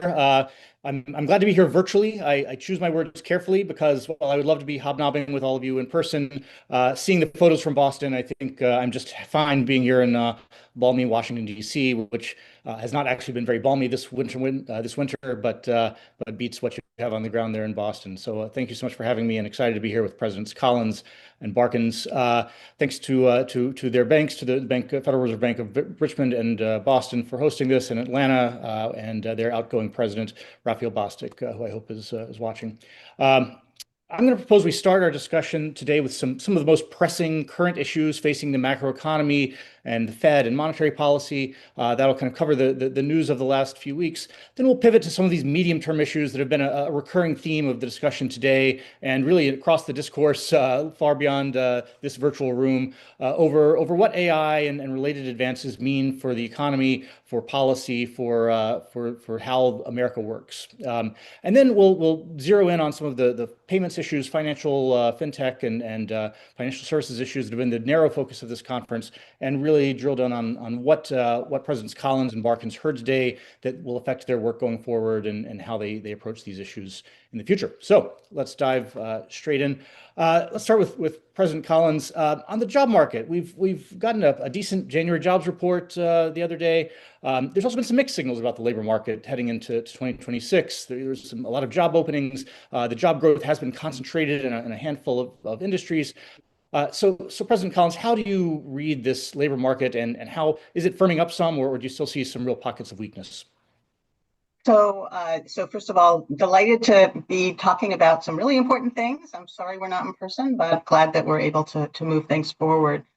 So the labor market is complicated, and something obviously I'm watching really closely with my team as well. We did get some news recently, and which is promising. But before I dive into the data, I do want to say that perhaps now more than ever, it's always important not to overemphasize any one data reading, but to really look at the range of information, both because of how volatile the data are, but also because we know that there are some challenges in some of the data related to the government shutdown. So, I mean, I do see the recent information that we got as promising that there may be a bit more stability in the labor market. At the same time, there's certainly signs of fragility, and I don't put too much weight on any one number. If I look over 2025, that's a whole year. And so that is, I think, quite informative in terms of where we've been. I would summarize that although economic activity was solid overall, the labor market really softened, but I wouldn't characterize it as soft. So there's a lot of nuance in there. One thing I would highlight, which gets talked about quite a lot, there was not a lot of hiring, and the revised numbers actually show there was less than we might have thought, only an average of 15,000 per month over the year. And it's harder to find a job. So that is real. At the same time, and that might reflect uncertainty. It also might reflect productivity strength, enabling firms to meet demand without needing to hire additional workers. At the same time, recently, I do think we've seen more evidence of some more stability, and that is promising. More to talk about more broadly, but that's kind of how I'm seeing the labor market at the moment. President Barkin, what would you add? Well, as I talk to businesses, it's my clear sense that the market is loosened. With the exception of a few skilled trades, people broadly describe availability as relatively easy, compensation pressure as relatively modest. I'd say the hard part to calibrate is what's happening with labor supply. And of course, we know there's been actions taken at the border, people leaving the country, baby boomers like myself retiring. The numbers on labor supply seem to be coming down relatively quickly. And so we're in this awkward situation of trying to calibrate what feels, and I agree with Susan, like softening labor demand with also softening labor supply. And so the numbers, when you get an unemployment rate, that presumably balances the two. That's just a good number to watch. And I just, again, agree with Susan. It's hard to take too much from any one number, though the last couple months have been reassuring So there. let's stick with Tom. The other side of your famous dual mandate, of course, is stable prices. The inflation numbers have kind of trended around 3%.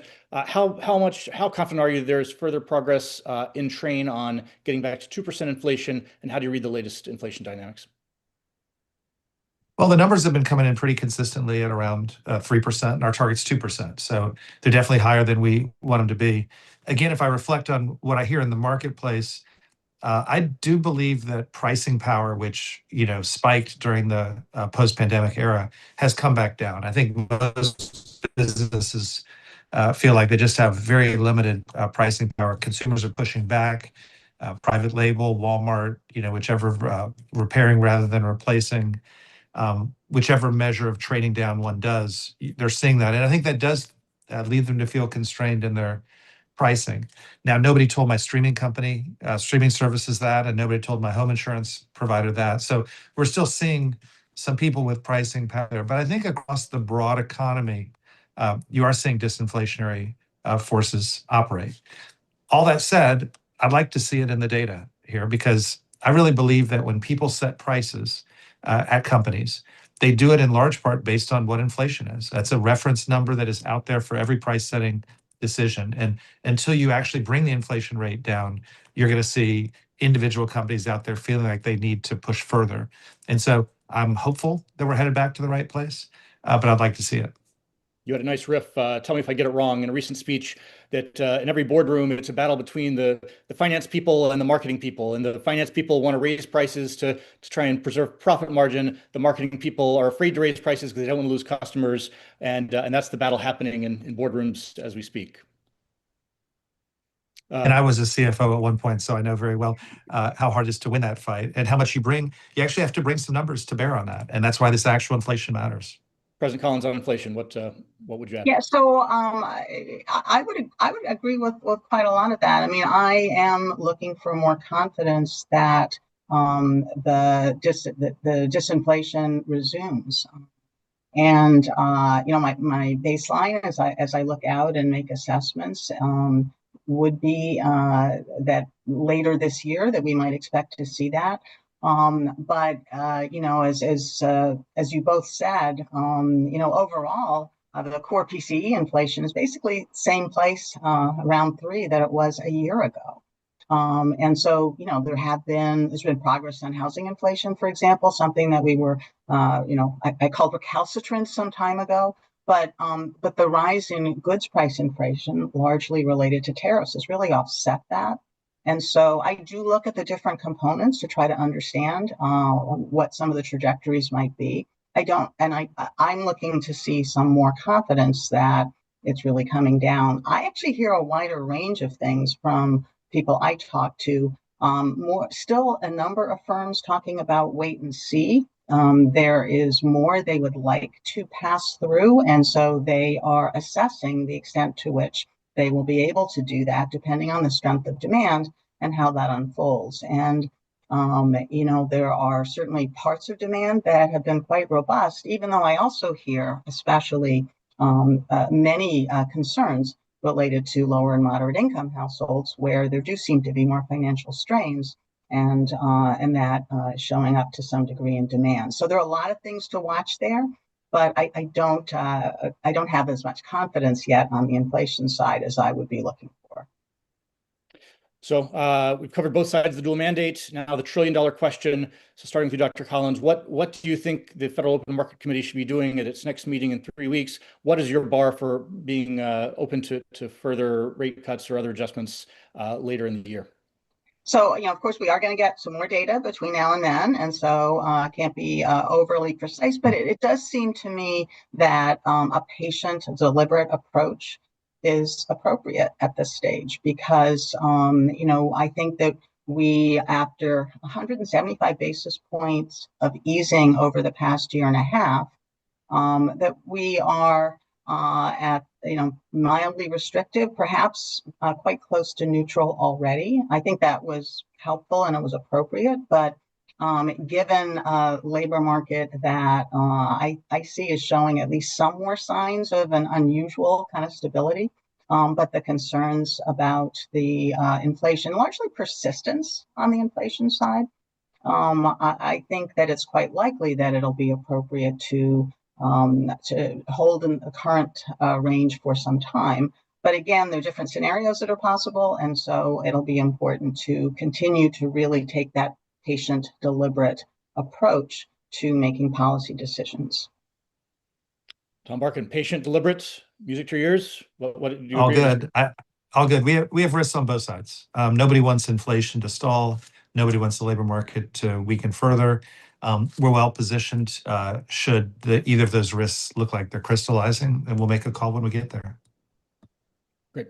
So we talk about inflation dynamics. Obviously, tariffs and the trade war have been a important part of that story. We got the Supreme Court ruling on the IEEPA tariffs on Friday. They are null and void. They are not legal. The president is looking to do other tariffs. How does this net out in terms of thinking about the 2026 inflation outlook and particularly any persistence in tariff-driven inflation as we get past this next few months? Tom, I'll start with you. Yeah.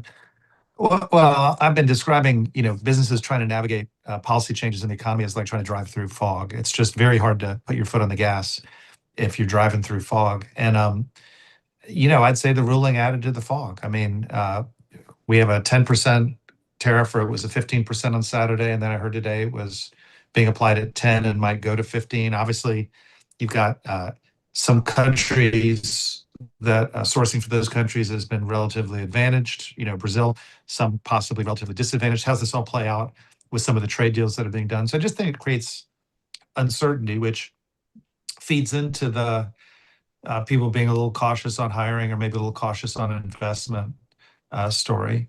In terms of inflation, I take the secretary at his words that the net impact of all this will kind of net out in terms of cost pressure when all's said and done. And so, I suspect it's not going to change the trajectory on that much. The refund process will be interesting. I don't know how easy or hard that'll be. I kind of see it, to the extent there are refunds, I kind of see it like a corporate tax cut, that there's some middlemen who paid this tariff who will benefit. And then there'll be some retailers in the chain who try to take that benefit to their bottom line, and there'll be some back and forth negotiation there. But to get it to the consumer, I think would have to be a decision taken at multiple levels, and I think won't happen quickly or probably much. So I'm not sure this changes my outlook much at all, other than the increase in the uncertainty. Dr. Collins, anything to add? Yeah, so I would certainly agree in terms of an increase in uncertainty in a context in which uncertainty has been heightened for some time. I mean, I think people were kind of adjusting to it, but there's a lot more attention to uncertainty very recently. I guess a couple things that I would say. I mean, we still don't know exactly how this will unfold. I mean, the initial estimates, there's a range, but it looked like the effective tariff rate might actually be a bit lower. But of course, that could change. But at the same time, if you think about those firms that had tariff increases and passed them through as higher prices to consumers, it's hard for me to see that they're going to pull that back. And then there could be some firms which actually see added tariff costs. And as we talked about before, it's unclear whether they will pass that on. So, I mean, it seems to me that on balance, it actually adds a bit to the potential for inflation persistence while all of that unfolds. But again, I think that, overall, it's truly too early to say that there will be a significant impact. And I think overall, my outlook is not that changed as a result of that news. So we've seen consumer spending be one of the real support struts of GDP growth over the last year. There are arguments, though, that's an unbalanced kind of consumer spending. There's been a K-shaped, affluent households that are sitting on stock market wealth driving consumption. There's some data that maybe says that's not as true or not as obvious. So I wonder where you come down. Like, how much is inequality in what's driving consumer spending a fact about this economy? I think you mentioned it a little. You alluded to it, President Collins. So why don't you start with whether that is a central issue in the kind of composition of demand in the economy right now? So, I mean, I certainly think that it is one of a range of factors, right? I mean, estimates suggest that the impact on consumption from wealth could have contributed, half a percentage to GDP, right? So, I mean, there are notable impacts from some of what we've seen. I'd also say that if you look at a number of different types of data, different types of spending data, a number of those indicators don't show as much of a difference across different income levels. It's certainly true that what I hear in conversations across my district, there is a lot of concern and attention to strains on lower moderate income households, and also for some smaller firms, which are more liquidity constrained, and it may have a greater impact. So these are certainly things that we pay close attention to. And I do think that the impact of wealth from stock market, but also housing gains, for example, have helped to sustain consumption and added to some of the resilience that we've seen in economic activity. President Barkin.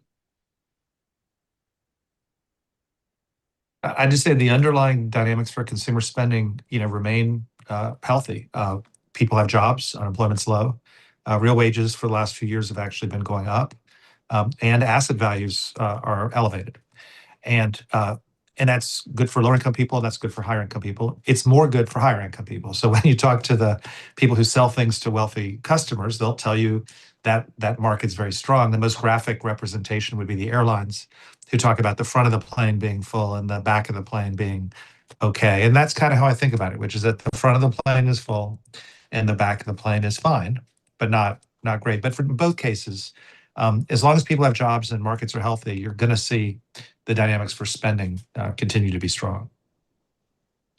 So one more question on kind of the current affairs facing the Fed right now before we pivot to more medium-term AI and related issues. This is kind of the awkward one. It's elephant in the room. The Federal Reserve's been in the news a lot lately for reasons that do not have to do with monetary policy or interest rate decisions or that sort of thing. Of course, the Supreme Court's hearing whether the president can fire Governor Lisa Cook. The president or the Justice Department is investigating Chair Powell over building renovations. The president's nominated a successor to Chair Powell, Kevin Warsh, to be the next chairman. Just tell me, as policymakers, you sit around that table 8 times a year. Is it hard to do your work when there's so much swirling around, kind of so much drama and so much putting you in the headlines? How do you try and think through policy decisions when there is this fog of kind of the future of the institution playing out from day to day? I think the very clear commitment to the public service and to following through on the mandates that the Fed has from Congress help to keep us very focused on the data and on doing our job, which is assessing economic conditions to the best of our ability and on, making analyses about where the economy is going so that we can make the best policy decisions that we can. And, of course, we recognize that there are a range of different discussions and considerations out there, but I really don't see that as changing that focus, which I think is really important. And I think it also speaks to the importance of the Fed's independence to carry out that mandate that it has from Congress to serve the public and to continue to have a kind of long-term perspective that isn't influenced by a number of the political considerations, which are always going to be there and are always going to evolve. President Barkin, elephants in the room. No, I just say that it's a real privilege to be in the room. In the room are a bunch of serious people who took the job with a very public-spirited mindset and trying to do their best to help the U.S. economy navigate, all the volatility that happens. When you take the job, you are completely aware that no matter what you do, half of the world is going to think you're doing the wrong thing, and maybe 100% of the world is going to think you're doing the wrong thing. And so you put the barriers up. That's part of the contract when you take the job. You try to do the right thing, and you have to accept that people, whether it be media or financial analysts or politicians or people you walk by in the street, are going to suggest you don't quite have it wrong. And so you put the put the shield up, you do your very serious best. I think that's how all my colleagues, and certainly, I think about it. Great. So as I alluded to in the intro, this has been a week of a very robust discussion of the AI-driven future.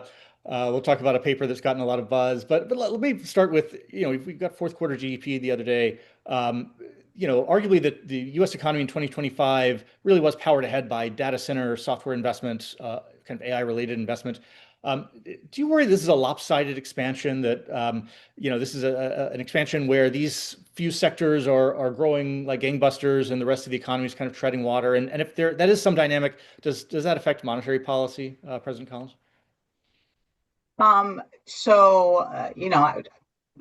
Monetary policy, let me just start by saying that, monetary policy is going to be looking at how things are moving in aggregate, and also understanding that there are always going to be differences across sectors, across regions, across parts of the economy. And one of the things that we collectively work hard to do is to try to look at how that would impact national performance, because that's what we're charged to do with monetary policy. So, it is certainly true that business investment that has been certainly related, the equipment, the data center investments related to AI optimism is one of the things that is underlying that resilience. But as I mentioned earlier, the consumption growth has also continued to be solid. And overall, and that reflects, as Tom talked about earlier, that reflects the fact that, the unemployment rate is still relatively low. People have jobs. And so it's not just the AI-driven piece. And in fact, I would say that there have been productivity gains more broadly, if you look at the supply side of the economy, that are part of what's going on. And it's, I think that's largely not, at least not yet, AI-driven. It's much broader than that. So I think that what the different things that are happening in the economy are somewhat broader, but I think that the focus on AI is certainly something that has been playing a role recently and that we'll continue to look at. There's a lot more to talk about in that space, and I have to say I'm still digesting many of the very interesting discussions that we heard throughout the day, and so much to come back to there. Yeah, we have plenty to chew on. First, President Barkin, anything? You have the data center capital of the world just up the road from you in Northern Virginia. Is this a lopsided kind of growth pattern? I mean, it is narrow. And if you buy what we've been saying, a large part of the economy is being supported by the AI ecosystem. It's not just data centers, it's the energy companies, it's the construction people who build them. And the wealthy customers consumers we talked earlier. I do worry that there's a connect between those two. And to the extent that if we were to see the market frenzy behind AI start to ease off in a considerable way, what would that do to the stock market? And what would that do to, therefore, the wealth effect that's helping wealthy consumers? That's a concern of mine. My hope, and maybe even expectation, is that there's a large part of the economy, as I said earlier, that's been on the side of the road with their hazards on, and might well be ready to lean in as uncertainty comes down, as the economy proves its resilience over time, and that would help diversify it. So, as Susan said, we only get to manage the aggregates. We don't get to manage the sectors, but I hope there'll be more breadth of the economy as we go forward. So let's turn to what President Collins was discussing, Tom. How much of this productivity surge we're seeing is an AI effect versus other things? The timing doesn't quite line up. It seems to have started really before some of these next generation models really were up and running. How do you parse the evidence of where this productivity surge that we've seen so far is coming from? I don't think it's coming by and large directly from AI. There's an indirect effect I'll talk about in a second. I'll start with 3 years ago, everybody that I talked to was short workers. And demand was surging after the pandemic, and it was hard to get workers back in the workforce.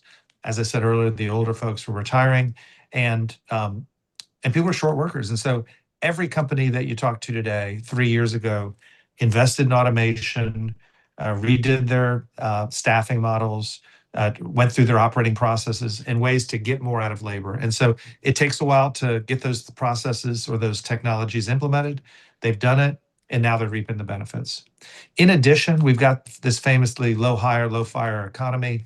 If part of the reason people aren't hiring that much is that attrition is down and turnover is down significantly. And there are a lot of businesses where, turnover in the first year is 20, 30, 50%. And if you can keep somebody 2 years that you only used to keep 3 or 6 months, your productivity of those workers is going to be up as well. So low turnover is also a productivity enhancer. And then the third thing going on, which does have something to do with AI, but not directly, is in this uncertain environment, company after company has put in some version of a hiring freeze. We're only doing replacement hiring. Let's just be cautious and slow down the hiring process. And many of those companies say, and after all, in this AI environment, maybe we can get a little bit more out of what we've got. So I'll call that AI experimentation. And so that's also happening. And if people aren't hiring and demand keeps going up, that's sort of just mathematically productivity. And so all three of those things are happening. Now, of course, there's some call centers that are benefiting from AI, some coding operations that are benefiting from AI. So I'm not saying there's none, but across the expanse of the economy, I really think it's the delayed effect of these changes made over the last 3 years, plus turnover, plus reduced hiring, that is leading to the productivity we've been seeing.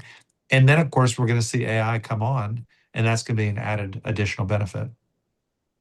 So, yeah, I mean, I actually see things in a pretty similar way. I would say that, starting during the pandemic, I mean, if you go back to 2019 and measure productivity growth since then, it picked up in the non-corporate business sector, picked up pretty substantially. And that clearly wasn't AI. It was a range of different things, and driven by the challenges of finding workers as demand came back on stream. And what I have continued to hear is actually that there was a change in mindset for how to think about business processes and how to do the work that was being done, and how to maybe reallocate to the most important kinds of activities. And, I heard one CEO tell me recently that, he had a steady stream of times of telling different teams they need to look for efficiencies, but then more recently, they were coming to him with efficiencies. So I think one question is how long some of these other things that were developed and have been recognized that are not AI specifically will continue to generate productivity gains. And then, of course, there is a growing set of experimentation on the AI side. And I think in pockets, we're starting to see effects, but I don't think we're seeing widespread effects. I don't think it's in the aggregate data yet. And we'll have to see how that plays out. So, in some ways, the demand for the investment, the capital demand, all of that has been strongly driven by the optimism. The supply impact in terms of output and efficiencies, it tends to follow that. And one of the interesting, I think, important questions will be how the speed of those two things will play out over time in terms of what the dynamics end up being. And, that could move with a more or less difficult transition. And that's one of the very big challenges. Historically, that's taken decades. It does seem to be at least likely that it's going to move quite a bit more quickly this time around. So that exactly feeds into my next question. This has been a week of kind of extreme discourse on this. There's an essay that a Wall Street research firm published on Sunday, laying out a scenario for 2028 where there are mass job loss, 10% unemployment, 38% stock sell-off, where essentially there's enough layoffs in white-collar professions that the entire cycle of aggregate demand in the economy is broken, and we have some major economic problems. A lot of economists we're not so hot on this kind of doomsday scenario, but I'd love to ask you, what is your baseline for 2-3 years from now? What kind of world would you think is most likely that we're going to be dealing with? And if you're still in those chairs, you'll be dealing with as policymakers as we hit the late 2020s. Susan. So obviously, no crystal ball. But and I am, I would say, a cautious optimist in this space. But clearly, there are a range of scenarios that could play out. And And so I would say my baseline is one in which we do see kind of increased not only experimentation, but adoption. And some of that will go very well. Some of it will fail. That's always what happens. And then new firms come in. And so one question is how much new entry there is as a result, because that can actually generate productivity gains as well. What I'm hearing is much more frequently firms, leadership telling me about ways that the AI technology is, enhancing the work that their workers are able to do, enabling them to focus on things that add more value.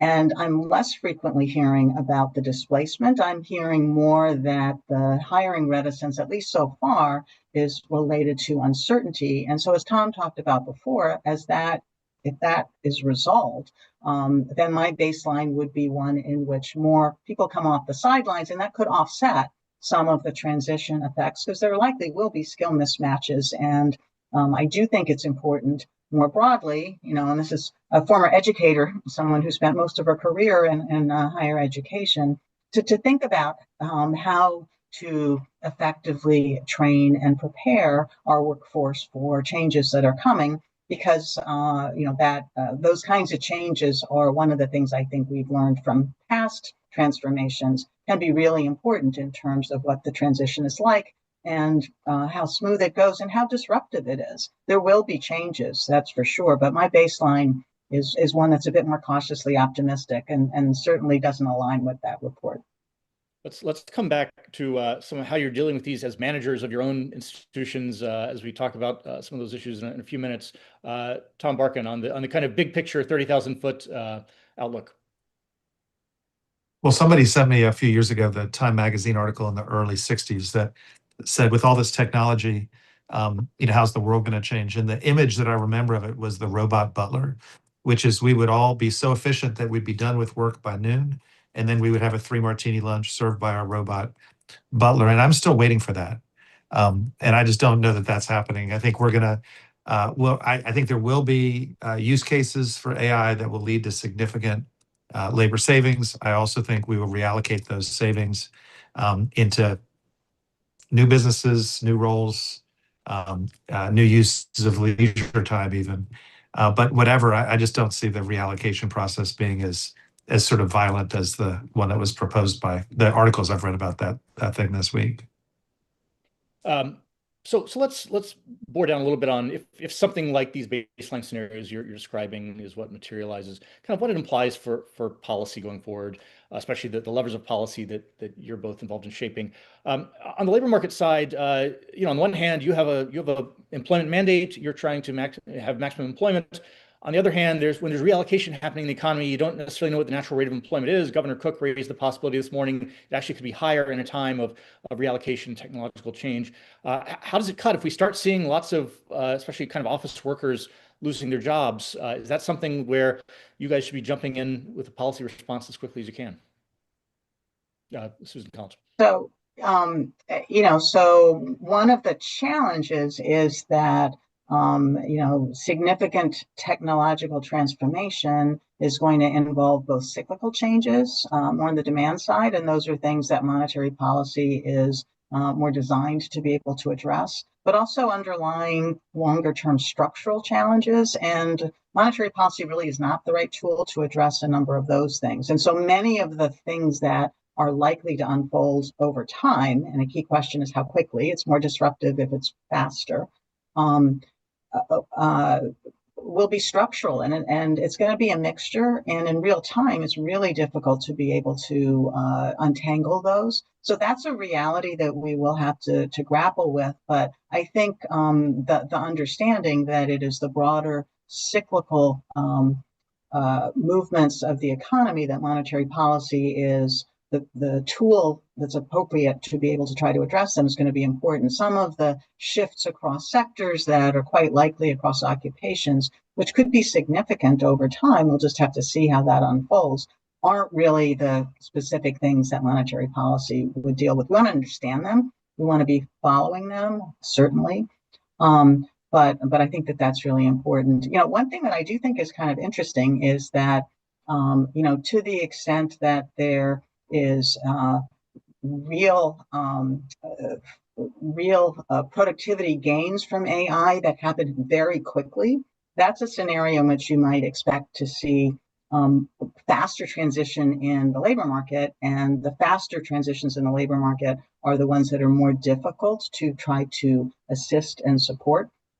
And again, I'm not talking more broadly in terms of policy supports. Whereas if there were a kind of less, at least in the short run, evidence of the optimism playing out, then some of the strains might be more likely to be in financial markets. And so there are different possible scenarios to try to think about. And I do think that while I will develop a baseline, I am always thoughtful about what alternative scenarios might look like and how they might play out, because again, we don't have a crystal ball, and these things could unfold in a range of different ways. President Barkin. Agree with that. You're always toggling between the two sides of your mandate, and I can make a case for a rollout of AI being very negative to the labor market. I've actually been intrigued with a number of conversations I've had lately by employers who are thinking about how to use AI to get people into the labor market and get them skilled up and tooled up and help fill some of the open jobs. So that could go either way. Is it going to be disinflationary because productivity leads to lower prices? Is it going to be inflationary because you've got $700 billion of investment going in the next year, and that's going to drive up costs of alternatives? I mean, I think we'll just have to see. So I'm just going to jump in really quickly, if I may. I mean, so one thing that I do think is also important to watch is the extent to which efficiencies from AI or from other types of productivity gains are passed through into consumer prices, right? I mean, I think that is one of the key things that could, that in my baseline would help to be able to see that disinflation resume later on. But the incentives for firms to pass the efficiencies on to consumer prices may be diminished a bit when there's an environment with more uncertainty and it's not clear whether there might be additional costs coming through, for example. So, I mean, the efficiencies don't automatically get passed through. If they're very concentrated, then they're less likely to have entry, and that's less likely to be a scenario that over time keeps price pressures down. So it's not just the labor market side. There are a number of other things that I think are important to look at too, and they could play out in different ways. Yeah, the inflation outlook, there could be some time variance, right? So you can imagine, as Tom was suggesting, you have increased demand for electricity, increased demand for semiconductors right now that push prices up. At the same time, you have productivity gains that push inflationary trend pressures down over the medium term. Seems like a really knotty problem to try and solve for in real time as a policymaker. Any thoughts on how you gather the information, try and even make judgments on things when things are in flux so much, President Collins? So I guess just very quickly, it seems to me that is a good reason for looking not only at the statistical data, but also the qualitative information that we gain from the extensive outreach that I do, I know Tom does, and my colleagues do in the reserve banks, across the 12 regions, because that helps us to understand how firms of different sizes in different sectors are thinking about what they might do going forward. And so it's pulling all of that information together that I think helps to give us a fuller picture. But, we, again, have to make decisions based on the information and the best assessments that we have, recognizing that a bit of humility is sometimes called for. Yeah, President. Yeah, expand on that, President Barkin, and more broadly, how your outreach. You spend a lot of time out in your district. How that connects into your policymaking process, and it's not just looking at models and drawing lines on a grid to try and make these calls. Well, so just to pile into what Susan said, I always tell myself these are really important decisions, but if we get the timing wrong by 6 weeks, it's not going to be the biggest thing in the world. And I think that's a very healthy underline of humility. You do your best, and maybe you'll get it right, or maybe you'll be right 6 weeks later, and you'll be okay in the end. We get a lot of data. It comes in a month late. It's then revised 3 times. And so you're trying to make your best decisions based on the data. You've always got to try to test yourself about whether you believe it.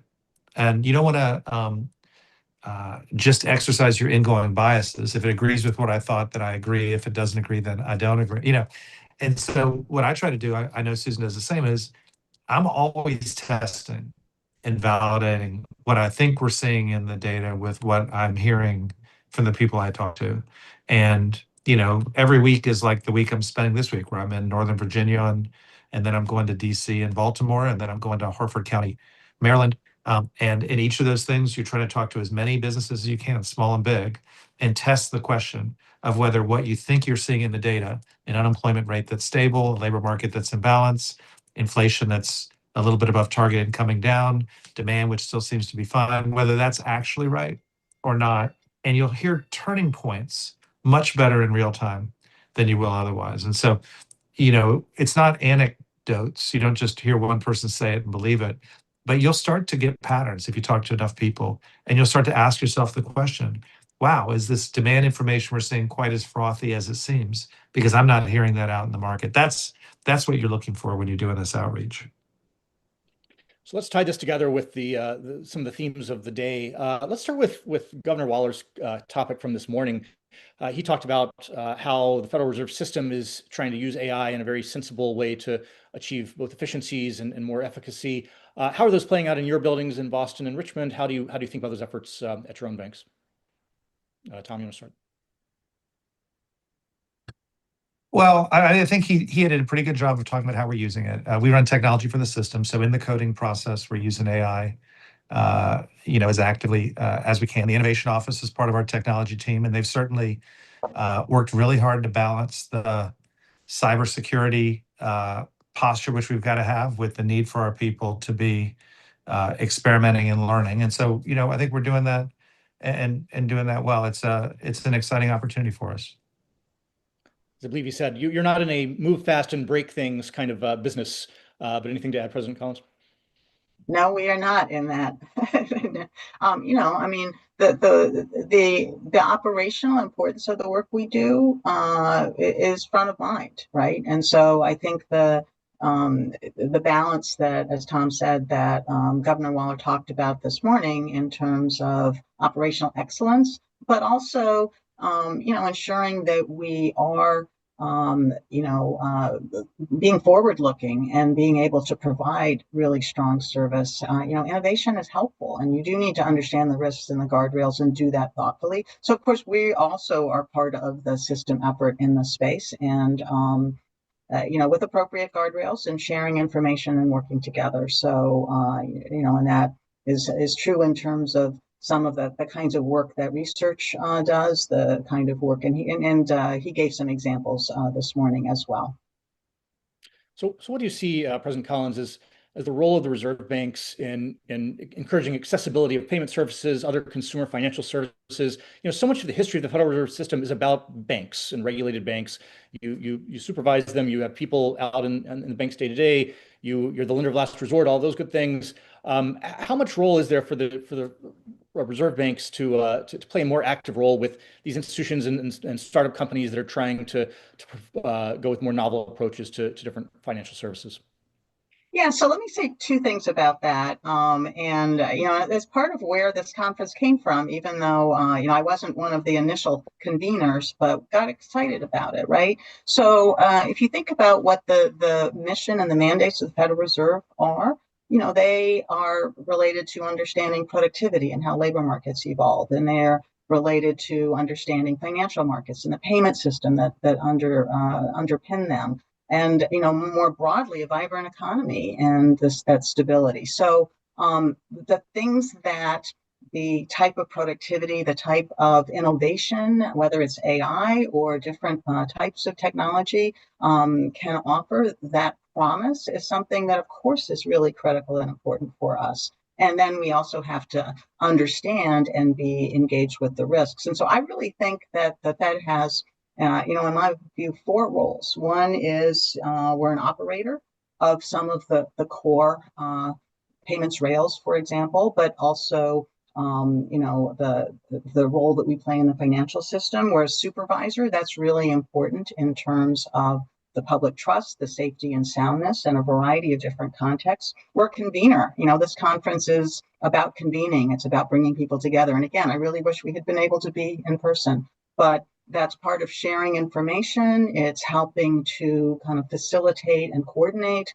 That convening role can be really valuable. But then also we're a researcher. We're forward looking. We're trying to understand what kinds of innovations would help the services we provide to be improved and to be able to understand risks and to share them out. So I think those are 4 roles that the Federal Reserve plays in this space. And I have to say the conversations that we've had today really relate to all of them. So a lot to digest. And I might just add the Boston Bank has been in the lead of innovating and developing FedNow most recently. And you saw Nick's panel earlier, but to try to make sure that we're working not just to have a highly functional, resilient system, but also one that's modern and meeting the needs of consumers, businesses, and banks where they are. And so we're very proud of what that's done and where that's headed. All right, we have 3 minutes. It's time for any kind of final takeaways. Your last remarks kind of do some of that, but any themes or threads that you've heard over the course of today that you will be taking with you back to your work as you try and act on some of these lessons and conclusions that panelists have brought to the fore over the last 8 hours. Tom Barkin, you want to start? Yeah, I'll just say that I heard the word judgment quite a lot, human judgment in everything we're talking about. And, I really liked Professor Lowe and his 5 factors of what it needs to build trust. And, if we need all this judgment, then this is a tool. If we don't need the judgment, then it's not. And so I'm just going to be spending time thinking about the role of judgment, how you nurture judgment, how you support judgment, how you make it credible and trusted. Maybe that also applies to the question you asked earlier about Federal Reserve and how we do our job. But I just think that was a very interesting through line. That's great. So what I would add to that, and there's a lot to digest, I have to say. So what I would add to that is, a lot of kind of different views in terms of the balance of focus on the promise and how to think about that and some of the risks. But I do think that that everyone characterized things as being in relatively early days. And that really speaks, in my view, to the value of, especially if things are moving more quickly, of coming together, sharing and deepening our understanding of what both the opportunities and the challenges are going to be. And so it also reinforced my view of the value of some of these very kind of interdisciplinary kinds of convenings and conferences to help better understand, make connections, and to work together to both realize some of the promise, but also address what are some of the very real risks and to improve our judgment, as Tom highlighted. That's great. I'm going to try and win a gold star for moderating by finishing exactly 1 minute early, which never happens. Enjoy the extra time, everyone. Thank you so much to Susan Collins, to Tom Barkin, to the Federal Reserve Bank of Boston, of Richmond, and of Atlanta for hosting us today. Thanks, everybody. Thank you, Neil. Good afternoon. Before I begin, let me say it's not every day you get to follow a fascinating and wide-ranging discussion featuring not one, but 2 Federal Reserve Bank presidents and a nationally acclaimed journalist. That was an excellent way to cap today's panel discussions. And as the closing act, so to speak, I'm excited to share some thoughts as we wrap things up. I'm Karen Pinnell, the Chief Operating Officer of the Boston Fed, and I want to thank you all for joining us today. It's been a full day of thought-provoking discussions, and I hope you'll join me in thanking our speakers, panelists, and moderators for sharing their expertise and their time. By way of a brief background, I'll just share that prior to joining the Boston Fed in 2024, I spent much of my career in roles that combine operations, strategy, and technology. That experience gave me a deep appreciation for today's technology potential to improve systems, as well as the care it takes to implement technology in disciplined, resilient, and customer-centric ways. Today's program reinforced something that's increasingly clear. Technology-enabled disruption is not just a conference theme or a catchy phrase. It's a reality, and it's happening all the time. We see it in how people work, how businesses operate, how financial services are delivered, and how payments move. Some of these challenges are gradual, while others are happening quickly, but together they are reshaping the economy in ways that truly matter. As Susan pointed out this morning, today's gathering is unique and it's particularly valuable because of the range of perspectives represented here in the room virtually. We brought together researchers and practitioners, technologies and policymakers, financial institutions and financial innovators, and students who are helping us discover what's coming next. That mix is really important because the questions we're asking don't fit neatly into one discipline or industry. I heard several interesting perspectives today related to the main themes of the conference. First, related to the way technology is disrupting the financial system, several of our panelists highlighted how innovation happening today in financial services is more about creating and expanding network solutions to serve a broader set of consumers rather than disrupting the traditional institutions in our financial system. Second, as we learn on a daily basis about new AI tools and other technology innovations, I heard panelists share the importance of having a change mindset to be open to new innovations, while also having a healthy dose of patience to avoid expensive mistakes associated with adopting a technology before it's fully explored and tested. And finally, amidst all of the technology innovations emerging in the financial system, panelists emphasize that accountability has to stay with people. The challenges faced by innovating fintech firms will be more organizational than technical, where human expertise will continue to be the critical factor needed and will help organize firms and workers into the most effective groups to deliver financial services. These are complex issues and they're not going away. If anything, they're only going to become more relevant in the years ahead. And speaking of the years ahead, it's inevitable by the time we come together for next year's conference, there will be new advances, new applications, and new questions. Some of it will be familiar and it will build directly on what we've discussed today, but we'll also be talking about developments none of us saw coming.